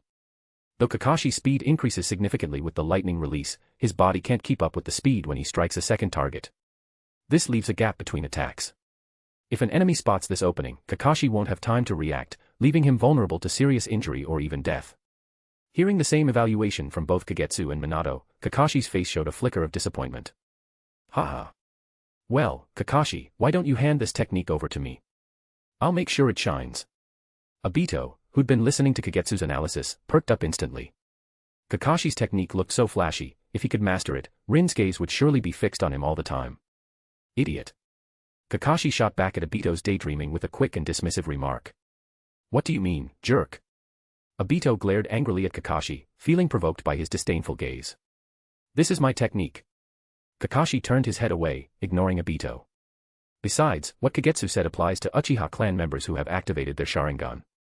It has nothing to do with you, who don't even have your Sharingan unlocked. You jerk. I will unlock my Sharingan sooner or later. Chapter 85, Chapter 66.2, 3 Methods. Okay. You guys don't always have to argue, Minato said awkwardly, trying to stop their usual bickering. Once they were both quiet, Minato turned back to Kagetsu and asked, You and Orochimaru are the best in the village at understanding techniques in the human body. I want to know if there's a way to fix the flaws in this technique. There is, Kagetsu replied with a nod. Hearing Kagetsu's positive answer, Kakashi's eyes brightened. After all, this was the first technique he had created based on his own needs, and he had put in a lot of effort and energy.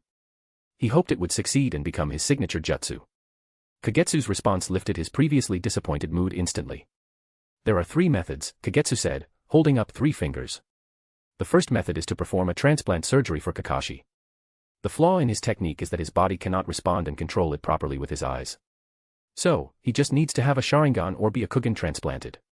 With the powerful insight and dynamic vision of either, this issue can be resolved. The downside is that the transplanted eye might constantly consume extra chakra. When Kagetsu mentioned 3 methods, both Minato and Kakashi looked pleasantly surprised. However, their expressions stiffened after hearing the first method. It's impossible to let either the Byakugan or Sharingan flow out. Especially the Byakugan, Minato shook his head. The importance of the Byakugan in the village was too high. Neither the village nor the Hyuga clan would ever allow the Byakugan to be given away. The same goes for the Uchiha clan. What's the second method? Minato asked for Kakashi. The second method is to find another technique to compensate for the flaws of this one, Kagetsu said, raising his second finger. Minato and Kakashi looked at each other, realizing something. I once learned medical ninjutsu from Lady Tsunade and heard her talk about 2 S-rank forbidden techniques she created. Each of these techniques is powerful on its own, but they also have serious side effects that are hard to handle. Lady Tsunade's solution was to combine them with a Yin seal, allowing the 3 powerful forbidden techniques to perfectly complement each other and reduce the side effects to a manageable level. Kakashi's technique has a flaw. After the thrust, he can't control his direction well and is often unprepared for sudden situations. If he's caught off guard, he can easily be counterattacked. In this case, he either needs a technique that can constantly strengthen his defenses or a sensing ninjutsu he can control. The first option would allow him to survive an attack without dying immediately, increasing his chances of survival. The second would let Kakashi sense the target's condition and prepare before attacking. Of course, if he can achieve both, it would be like the perfect triangular structure that Lady Tsunade created. After hearing the second method from Kagetsu, Minato and Kakashi both smiled wryly. This was indeed a solution. Minato had thought of this approach before. However, finding a defensive technique suitable for Chidori or a sensing ninjutsu was rare and challenging. The difficulty was no less than transplanting a Sharingan or Byakugan. For example, the combined offensive and defensive lightning release chakra mode from Iwagakure would suit Kakashi well, but being a secret of the Reikage lineage, it was hard to obtain. Even if they could get it, different techniques have different effects in different people's hands. As for sensing ninjutsu, the Scroll of Seals does have records of similar techniques, but they wouldn't fit Kakashi's high-speed thrusting style meant for decisive strikes. This method is hard to achieve, right? Kakashi felt a bit hopeless. Did this mean he had to create 2 supporting techniques himself? It is achievable, Kagetsu corrected him. Under Kakashi's suddenly focused gaze, he glanced at the serious-faced Minato and continued. With the help of Lady Tsunade and Orochimaru-sensei, I created a technique called Blood Armor divided into 2 ninjutsu. The Blood mode enhances the body and the power of ninjutsu. The Armor mode forms a strong protection on the body's surface by consuming chakra at all times. While its strength may not compare to the perfected lightning release chakra mode from Iwagakure, after mastering it, it would be enough for Kakashi to handle most bad situations. Kakashi opened his mouth, struggling to respond. Kagetsu's words filled him with unexpected joy. Since Kagetsu mentioned this technique, he clearly intended to teach it to him. But Kakashi understood that such a highly practical technique would be extremely precious. He didn't know what he could offer Kagetsu in exchange. If you need it, I can teach this technique to Kakashi, Kagetsu said, noticing Kakashi's inner conflict. He knew that if he wanted to, he could easily swap the powerful technique, Chidori, from Kakashi. However, he didn't need Chidori right now. Even if he learned it, it wouldn't hold much importance in his own ninjutsu system. It was like how the 8 Gates technique was for Kakashi. What do you need? Minato Namikaze asked, feeling a bit troubled. Aside from the Flying Thunder God technique and some advanced sealing jutsu, he didn't have much to offer Kagetsu in exchange. Just consider it a thank you for the guidance and teaching you provided me in sealing techniques, Minato-senpai, Kagetsu replied, shaking his head. What about the third method? Kakashi asked, focusing intently on Kagetsu. The third method, Kagetsu glanced at Minato, who remained silent, and continued, is to use technology to achieve the desired effect. For example, by modifying your nerves and body, you can make them sharper and your reactions faster. You could also take special drugs that enhance your nerves, allowing you to achieve dynamic vision and reaction time similar to having the Sharingan while the effects last.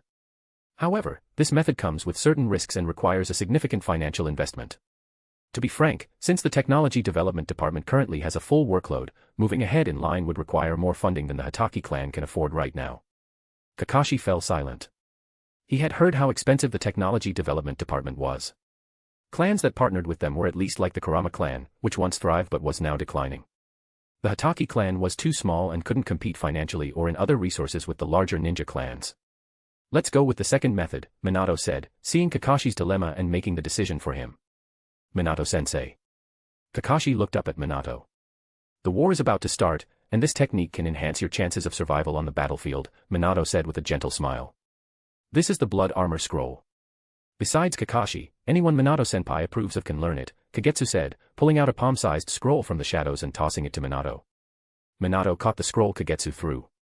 He looked at Kagetsu and noticed his gaze shifting towards Obito and Rin, realizing that Kagetsu was considering his well-being and the favor owed from before in teaching sealing techniques. Chapter 86, Chapter 67, Meeting Itachi. Kagetsu. A familiar voice pierced Kagetsu's ears. Following the voice, Kagetsu quickly spotted Sherui waving at him from within the crowd, holding the hand of a child who looked about 4 or 5 years old. Suddenly, a black and blue striped cat appeared out of nowhere, perching proudly on Kagetsu's shoulder and glaring intently at Sherui as he approached. The sight of the cat caught both Uchiha Sherui and the child he was holding by surprise, their eyes lighting up in excitement. As members of the Uchiha clan, who had a long-standing contract with the ninja cats, their love and respect for cats was undeniable. Even though they knew that the cat in front of them was, in truth, a fearsome-tailed beast, its current cute and harmless appearance made it hard to resist wanting to pet it. But clearly, the cat held an open hostility towards Sherui and the child. Its eyes were fixed on Shersui's hand, lips slightly parted, seemingly waiting for the moment he reached out so it could bite. He means no harm to you, Kagetsu said, patting the cat on his shoulder. The cat promptly swatted his hand away with its paw. Wretched little Uchiha brat, the cat managed to growl, its voice gruff yet surprisingly gentle. It hadn't forgotten how many times Shersui's Sharingan had controlled it right after it had gained its freedom. After being confined for so long, all it wanted was to enjoy its newfound freedom. Who cared about the Mangekyo Sharingan? It was a polite, easygoing-tailed beast, as long as no one provoked it. It had come to accept its current life, free to come and go, with Kagetsu feeding it delicious food every day. Kagetsu's laid-back attitude toward it was quite surprising. The cat had once thought about escaping for complete freedom. But in its incomplete form, it wasn't as powerful as it imagined. After being repeatedly tracked down and reprimanded by Sherui, it had resigned itself to this life. According to the contract, it could only stay by Kagetsu's side. But compared to that troublesome fox rumored to be sealed in Konoha, its life was practically paradise. This is Itachi, the child of clan leader Fugaku. I often bring him along for ninja training when I have time, Sherui explained, noticing the cat's warning glare and awkwardly retracting his hand as he introduced the child to Kagetsu. I know, clan leader Fugaku has mentioned more than once that Itachi has great talent. Kagetsu looked down at the young Itachi, gently patting his head. This is my partner, Cat, Kagetsu said, bowing slightly and gesturing to the cat on his shoulder as he introduced it to Itachi.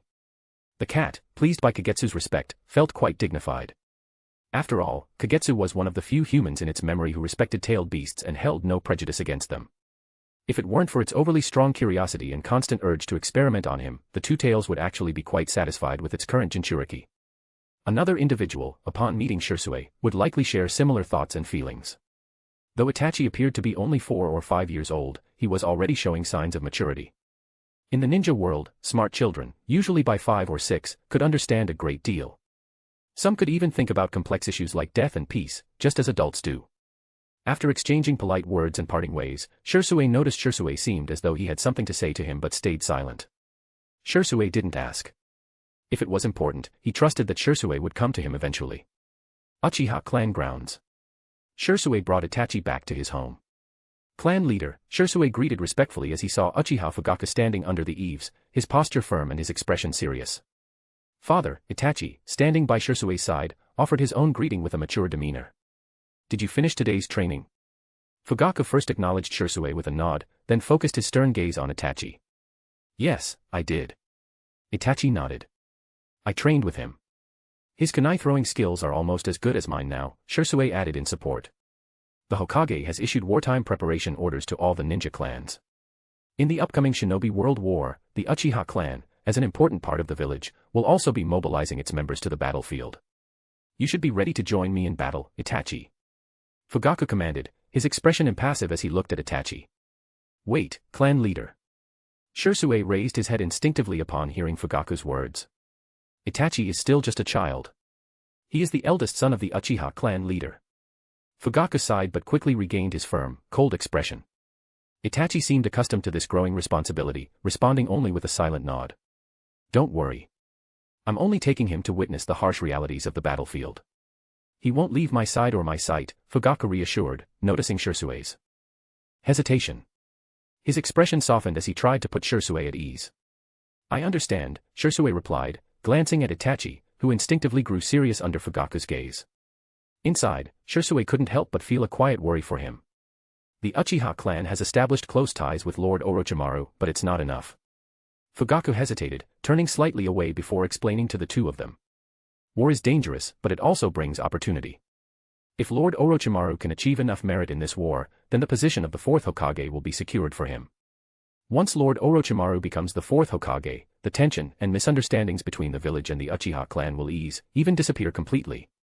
If possible, I want Itachi to become Orochimaru's disciple. But first, Itachi needs to prove his talents, and the Uchiha clan must showcase its strength. The future of the Uchiha rests on you and Itachi, Sherui. Sherui looked up at his clan leader in surprise, then nodded silently. He loved the village and believed that Orochimaru's rise to the fourth Hokage was inevitable. It might seem grim, but every ninja world war had led to the death or replacement of Kage in the 5 major nations. The brutal nature of the ninja world wars was clear. In the Technology Development Department, Kagetsu stared at the clone suspended in the nutrient solution, flipping through the test data. Without hesitation, he gave his cold assessment. Unqualified. Damn it. Shin, standing nearby, was frustrated. This was the best work he could present, yet Kagetsu dismissed it as unfit. Your foundation is too weak. Trying to skip the basics and jump straight to advanced skills is too difficult, Kagetsu said. Did you read and understand all the books I gave you? Chapter 87, Chapter 68, Enko's Kekkei Genkai. You wasted another chance, so as per our agreement. Kagetsu looked at Shin. What part of my body do you want this time? Shin gritted his teeth as he asked. There's no rush. I'll consult with Orochimaru-sensei first, Kagetsu shook his head. Shin was a valuable experimental subject to Orochimaru, and Kagetsu was only responsible for teaching him knowledge. Time passed, day by day. The atmosphere in the ninja world was becoming like a powder keg, ready to explode. Although the war hadn't reached Konoha yet, rumors of a new great ninja war were widespread, even known by ordinary villagers. Merchants who used to visit Konoha frequently during times of peace had noticeably decreased, which was impacting the village's economy. Many ninja also reduced the frequency of taking outside escort missions and focused on guarding the village and internal tasks within the Land of Fire. For Kagetsu, his daily routine included creating tail seals, as assigned by the Hokage's office, and occasionally updating Anko's body data to prepare her for the next stage of enhancement. Kagetsu, I finally mastered the power of Fat Cat. One day, Anko excitedly burst into the Technology Development Department, dragging Sherui along, and blocked Kagetsu in the lab. The so-called Fat Cat, the two tails, gave her an icy stare from the corner, then hesitated between the food at its feet and Anko before deciding to enjoy the food first. The cat food specially prepared by Kagetsu suited its taste and even made it feel its power increasing bit by bit. As a tailed beast, this was beyond anything it had experienced in its 1,000 years of life. In the world of tailed beasts, the more tails one has, the stronger they are. Even the power of tailed beast bombs depends on the number of tails. Oh. Kagetsu, interrupted from his work, didn't seem upset. Anko and Sherui knew his habits well and understood that he was currently working on tail seals in this lab. Let's go to the training grounds, Kagetsu suggested, seeing Anko's eagerness. He set aside his work for a moment and led her outside. The three of them arrived at the testing area near the Technology Development Department. Without needing any encouragement, Anko eagerly began demonstrating her progress. Blue flames appeared on Anko's body. As she sprinted across the training ground, the flames formed into blue, scale-like patterns, trailing behind her like a slowly emerging dragon of blue fire, floating in midair as she moved. When she finally stopped, Anko had a proud smile on her face. Boom. The blue flames floating in midair erupted one by one as they responded to Anko's movements, as if they had received an order. Even from outside the training ground, both Sherui and Kagetsu felt the intense heat. It was as if the moisture inside their bodies was evaporating in an instant. If a ninja were caught at the center of that explosion without any protection, they would likely suffer severe injuries or even die from the heat and blast. What technique is this? Sherui exclaimed in surprise, his eyes widening. Even as an expert at fire release, he had never seen a technique that could delay explosions like this. Especially since Anko had only formed a single tiger seal just moments before. This is a Kekkei Genkai, Kagetsu said, understanding it more clearly than Sherui. Sherui's eyes instantly turned blood red, and the three tomo in his Sharingan began to spin. It definitely feels different from her usual chakra. How is it? How is it? Anko rushed over, hands on her hips, standing proudly in front of Kagetsu and Sherui, her head held high. After holding back for so long, she was finally standing tall in front of her two extraordinary teammates. Did you awaken a Kekkei Genkai? Sherui asked Anko with a smile. Unlike other Uchiha clan members, Sherui was calm and composed, but also very perceptive. As Anko's partner, he could sense her emotional fluctuations and thoughts clearly. He understood her determination well. Seeing Anko so cheerful made him happy inside as well. I don't even know how I did it, Anko said, scratching her head. Although she wasn't foolish, she couldn't remember how she succeeded while in a daze. Is it similar to the Kekkei Genkai of the Scorch release? Kagetsu pondered. The fire release Anko had displayed earlier was indeed quite similar to that of the Two Tails.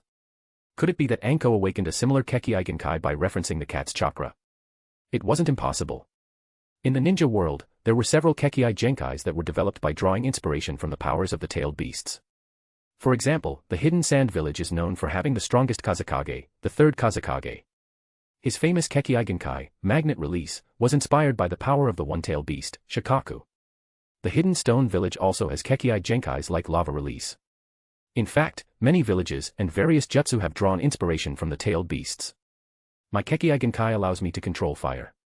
Is that considered a form of Scorch Release? Anko asked, feeling a bit confused. Control over fire. Sherui glanced at Anko, noticing her curious look, and explained, in the Uchiha clan's records, there was an ancestor of the Uchiha who possessed a similar ability. That ancestor called this power Blaze Release. Can you show me your Kekkei Genkai in detail? It would help if I could gather more data. With a new Kekkei Genkai, we'll need to update your data and adjust the next experiments, Kagetsu said, showing great interest in Anko's new Kekkei Genkai. Perhaps they could compare it with the data from Two Tails.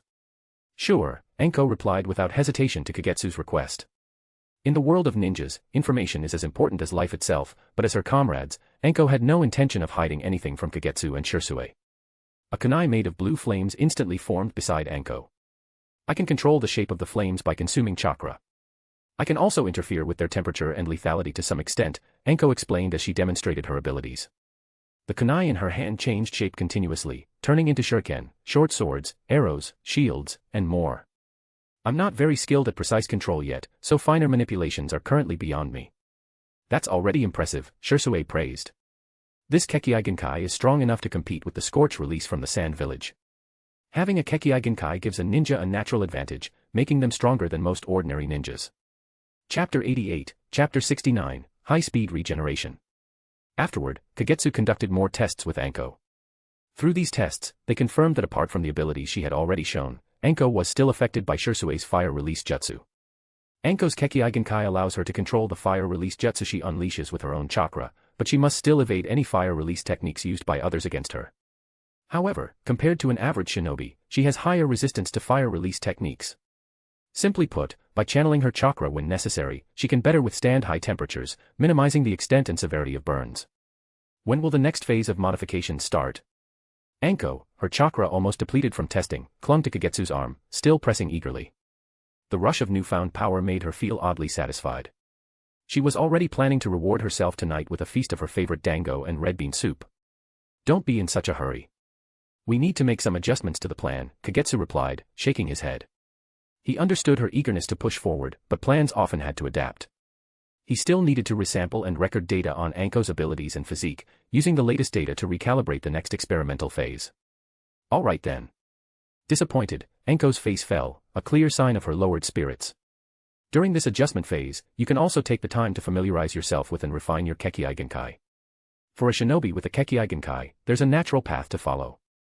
As long as you continue to deepen your understanding of your Kekkei Genkai and push its potential to the limit, you can rise to be a powerful, well-known shinobi in the ninja world. Moreover, the next experiment involves certain risks, so you'll need to undergo some mental conditioning, Kagetsu explained, gently freeing his arm from Anko's loosened grip. Mental conditioning. Enko frowned, puzzled. I found a jonin from the Kurama clan and awakened his Kekkei Genkai, Kagetsu informed her. While some changes to the plan are necessary, we won't be scrapping it altogether. The aspects of the plan involving mental and physical conditioning must still proceed. The Kurama clan's genjutsu, which manipulates the five senses, is extremely effective. Of course, this is wartime, so the Kurama clan's jonin will have mission duties and be busy. When he isn't available, Sherui can assist with genjutsu treatment as well. After all, Uchiha genjutsu is on par with the Kurama clan's Kekkei Genkai. Since the Uchiha's genjutsu isn't any worse than the Kurama clan's illusion Kekkei Genkai, why can't we just let Sherui handle this? Anko questioned with a bit of a huff. Sherui is too gentle, Kagetsu replied bluntly. As an enemy, he wouldn't hesitate. But as an ally. He left his thought unfinished, but both Sherui and Anko understood what he meant. I'm fine with it, Sherui raised his hand slightly.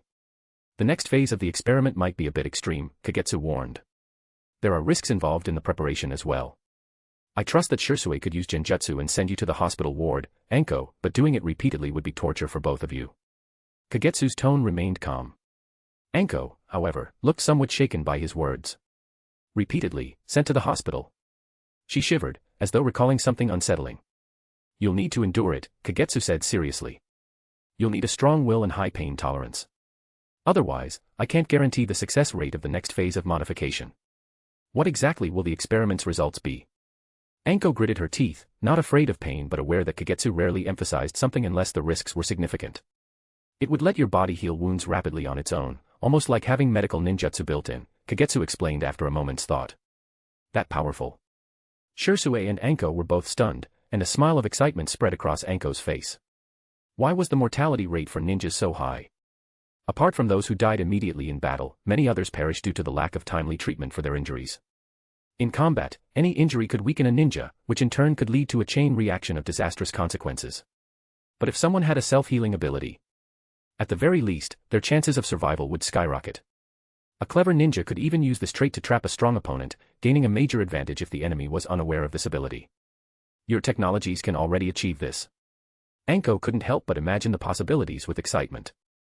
As for the risk of failure, her mind brushed past that thought without lingering. It's one of the results from our study of the first Hokage's cells, Kagetsu explained, holding up a finger.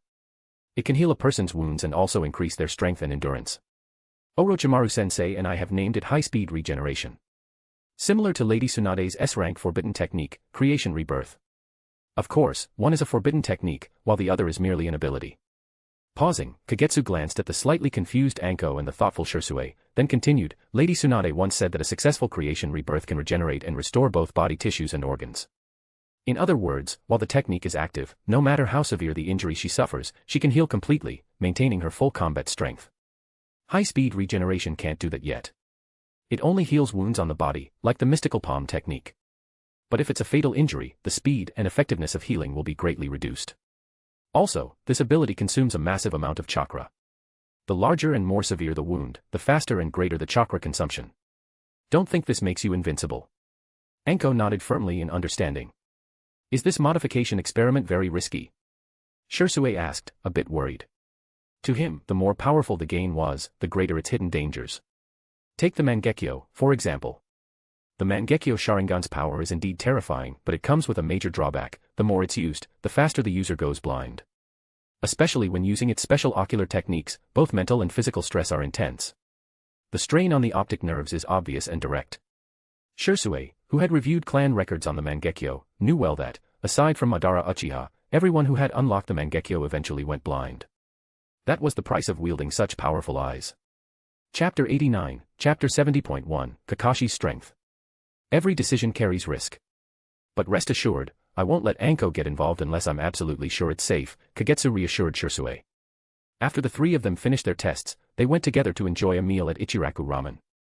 As they parted ways, Sherui looked back at the quiet ramen shop, lingering for a moment, a trace of confusion crossing his face. Is something on your mind? Walking side by side down the road, Kagetsu's question snapped Sherui out of his daze. No, it's just. Sherui shook his head instinctively, about to say something but hesitating. Are you worried about the upcoming war? Kagetsu asked directly, noticing the complex, hesitant look on Shersui's face. As expected, nothing escapes your keen insight, Kagetsu. Shersui's expression softened slightly at Kagetsu's words. Even without specific intel, you can figure it out just by looking at how many merchants have been coming to the village lately, the volume of missions, how long the ninja stay in the village, and how busy Orochimaru-sensei has been. It's easy to piece it together, isn't it? Kagetsu glanced around. The atmosphere in Konoha during wartime was distinctly different from times of peace. The ANBU, the elite force directly under the Hokage, had been unusually active in the village recently. While the average villager might not notice, anyone with sensory abilities or special skills could clearly feel the ANBU's presence. The shinobi world barely experienced a few years of peace, Sherui sighed, not fond of war or killing. Kagetsu simply smiled, choosing not to go into a long lecture to correct Shersui's mindset or explain the roots and nature of war. Over the years, he had already explained many things to Sherui and Anko, including the issues of war and peace. At their current level, they weren't strong enough to influence even one village, let alone the entire shinobi world. So, for Kagetsu, these concerns seemed irrelevant. Nor did he worry about Sherui or Anko. Anko wasn't foolish, she just tended to follow orders mindlessly when she was on missions with him and Sherui, relying on their guidance instead of her own thinking. As for Sherui, he had a kind and gentle nature, but that applied only to the village he loved and his friends. Disliking killing didn't mean he'd go easy on enemies in battle. When facing enemies on missions, Sherui was often the quickest and most decisive one in their team. Ox, hare, monkey. Blinding flashes of electricity, accompanied by a sharp buzzing noise, lit up the depths of the forest. A figure cloaked in lightning rushed forward, leaving a trail of afterimages as it struck toward Minato Namikaze. With intense focus, Obito and Rin watched the electric figure approach Minato, only for it to be abruptly stopped. In their eyes, Minato had seized Kakashi Hataki's wrist, forcibly halting the ball of lightning in Kakashi's hand. Minato-sensei is amazing. I couldn't even keep up with Kakashi's speed, but he managed to intercept that flash of lightning and grab Kakashi's wrist to stop the jutsu, Obito exclaimed excitedly from the sidelines. Rin, standing next to him, nodded emphatically, though a hint of worry crossed her face as she glanced at Kakashi, concerned about his condition. The aim of your attack was too obvious, Minato advised. A quick-reacting ninja can easily predict and counter it. It's not over yet. As Kakashi spoke, the lightning in his hand suddenly intensified, spreading out like an expanding web, lighting up in a blaze. The sound of birds chirping grew piercingly loud. Falling leaves drifted into the range of the electric light and were instantly shredded to ashes. The moment the lightning flared, Minato let go of Kakashi's wrist, allowing Kakashi to press forward with his lightning technique once more. Swish. The lightning struck empty air. In an instant, Minato vanished, reappearing behind Kakashi in a flash. At this point, the lightning around Kakashi surged, as if enveloping his entire body, each stray spark carrying deadly power. As Kakashi instinctively scanned the area to locate Minato, a sharp kunai was already pressed against his back. The lightning faded away. Kakashi slowly turned around. That transformation you just used, was it the blood mode? Minato asked, lowering his special kunai with a smile. Yes. The blood mode boosts physical strength, speed, reflexes, and even enhances the power of jutsu. When you grabbed my wrist, I thought to amplify Chidori's strength, letting its energy spread out, Kakashi replied with a nod. Kakashi, your hand. Seeing the sparring session end, Obito and Rin hurried over. Rin, noticing the cracked skin on Kakashi's hand from the intense Chidori, gasped and quickly started using medical ninjutsu to heal him, much to Obito's obvious jealousy. This had happened more than once recently, and each time Obito couldn't help but feel a pang of envy. It's a clever idea, but you can't sustain the blood mode for very long, can you? Minato noted, observing Kakashi, who was slightly out of breath. Chidori alone consumed a lot of chakra, and with Kakashi's young body, he couldn't perform it many times. The blood mode forcibly draws out extra chakra by straining the body's chakra pathways. While it increases power and chakra output, it also drains energy quickly, adding even more strain on Kakashi. Only able to maintain it for a short time, Kakashi replied honestly. During battle, unless absolutely necessary, try to use the armor mode. Although its enhancement for the body isn't as much as the blood mode, it pairs well with Chidori. One is offensive, the other defensive. This will make you more composed during battle, Minato explained. Having mastered both armor mode and blood mode, Kakashi gave Minato the feeling of facing a weaker version of the third Raikage Sun, AI. Once Kakashi became skilled in armor mode, even without Chidori, he would be terrifying enough to any ninja below the rank of Jonin just using his swordsmanship. Kakashi nodded. As a genius, he was quick to learn from battles and adjust his tactics based on the situation. He had already begun thinking about modifying Chidori into a different jutsu. Chapter 90, Chapter 70.2, Iwagakure joins the war. Failed again, Kakashi. Obito sneered, watching Rin carefully rewrap Kakashi's hand with bandages. Obito, Kakashi is already strong. The reason the fight ended so quickly was because he was up against Minato-sensei. Rin puffed her cheeks and defended Kakashi. Humph. Obito gritted his teeth and shot Kakashi a fierce glare. What about you two? How are you doing with the blood armor jutsu? Minato quickly intervened to change the subject before more arguing broke out. I've already mastered the armor mode, Rin raised her hand. She was well aware of her role in the team, a medical ninja. According to Lady Tsunade's rules for medical ninjas, during battle, a medical ninja's priority is their own safety and not engaging in combat. That's why Rin focused on mastering armor mode first, not blood mode. She believed this was the jutsu she needed to master most. The defensive capabilities of armor mode helped solve the problem of medical ninjas being vulnerable and often the first target. It could even be used strategically to anticipate the enemy's intention to target the medical ninja first. Minato gave Rin a praising smile, then turned his attention to Obito, whose gaze was avoiding his. Obito. The jutsu is too hard. Obito exclaimed, pulling at his hair in frustration, making his hairstyle messier than ever. He swore he'd been trying his hardest, but the jutsu had high basic requirements. It was very unfriendly to someone like him, a more rough-and-tumble type of ninja.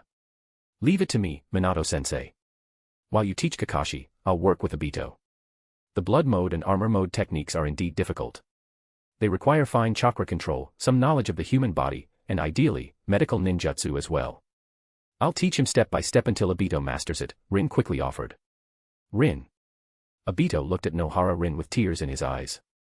The sadness in his heart disappeared instantly, replaced by the drive Rin's encouragement gave him. Idiot.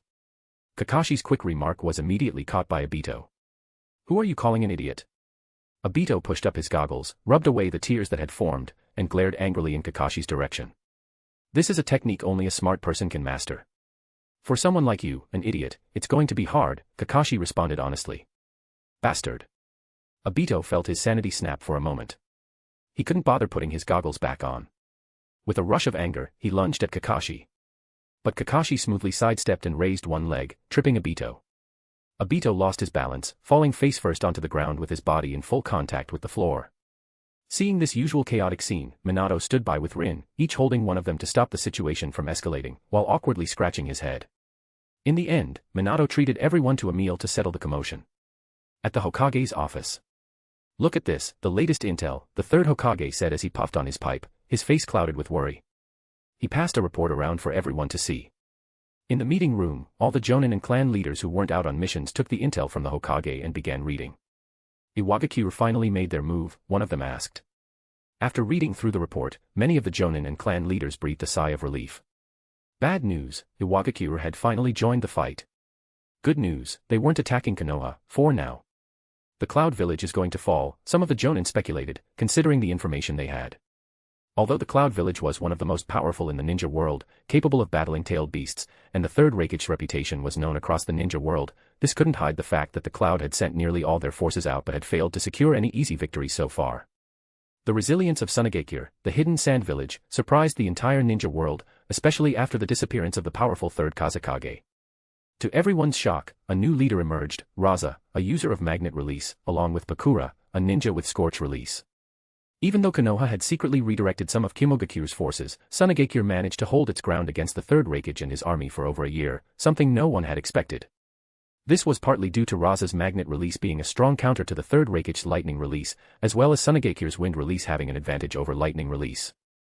Kimogakure's surprise attack didn't succeed in quickly defeating Sunagakure. Instead, the Sand Village managed to drag them into a prolonged war, something the third Raikage and his advisors didn't anticipate. After more than a year, Kimogakuure was getting stuck in the war and couldn't retreat easily.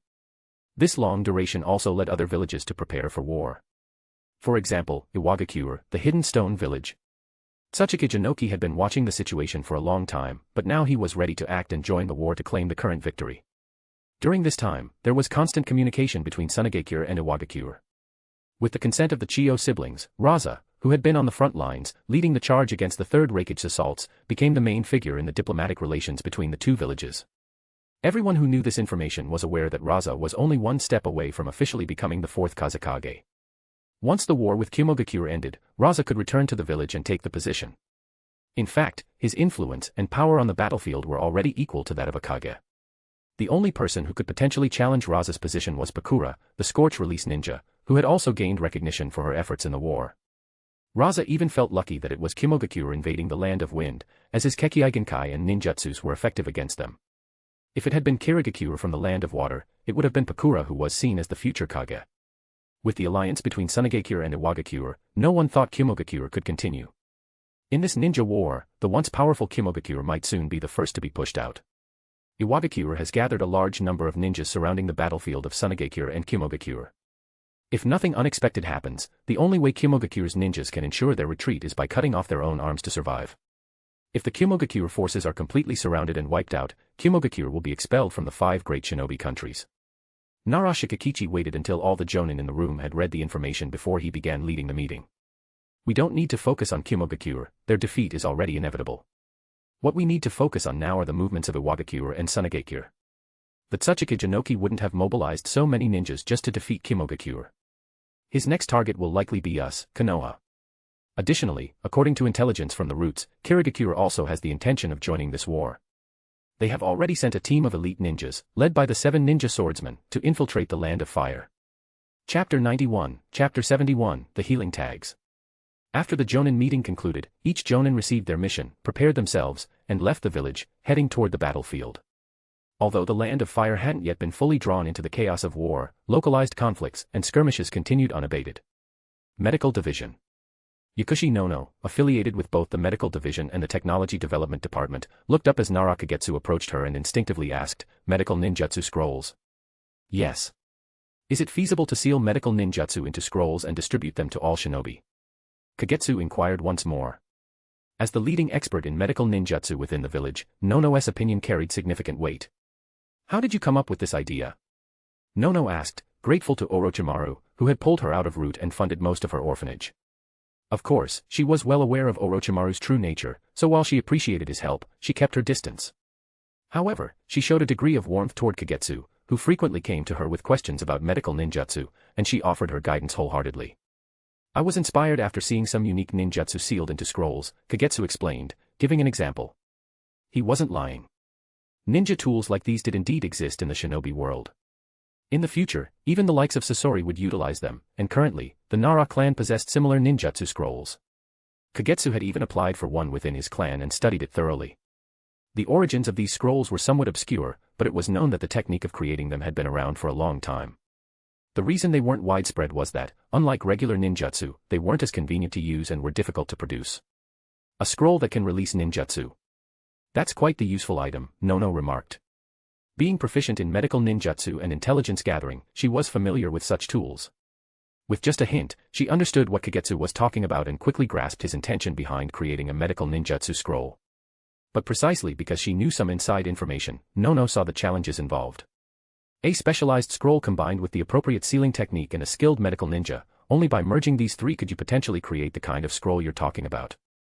"But, Kagetsu, you must understand that producing such a scroll isn't as simple as just combining 1 + 1 + 1, Nono said, looking at Kagetsu.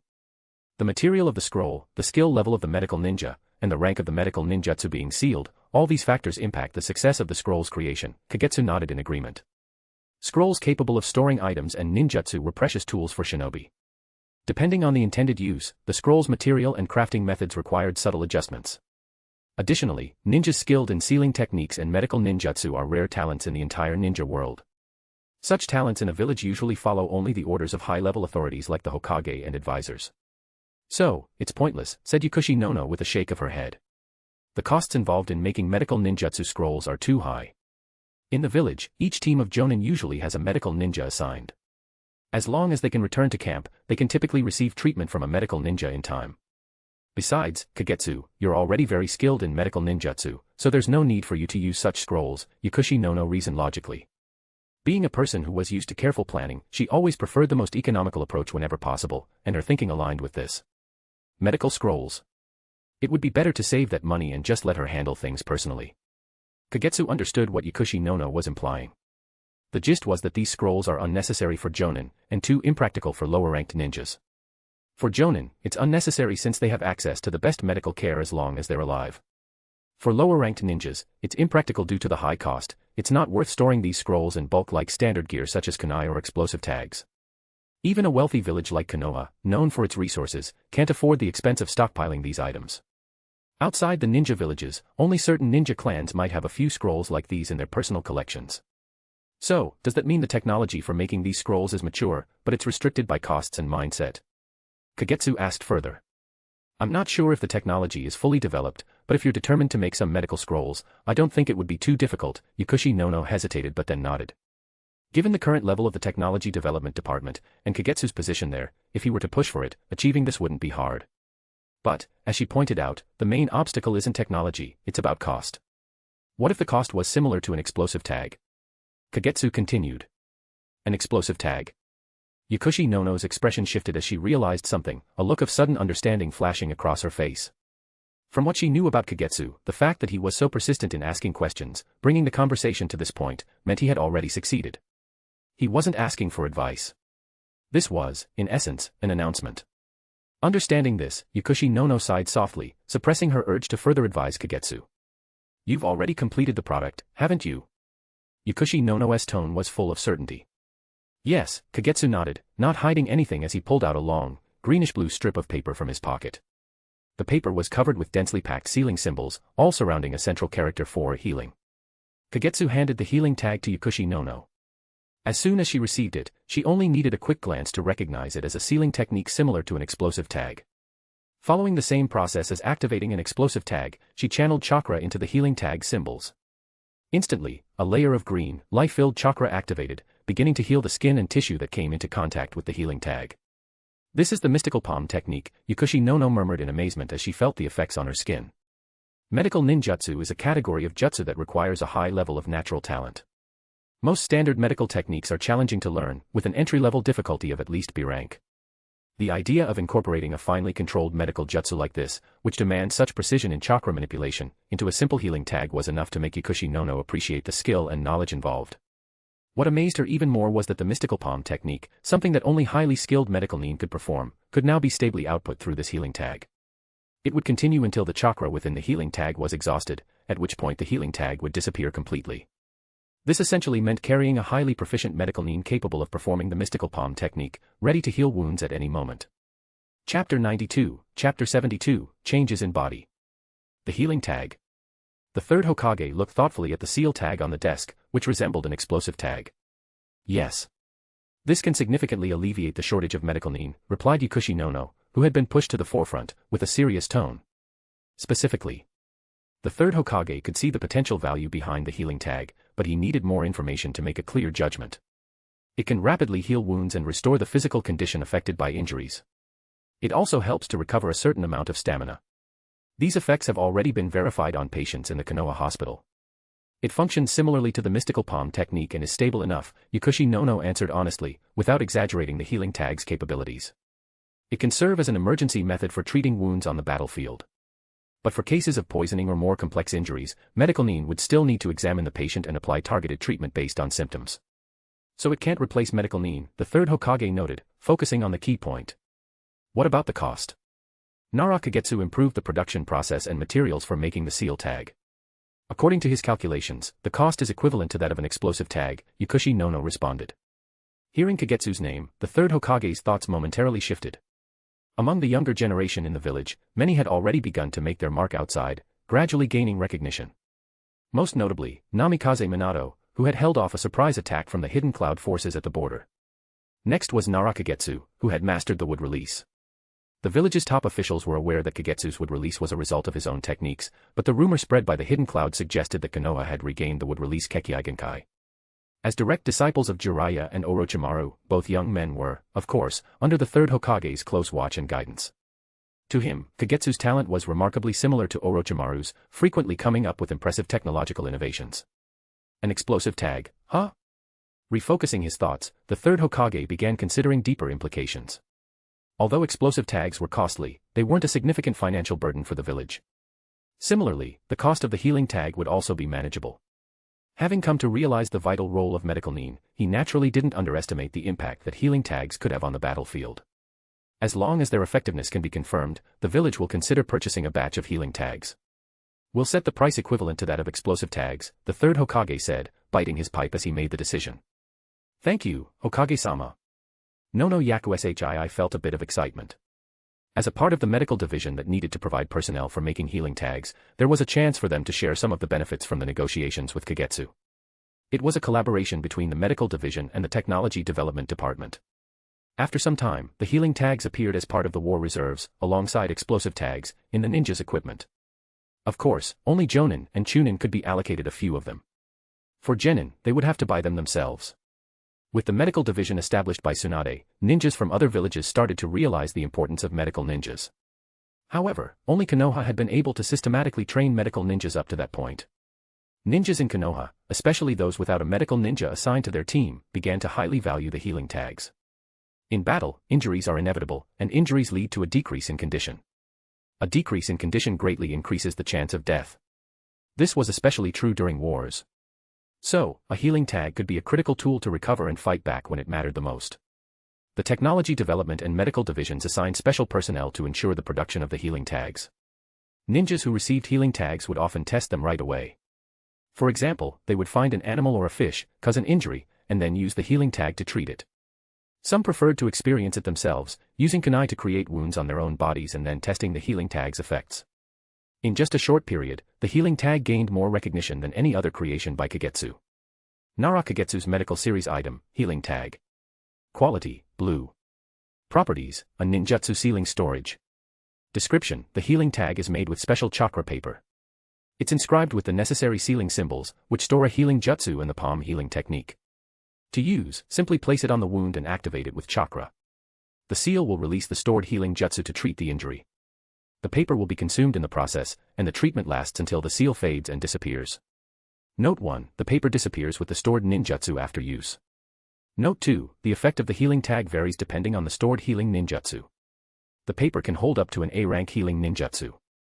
Note 3, this is part of the medical system's tools. It helps reduce ninja casualties. Recognition, 18, 711/50, 000. Physical strength plus 30, chakra plus 2000. New recognition feature, Yang-type body trait plus 1. The blue quality healing tag's recognition rate wasn't as high as the purple or gold quality versions, but due to its large numbers, it still far outpaced other results in the same period. Aside from the fact that the higher the recognition, the more inspiration it provided for related derivative technologies, the addition of the special Yang-type body trait, plus 1, was something Kagetsu found both curious and exciting. If it wasn't for the label he saw on the panel inside his mind, Kagetsu wouldn't have noticed anything unusual about his body. After self-testing and carefully feeling the changes in his body, he finally understood this new characteristic. First, his body had become lighter. The Yin chakra put a lot of strain on the body.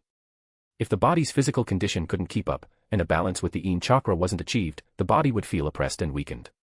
In more severe cases, it could even lead to bloodline diseases. Now, Kagetsu's Yin chakra was growing rapidly with his age, and the speed of growth was even faster than the development of his physical strength. So sometimes, Kagetsu could understand why Kakashi, in the future, would always seem so weak because of his Sharingan. The increase in his Yang chakra allowed Kagetsu to feel a long-lost sense of ease. According to previous tests, his body's reactions and physical abilities had become faster and stronger than before. Even the medical ninjutsu related to the Yang chakra was easier for him to use. This change in his condition made Kagetsu unconsciously think about other chakra attributes. Chapter 93, Chapter 73, Good or Bad? Did this new trait appear only after reaching a certain level of recognition? Kagetsu wondered internally. The only difference between this and his previous inventions was the recognition level. Could it be that once physical strength reaches a specific threshold, a unique new trait manifests? Kagetsu didn't dwell on this question for long, he quickly dismissed it, knowing a simple experiment could verify the answer. The recognition boost that medical ninjutsu gained was linked to Yang release. So, would chakra products of other elements also develop new traits once they reached a certain standard? Would it be similar to yang release, increasing the affinity and quantity of that chakra? Or would it enhance the body with specific attributes based on the chakra's nature? For example, would lightning release improve speed, reaction time, and movement agility? Or perhaps make attacks more penetrating and paralyzing? Kagetsu felt eager to test these possibilities. However, the healing tag achieved such a high level of recognition only after being endorsed by the Hokage and gaining the approval of half the village's Jonin. In the future, more Jonin and Chunin might add their support, potentially leading to even more unpredictable changes. This current enhancement in physical ability, though, unexpectedly solved a hidden problem he'd been facing due to the rapid growth of his Yin chakra, which had been outpacing his body's strength. He'd already been working on ways to address his body's limitations. His modifications to Anko's body were part of this plan, although with a different focus. For now, at least, he didn't need to worry about his body's condition in the near future. Previously, his Yin release had reached a level comparable to the awakened Kurama clan members with Kekkei Genkai, or even rivaled the Uchiha who had unlocked the 3-Tomo Sharingan with strong ocular power. What was even more surprising was that his affinity with Yin release continued to grow without reaching any apparent limit. If he hadn't taken measures to slow this growth, he felt he might have been approaching the level of the Mangekyo Sharingan, ready for an even deeper bloodline transformation. Of course, if he ever reached that point, his body, which hadn't fully matured, would become even weaker, with a heightened risk of bloodline disease. The last thing he wanted was to end up with a frail constitution, weaker than his own clan members. In the study of Kekkei Genkais, while those with exceptional talent often awaken their abilities sooner, it's not always a good thing for the individual, especially in cases involving Yin release and Yang release. There aren't many examples of Yang release around, but for Yin release, Kagetsu has seen plenty, both from the present and from his memories of the future. Awakening the Yin release Kekkei Genkai early can actually place an enormous strain on the body. Without carefully balancing both physical and mental conditioning, the chances of developing a hereditary illness in adulthood become significantly higher than for other clan members. However, in the ninja world, clans with Yin release Kekkei Genkai consider members who awaken these powers early as more gifted. The most iconic example of this is the Uchiha clan in Konoha. If a clan member hasn't awakened their Sharingan by a certain age, others in the clan may look down on them. Conversely, if you can activate your Sharingan early and show off your talent, the whole clan will see you as an undeniable genius. This rigid mindset has been ingrained in the ninja world for thousands of years. Since its earliest records, the Uchiha clan has revered power and strength, taking immense pride in their eyes and visual abilities. In a world where strength defines one's voice and right to exist, this mindset is deeply rooted. In a society that doesn't change and lacks diverse perspectives, shifting their views to accept that this long-standing belief could be wrong is nearly impossible. When Kagetsu once studied Shersui's Sharingan, he told him that as a Kekkei Genkai tied to Yin release, the Sharingan, known as the eyes that reflect the heart, is not necessarily better if awakened too early. Yin release Kekkei Genkai are highly influenced by external stimuli and one's own mental state. If a child, still innocent and impressionable, experiences something traumatic, and it imprints deeply on their mind, it's not necessarily a good thing.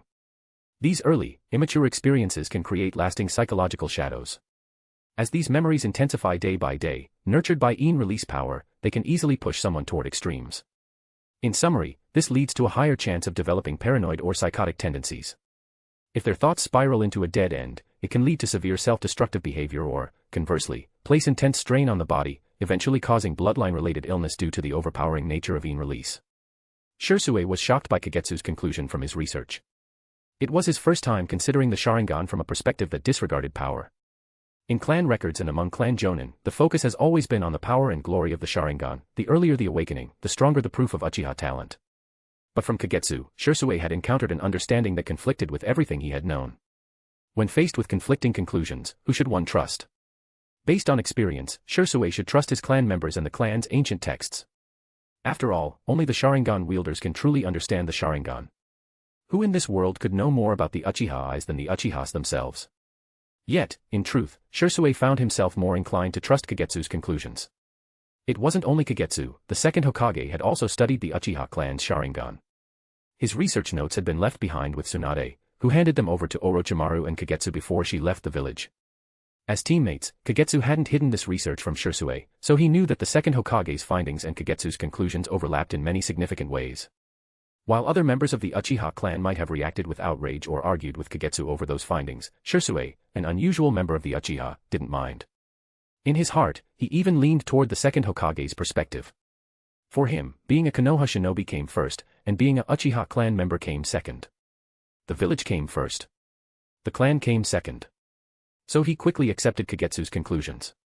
So, it's not that awakening the Sharingan at a younger age means more talent? Sherui asked Kagetsu at the time. Not exactly. Awakening the Sharingan isn't a perfect measure of an Uchiha's talent, because it requires a powerful emotional trigger.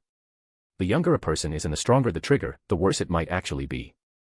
The Uchiha are deeply emotional, easily tangled in feelings. Traumatic experiences at a young age can cast a shadow over them for life. Chapter 94, Chapter 74, Enko vs Sherui. Come on, Sherui. This time, I won't fall for your trick so easily. Anko shouted in the middle of the forest as they sparred once again. Sherui let out a sigh, somewhat helpless. Though Anko sounded confident, her actions were notably cautious. Unlike Kagetsu, she couldn't rely solely on her senses and intent to fight against the Sharingan with her eyes closed. However, after several setbacks, she had gradually developed her own style for handling the Sharingan in battle. Her approach was simple: avoid looking directly into Sherui's eyes. Instead, she lowered her gaze and focused on observing his body and footwork, using these cues to predict his attack direction and methods. While this solution seemed straightforward, actually putting it into practice was challenging. After so many bouts with Sherui over the past few days, she had only just become somewhat proficient with this method. Water style, water collision wave. Anko was the first to form hand signs, then unleashed a rushing stream of water from her mouth. The powerful surge of water struck the ground, forming a large crater before spreading out in all directions. Using the water's surface as a mirror to broaden her field of vision. Anko's starting to use her head, I see. From a towering tree at the edge of the clearing, Orochimaru observed the scene, immediately discerning Anko's intentions and strategy. I think she's trapping herself, said Kagetsu, standing next to Orochimaru, with a wry smile. Oh. Orochimaru's curiosity was piqued by Kagetsu's remark. With the war looming and the expectation of being deployed to the front lines at any moment, Orochimaru had come to see how capable Anko and the others were. To Orochimaru, Anko's strategy was commendable. Even though Sherui's Sharingan was only at the 3-tomo stage, his ocular power was stronger than that of most Uchiha. Based on his knowledge of Anko, if she dared to face the Sharingan head-on, the battle could be over in an instant. The fight had already reached an intense state from the very beginning. Anko didn't passively wait for an attack. As soon as the duel began, she launched an offensive against Sherui. With the area now transformed into a small lake, Anko twisted her foot on the water's surface, propelling herself forward like an arrow. As Anko sprinted, 2 walls of water erupted on either side of her, concealing her figure perfectly. From their elevated positions, both Orochimaru and Kagetsu observed that the walls of water raised by Anko had now encircled Sherui completely. The visibility of both sides was limited. Yet everyone present, including Sherui himself, understood that although neither side could see each other clearly, Anko, as the instigator of this tactic, held the advantage. Suddenly, a water serpent shot out from the depths, lunging at Sherui just as he leapt high into the air. Fire release, great fireball technique. Mid-air, Sherui swiftly formed hand signs. Before he started to descend, he filled his chest with air, bringing his fingers to his lips, and unleashed a scorching fireball directly at the attacking water serpent. Sizzle. Fire and water clashed, creating a thick mist that spread in all directions. As Sherui fell through the air, his Sharingan spun rapidly. Spotting something, he flipped backwards and performed a series of intricate evasive maneuvers. Whoosh, whoosh, whoosh. Kunai sliced through the mist, barely missing Sherui. It was as if he'd foreseen the trajectory and angles of the kunai, evading them mid-air with movements that resembled an elegant dance. The Sharingan's perception is truly remarkable. And the Uchiha's kunai throwing skills are indeed eye-opening. Anko's timing and angles were excellent. What a pity, Orochimaru remarked, a gleam in his eye. From this exchange, he had already noted the growth of both Anko and Sherui. With abilities like these, they might not be guaranteed survival on the battlefield, but their chances of making it out alive were certainly higher than those of the ordinary shinobi, who would often become mere casualties in war. Finally, Sherui's feet touched down on the water's surface. Just as he stabilized himself, a fierce ripple surged beneath him, accompanied by a pale fist that appeared out of nowhere, aiming right for his face. Only almost hitting him, though. Even with the water's surface roiling wildly from Anko's intentional stomping, and the suddenness of her attack, Sherui's Sharingan still caught it all. Before even landing, his Sharingan had detected the ripples and disturbances in the water. Anko's tactic was clever. She was using water release to reshape the battlefield. A water wall blocked their line of sight. The water snake launched an attack, forcing him to dodge and counter. Kunai, missed, close-range attacks. Everything followed the strategy of blocking the line of sight. Sherui believed that even if he didn't jump up when attacked by the water snake, and didn't use fire style to retaliate, but instead moved to the side and responded in another way, Enko should have had a countermeasure prepared in her mind. The intense sparring between the two recently had served not only to help them become more familiar with each other's abilities, but also to gather valuable intelligence. Anko's tactics were excellent and flawlessly executed. But unfortunately, she was up against the Sharingan. When facing Anko, Sherui didn't even use his full power. A punch grazed Shurui's nose in the air. A kunai was thrown from Anko's blind spot, precisely striking her body. Thud. A sudden explosion of smoke erupted where Anko's body had been in Shurui's vision. Snake binding. An excited shout rang out behind Sherui. One snake after another shot up from the water's surface, wrapping tightly around Shurui's body, not letting any water seep through. I got you. A kunai extended from behind, pressing against Shurui's neck. Crack. In Anko's shocked eyes, Shurui's body, bound by the snakes, suddenly transformed into a swarm of crows that burst out of the snake mass, soaring into the air. In mid-air, the crows reformed into the upper half of Shurui's body. Genjutsu. Impossible. I didn't even look into your eyes. Anko couldn't believe it. She had followed through with every step perfectly, but why was she still caught in a genjutsu in the end? Genjutsu can be cast in ways other than just eye contact, through movement, sound, touch, or even some special genjutsu creations. It's just that visual genjutsu, activated through eye contact, is the easiest to fall for. Sherui, floating in the air, looked down at Anko. Damn. As soon as Anko cursed, she felt her body uncontrollably bound to a wooden frame. The next moment, she experienced excruciating pain, as if she were being cut with thousands of knives. Though it was just a genjutsu, the pain felt incredibly real. Is that crow a creation of Ine release? Chapter 95, Chapter 75, Shurui's Considerations. In Orochimaru and Kagetsu's line of sight, the scene unfolding between the two figures was quite different. Countless snakes coiled around Anko, binding her in place, her expression a mix of terror and pain. Sherui stood opposite her, his hand signs fading. But the fluttering crows in the air were clearly visible to both Orochimaru and Kagetsu. Orochimaru keenly sensed something unusual, licking his lips and squinting as he spoke. Though his words sounded like a question, his tone and expression suggested certainty. He knew Sherui had a habit of keeping crows, and that he had adapted several jutsu specifically using them. Yet, the distinct feeling radiating from the Ine chakra below was unmistakable. Standing beside Orochimaru, Kagetsu could feel the dense, almost tangible power of the Ine release. He was even more certain that this was no simple summoning technique involving a crow ninja beast. This was Ine release creation. A power achieved by mastering Ine chakra to an advanced level. It was an illusion, and yet, not quite an illusion. Real, yet somehow unreal. Kagetsu recalled a technique Sherui had once demonstrated, a jutsu he had developed. The phantom body flicker technique. It was a remarkable jutsu, harnessing the illusion-reality duality to an astonishing degree. It was powerful enough for a shinobi to earn renown across the ninja world and establish a reputation.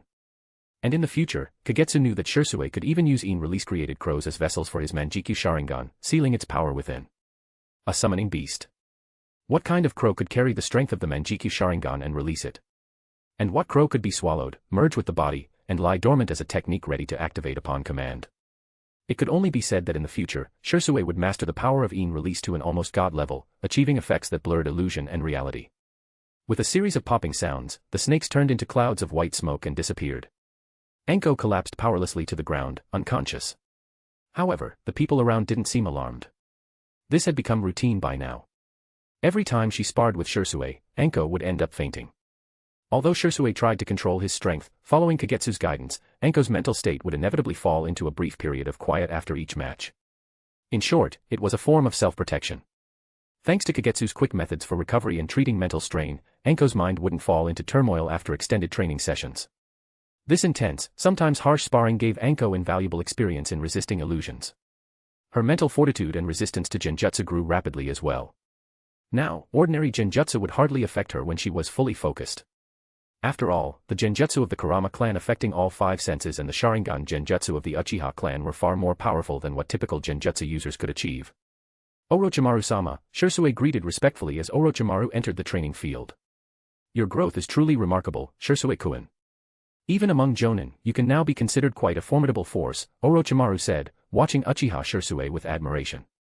As a genius himself, Orochimaru held high standards when evaluating others, and there was no doubt that Sherui was one of the rare few who met those standards. Though he bore the Uchiha's bloodline, Sherui didn't rely solely on the power of his eyes. Instead, he had merged his Sharingan ability seamlessly with his own strength, carving out his unique path. Back when Sherui was first assigned here, he was only a Chunin. Over the years, however, his strength had grown at an astounding pace. Now that Sherui had unlocked the Mangekyo Sharingan, even Orochimaru could sense a hint of danger from him. Originally, Orochimaru had little regard for the Sharingan, but Shurui's Mangekyo stirred his intense curiosity. The eyes of Uchiha Madara, who once stood alongside the first Hokage Hashirama Senju, held immense research value from every perspective. Orochimaru was especially keen to understand the true power of the Mangekyo Sharingan, a power said to rival Hashirama's would release. In the past, and still to this day, Orochimaru remained deeply fascinated by the first Hokage's would release Kekkei Genkai. The impact and promise of Hashirama's cells were like an endless treasure trove in his mind. Shurui's Mangekyo Sharingan represented a force that opposed the first Hokage's strength.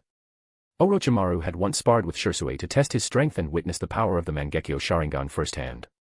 Whether it was the mind-bending illusions or the awe-inspiring skeletal giant, he felt the weight of that immense power. The wood release of the Senju and the Sharingan of the Uchiha represented the dual forces of Yang and Yin. Orochimaru's urge to study both exploded within him, driven by the desire to see what combining these powers might ultimately achieve. "You're too kind," Sherui replied shyly. He'd heard similar praise from his clan members during sparring sessions, but to receive such words from one of the legendary Sannin and the frontrunner for the title of fourth Hokage was especially thrilling. Sherui didn't care much about the praise directed his way, but he could clearly sense from these compliments that Orochimaru held no ill will or dislike toward the Uchiha clan. To Orochimaru, the Uchiha clan was no different from any other shinobi clan. For Sherui, that was enough. A Hokage without bias against the Uchiha could at least ease the conflict between the village and the clan. With clan head Fugaku's influence, Sherui believed they could suppress some of the more extreme voices within the Uchiha and work cooperatively with Lord Orochimaru. Sherui also took a quick glance at Nara Kagetsu, standing beside Orochimaru. If Orochimaru became the fourth Hokage, it was almost certain that the fifth would be chosen between Kagetsu and Anko. Between the two, Sherui felt Kagetsu had a higher chance of success. And Kagetsu, too, showed no prejudice against the Uchiha. With 2 generations of unbiased Hokage, the Uchiha clan could finally be integrated into the village, no longer feeling out of place. If he could have Itachi become Kagetsu's student, then both Fugaku and some of the clan's elders might wholeheartedly support Orochimaru and Kagetsu. Having spent much time with Itachi, training him personally, Sherui was well aware of Itachi's talent, on par with his own. In the future, Itachi would undoubtedly awaken the same eyes as he had. Sherui believed Itachi shouldn't limit his vision to the clan alone, he should consider the entire village. If Itachi could truly become Kagetsu's student, the possibility of him becoming the 6th Hokage someday might help to ease the clan's resentment and anger toward the village. And Fugaku, who held Itachi in high regard, would likely welcome such a development. Chapter 96, Chapter 76, Experimentation on Anko. Ugh, so bitter. Anko scrunched her face in disgust, shutting her eyes tight as she pinched her nose and downed a bowl of dark, murky herbal medicine in large gulps. After finishing, her stomach churned violently, and she felt she'd need at least 3 bowls of sweet Anko soup to quell the nausea rising within her. It's terrible. Anko spat the words out one by one through gritted teeth, afraid that if she opened her mouth too wide, she'd end up throwing the medicine back up. Just bear with it. Medicine always tastes like this, Kagetsu tried to comfort her. Have you ever had it? Anko asked, covering her mouth. The Nara clan members are all walking medicine jars, Kagetsu replied calmly, gesturing to a round platform behind Anko. It's time to get on.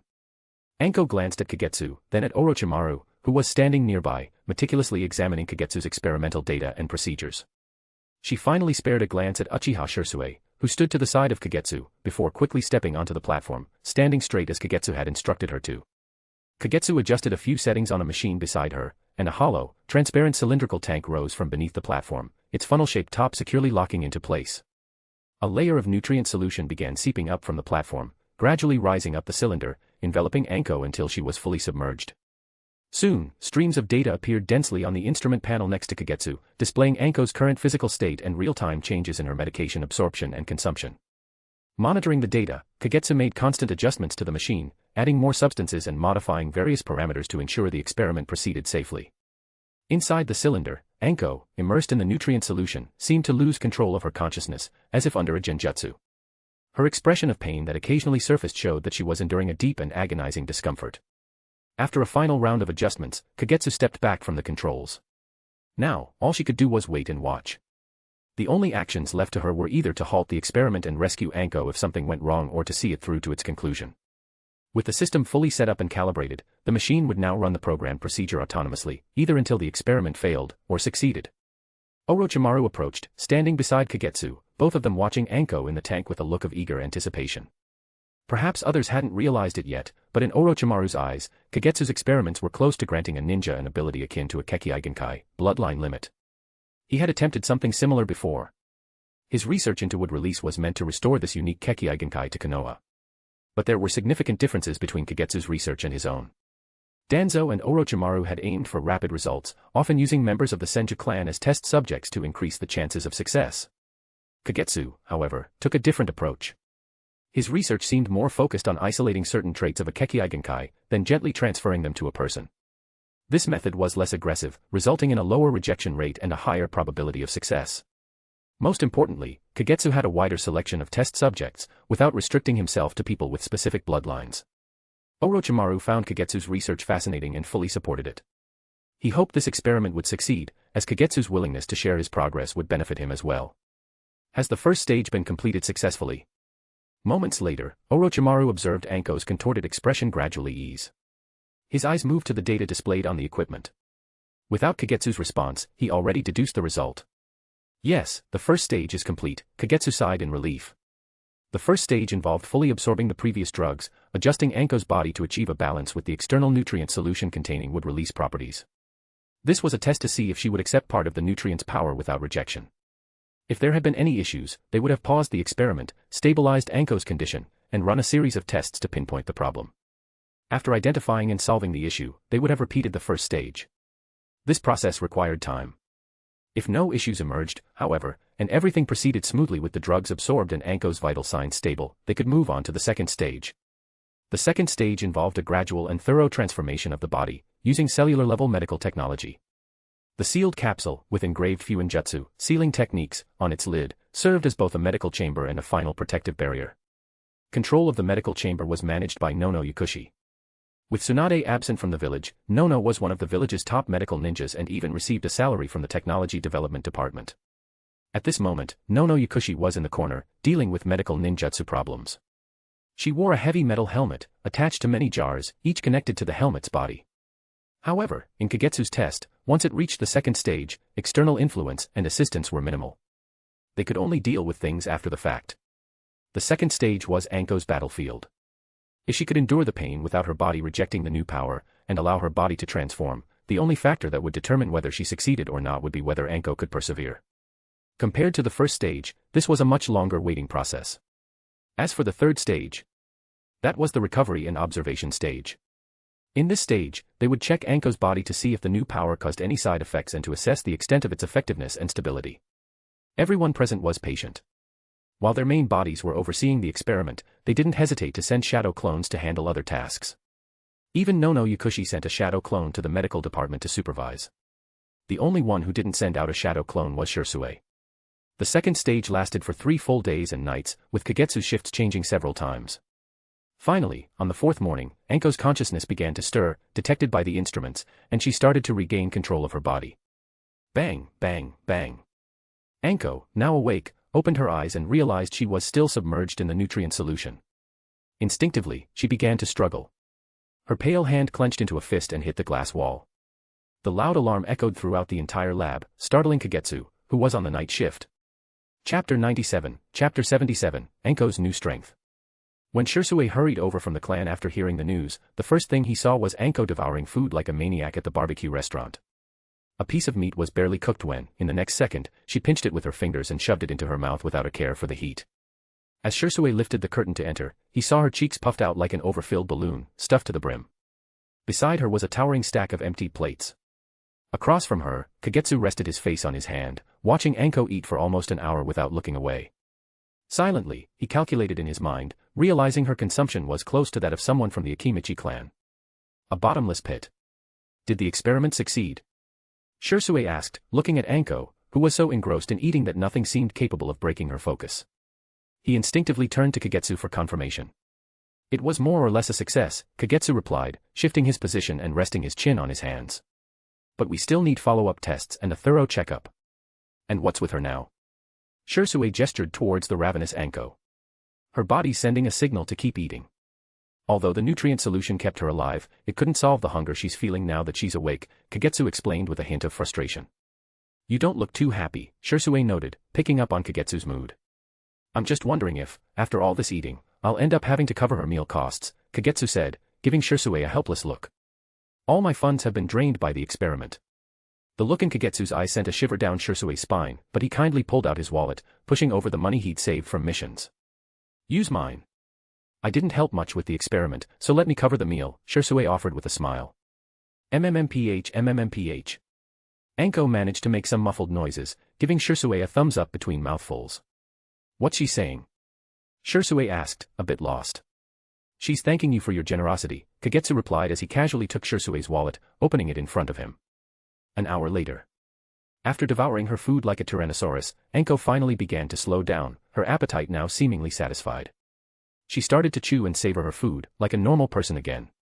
Shersui's expression was hard to keep calm after witnessing Anko's massive appetite. Is this a side effect? He whispered to Kagetsu. If Anko's appetite stayed like this, the earnings from their missions combined might not even cover her food expenses. Of course, this was an exaggeration. As an elite Chunin, his mission pay was still quite substantial. Still, Anko's sudden and extreme hunger left Sherui shocked. Don't worry, it's likely only for a few days, Kagetsu said, noticing Shersui's concern. Her body just needs a lot of extra energy right now. Meat is one of the safest and most effective ways to replenish it. Didn't you notice? Kagetsu continued. Despite eating so much, her stomach hasn't even bulged. Her digestive system is working overtime, restoring her depleted body. Burp. I'm about halfway full. Anko said sheepishly, wiping her oily mouth and glancing at her two teammates. Kagetsu said I shouldn't eat too much for my first meal. I have to let my body adjust gradually. Sherui glanced at the table, which had been refilled with dishes multiple times, each one completely emptied. He nodded silently, and as they left, he noticed the impressed look the barbecue restaurant owner gave Anko. So, what's next? Sherui asked, watching Anko munching on a skewer of dumplings with obvious delight. We're taking her for a checkup and some tests, Kagetsu replied. He was also curious to see just how much Anko's strength had increased after the experiment. In the forest. Crack. A large tree, as thick as a person's waist, snapped violently, scattering branches and leaves before crashing heavily to the ground. In front of the fallen tree stood Anko, still in a punching stance. Anko stared at the tree in disbelief, glancing down at her fist and then back at her two teammates, looking utterly bewildered. She hadn't even noticed that her bruised and scraped knuckles were already healing, returning to their normal skin tone. Is this really me? She murmured in disbelief.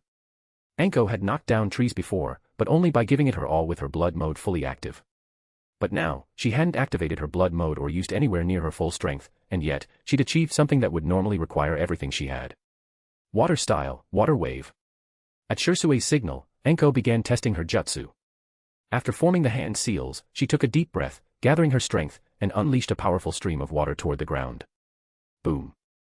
A torrent of water shot up from Anko, lifting her body high into the air before breaking into waves that crashed down from above. A small lake's worth of water flooded through the forest, surging and churning between the trees. The front rows of trees were easily uprooted by the powerful waves, crashing into the ones behind. Her chakra has increased, and so has the scale and power of her jutsu, Sherui observed softly. Although chakra capacity alone doesn't determine a shinobi's strength, having more chakra can definitely give one an advantage in battles of equal skill. At the very least, it allows for a longer fight. Anko then tested several other jutsu she had mastered, each showing a noticeable boost in power. However, the most significant change was in her physical abilities. She felt stronger, her mind sharper, and her chakra reserves deeper than before. The most remarkable transformation, however, was in her recovery ability. It now resembled that of a Jinchuriki, allowing her to heal wounds quickly with chakra. To test this, Sherui made a cut on Anko's arm with a kunai, leaving a deep gash. But before long, apart from some drying blood, the wound had completely healed. Though a more detailed examination was still pending, Anko was pleased with the results of this experimental enhancement. Everything Sherui had promised her had come true. Currently, Anko was still adjusting to her new strength and struggled with control, often causing unintended damage. But she was confident that, with a bit of practice, she would soon be able to fully master her newfound power. Chapter 98, Chapter 78, Cloud's Plan. At the border between the land of fire and the land of wind. It was the battlefield between the hidden cloud and the hidden sand. Is this really Konoha's healing tag? An elderly man, with a hardened face and muscular build exuding explosive strength, had a symbol for lightning branded onto his left arm. Holding a piece of paper resembling an explosive tag, he asked with a serious expression. Yes, according to the intel we've gathered, this type of seal tag is called a healing tag by them. It has the ability to heal wounds in place of medical need. The response came from Dodai, a steady-faced jonin wearing a black eye patch. In recent clashes with Konoha, the healing tag had proven incredibly effective. Unless killed outright, a ninja carrying a healing tag would likely survive the brutal battlefield long enough to receive medical attention. On the other hand, the losses suffered by the Hidden Cloud were significantly greater than those of Konoha. After each battle, when the Cloud ninjas collected war spoils, they prioritized gathering healing tags, treating them as essential loot, much like explosive tags. Despite their efforts, however, the amount of healing tags they could gather remained limited.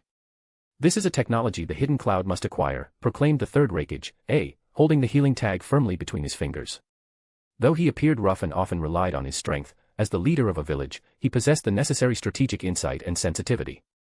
The resemblance of this healing tag to explosive tags made it clear that it, too, had been crafted by someone. And if it could be crafted, then there was a possibility it could be reproduced. Since the Second Great Ninja War, medical ninjas had become increasingly valued by all the villages. Whether it was Hanzo and the Hidden Sands poisons or Tsunade's medical ninjutsu, both had left a profound mark on that conflict, highlighting the critical role of medical support. So far, despite every village's efforts to cultivate their own medical ninjas, only Konoha had managed to create a successful and well-structured system. Tsunade's knowledge and innovations in medical ninjutsu far exceeded everyone's expectations. Most of the well-known and highly skilled medical ninjas across the ninja world were originally from Konoha. Konoha's ability to stand against 3 or even 4 other villages was not just due to its rigorous training system and high-quality ninja forces. In times of war, the medical ninjas played a crucial role in minimizing casualties. Survivors of the battlefield often became experienced veterans. These survivors grew more cautious and skillful. With a high base of experienced shinobi and high survival rates, Konoha always produced a few talented individuals during each ninja war, individuals capable of influencing the course and outcome of the conflict. In the First Great Ninja War, these talents included Tobirama Senju, who took on the role of the second Hokage, along with his disciples, such as Hiruzen Sarutobi. During the Second Shinobi War, it was Konoha's White Fang and the 3 Sannin who made their mark. Now, in the ongoing Third Shinobi War, a young jonin named Minato Namikaze is rising to fame, causing major trouble for the Hidden Cloud village. Then there's the Konoha team with a user of wood release who once suppressed the rampage of the Two-Tails Jinchuriki. At times like these, the Kage of the 4 great shinobi villages feel deep envy toward Konoha. The third Reikage, is no exception. The one who invented this technique, are they from Konoha? Reikage A's question was blunt. His strong-willed and direct nature affected even his son, I. As a Kage, he could grasp the situation clearly, but that didn't dampen his aggressive approach. Just like this time, attacking the Hidden Sand village. It was developed by Konoha's Technology Development Department, under the Sannin Orochimaru. The inventor is Narakagetsu, Dodai responded without hesitation, having already gathered intelligence on the matter. Narakagetsu. Reikage A looked at Dodai. Can our people bring him to the Land of Lightning? It's difficult. Konoha is tightening its spy detection efforts, and it's nearly impossible for our agents to extract him from the village. He would have to leave the village on a mission, Dodai shook his head. The information Dodai received indicated that Narakagetsu spent almost all his time in the Technology Development Department, only leaving to go home or train. With the limited resources their spies had inside Konoha, capturing him without alerting Konoha's Umbu would be extremely challenging. What if we send an elite team of jonin to propose an alliance with Konoha? Reikage A suggested. Of course, he wasn't genuinely interested in forming a peace alliance, this was simply a ruse to get his forces into Konoha undetected. Dodai, well acquainted with the Reikage's character and tactics, understood immediately. This was a plan to deceive Konoha by using distraction tactics and striking from within. They'd used a similar approach to capture a descendant of the Uzumaki clan before. However, that plan had been poorly executed and lacked enough manpower, leading Konoha to discover them quickly and ruin their efforts. Tricking Konoha won't be easy, Dodai admitted. With their past failure, Konoha would be more vigilant. But after some thought, he added, still, it's worth a try. Even if we can't capture him, obtaining the technology would be just as valuable. Reikage A nodded in agreement. In the world of medical systems, Konoha stands out, but when it comes to technological advancement and research, the village hidden in the clouds, Kumogakure, keeps pace with them. Known for their strong-arm tactics, the Cloud Village has always had a reputation for taking what they need by force if others possess it. They have the technology and skilled talent to back up their ambitions, too. Once they acquire the right technology, it's only a matter of time before they can replicate the process for creating healing tags. And if that doesn't work, they could always steal more of the healing tags and gradually reverse engineer them. I'll leave this task in your hands, said Reikage A, giving his approval. A sharp cry pierced the sky as an intel hawk circled over Konoha before landing at the Umbu's base. The intel team quickly decoded the message and rushed to the Hokage's office, handing the report directly to the third Hokage. As Hiruzen Sarutobi read through the report, his eyes widened in surprise at the contents. Once he finished reading, he passed the report to Nara Shikakichi, who stood nearby. The Cloud Village wants to send a delegation to negotiate peace and form an alliance with us. Shikakichi was also taken aback after reading it. What do you think? Is it believable? Asked the third Hokage. I'm not sure. But based on all available intel, it does seem like the Cloud Village has a genuine interest in peace talks, Shikakichi replied, recalling the latest reports from the border, which indicated that the Cloud Village shinobi had suddenly ceased their invasions and were now merely holding a standoff with Konoha's border troops. For the two villages that had recently clashed so fiercely, this sudden calm was bound to raise suspicions. Considering what happened to the Rock Village and the Sand Village alliance, it made sense that under heavy pressure on the front lines, the Cloud Village might want to avoid a prolonged war with Konoha. Let's send someone to meet the Cloud Village's delegation. Regardless of their motives, if Konoha can delay our involvement in war even for a day, it's worth it, the third Hokage nodded in agreement. Chapter 99, Chapter 79, The Diplomats. In the Land of Fire. The leader of the Hidden Cloud Envoy narrowed his eyes slightly as he looked at the men from the Hidden Leaf who had come to greet them. So, it's you who's welcoming us. Well, I'm the one with the most experience dealing with the Hidden Cloud. Minato Namikaze gave a bright, sunny smile, seemingly unaffected by the complex emotions behind AI's words, the son of the third Raikage. AI let out a cold snort but didn't say much more. His personality was similar to his father's, aggressive, domineering, ruthless, and decisively extreme. However, he still maintained a certain level of patience and respect for those with talent who could gain his recognition. Having faced off several times, each encounter had brought AI to the brink of life and death with Minato Namikaze, and thus Minato had earned his respect. Having Minato lead the welcoming party was clearly a tactic by the Hidden Leaf to intimidate them. AI sneered to himself. What a boring tactic. He hadn't planned on clashing with Minato, fully aware of his mission. Oh, seeing Minato Namikaze again, my brother's face is glum, he's on a big mission, so he's gotta stay mum, but I'll keep quiet, won't even hum. A strange voice, with a peculiar rhythm, suddenly rang out from the Hidden Cloud Envoy. A's face turned furious as he spun around and shouted, "Shut up, B. My brother's fury soars, tells me to hush and say no more."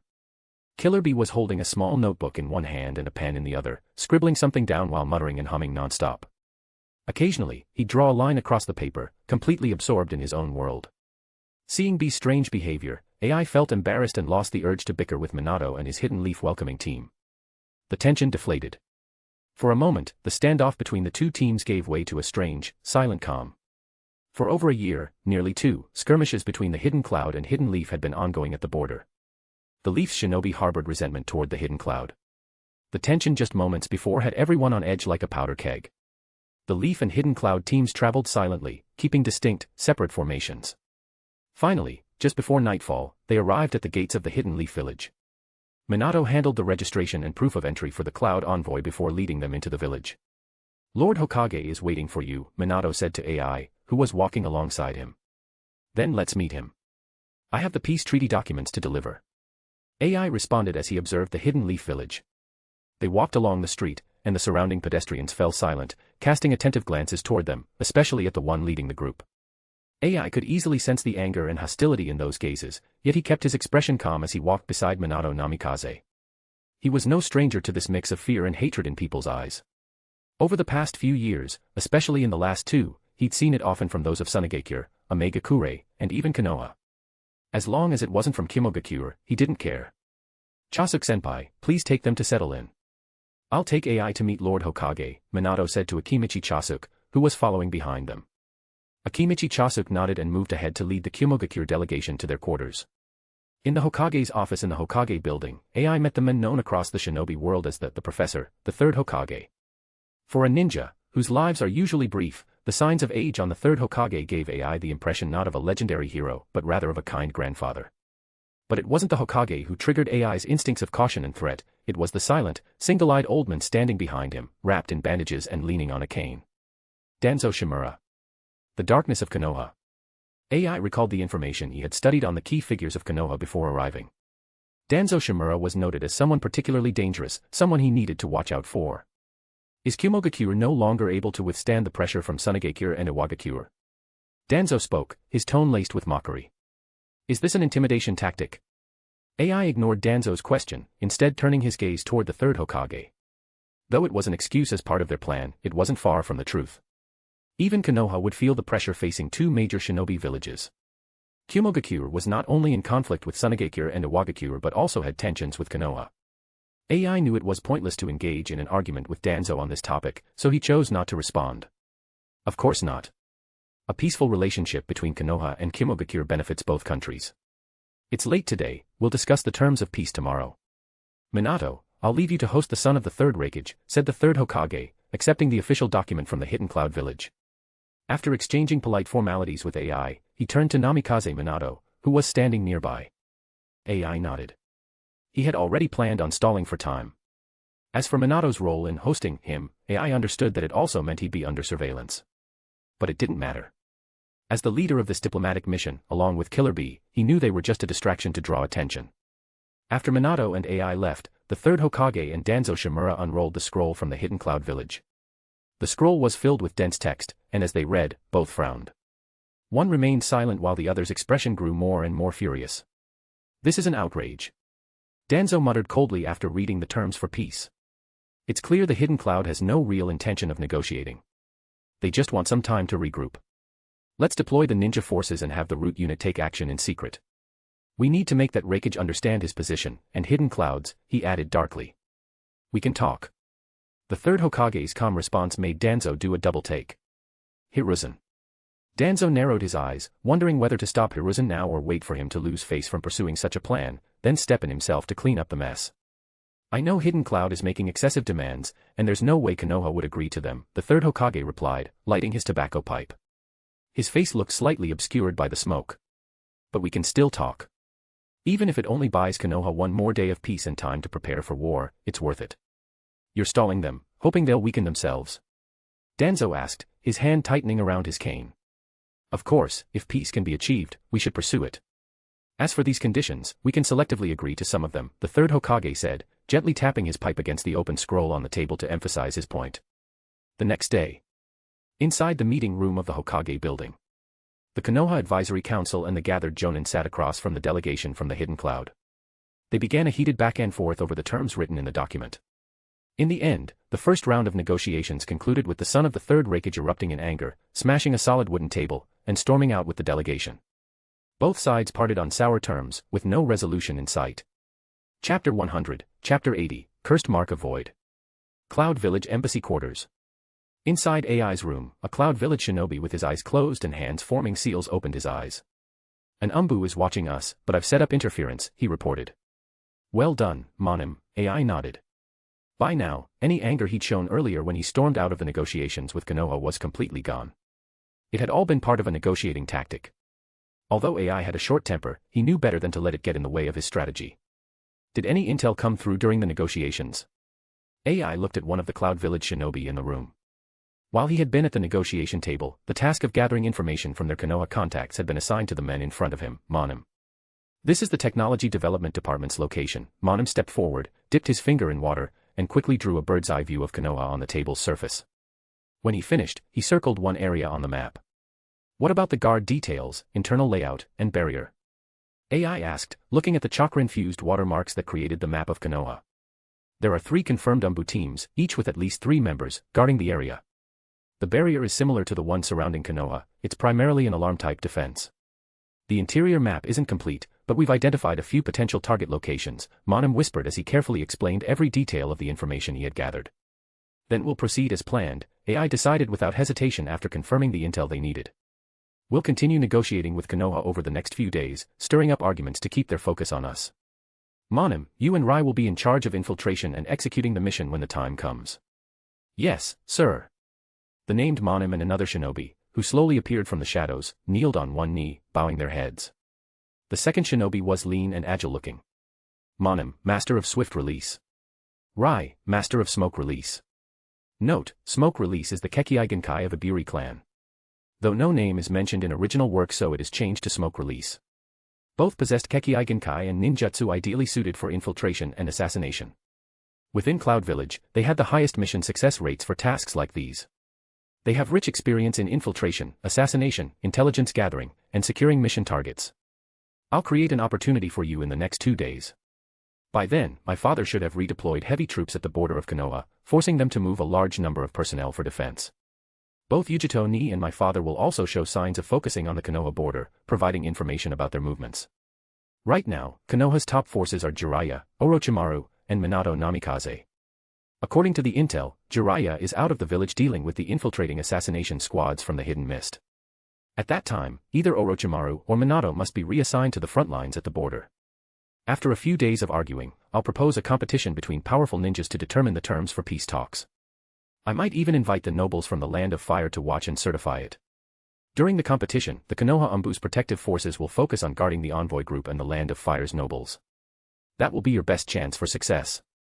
As soon as you get the item, leave the team and depart from Konoha village immediately. AI finished explaining the whole plan.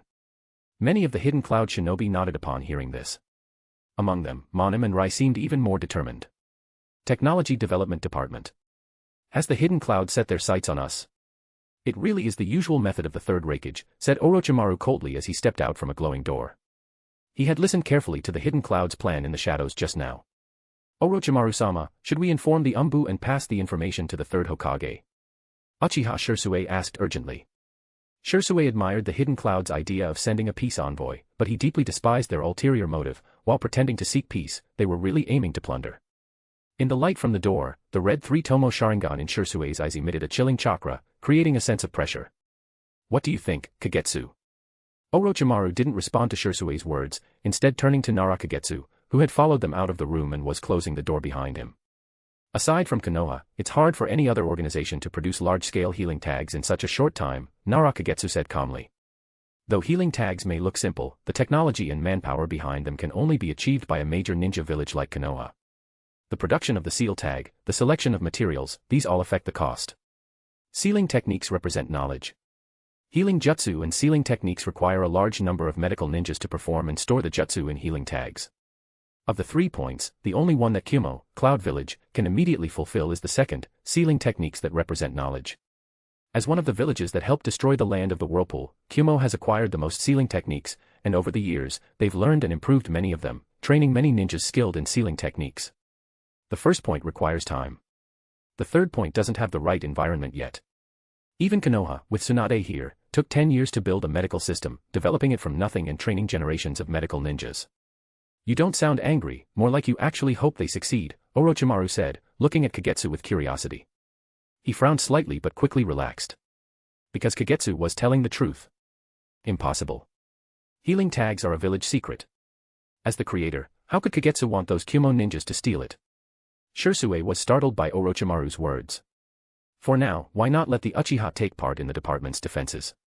I'll keep those intruders out, Shersuei suggested. You can let them take some things. Seeing Shersuei's firm gaze, Kagetsu waved his hand. Many experiments require specific environments and materials. Some of them are even considered taboo within the village. I think Kumo can help us by speeding up progress and supporting the experiments. What do you want them to take? Orochimaru asked, sensing what Kagetsu might be thinking. He wasn't opposed to the idea if it helped with the experiments. A sample of the cursed mark of void, Kagetsu said, meeting Orochimaru's gaze. You really picked a big prize. Orochimaru licked his lips excitedly, not rejecting Kagetsu's proposal. Since they want to transfer either me or Minato, I'll volunteer. It's a good chance to collect some data on the cursed mark of void up close, Orochimaru added.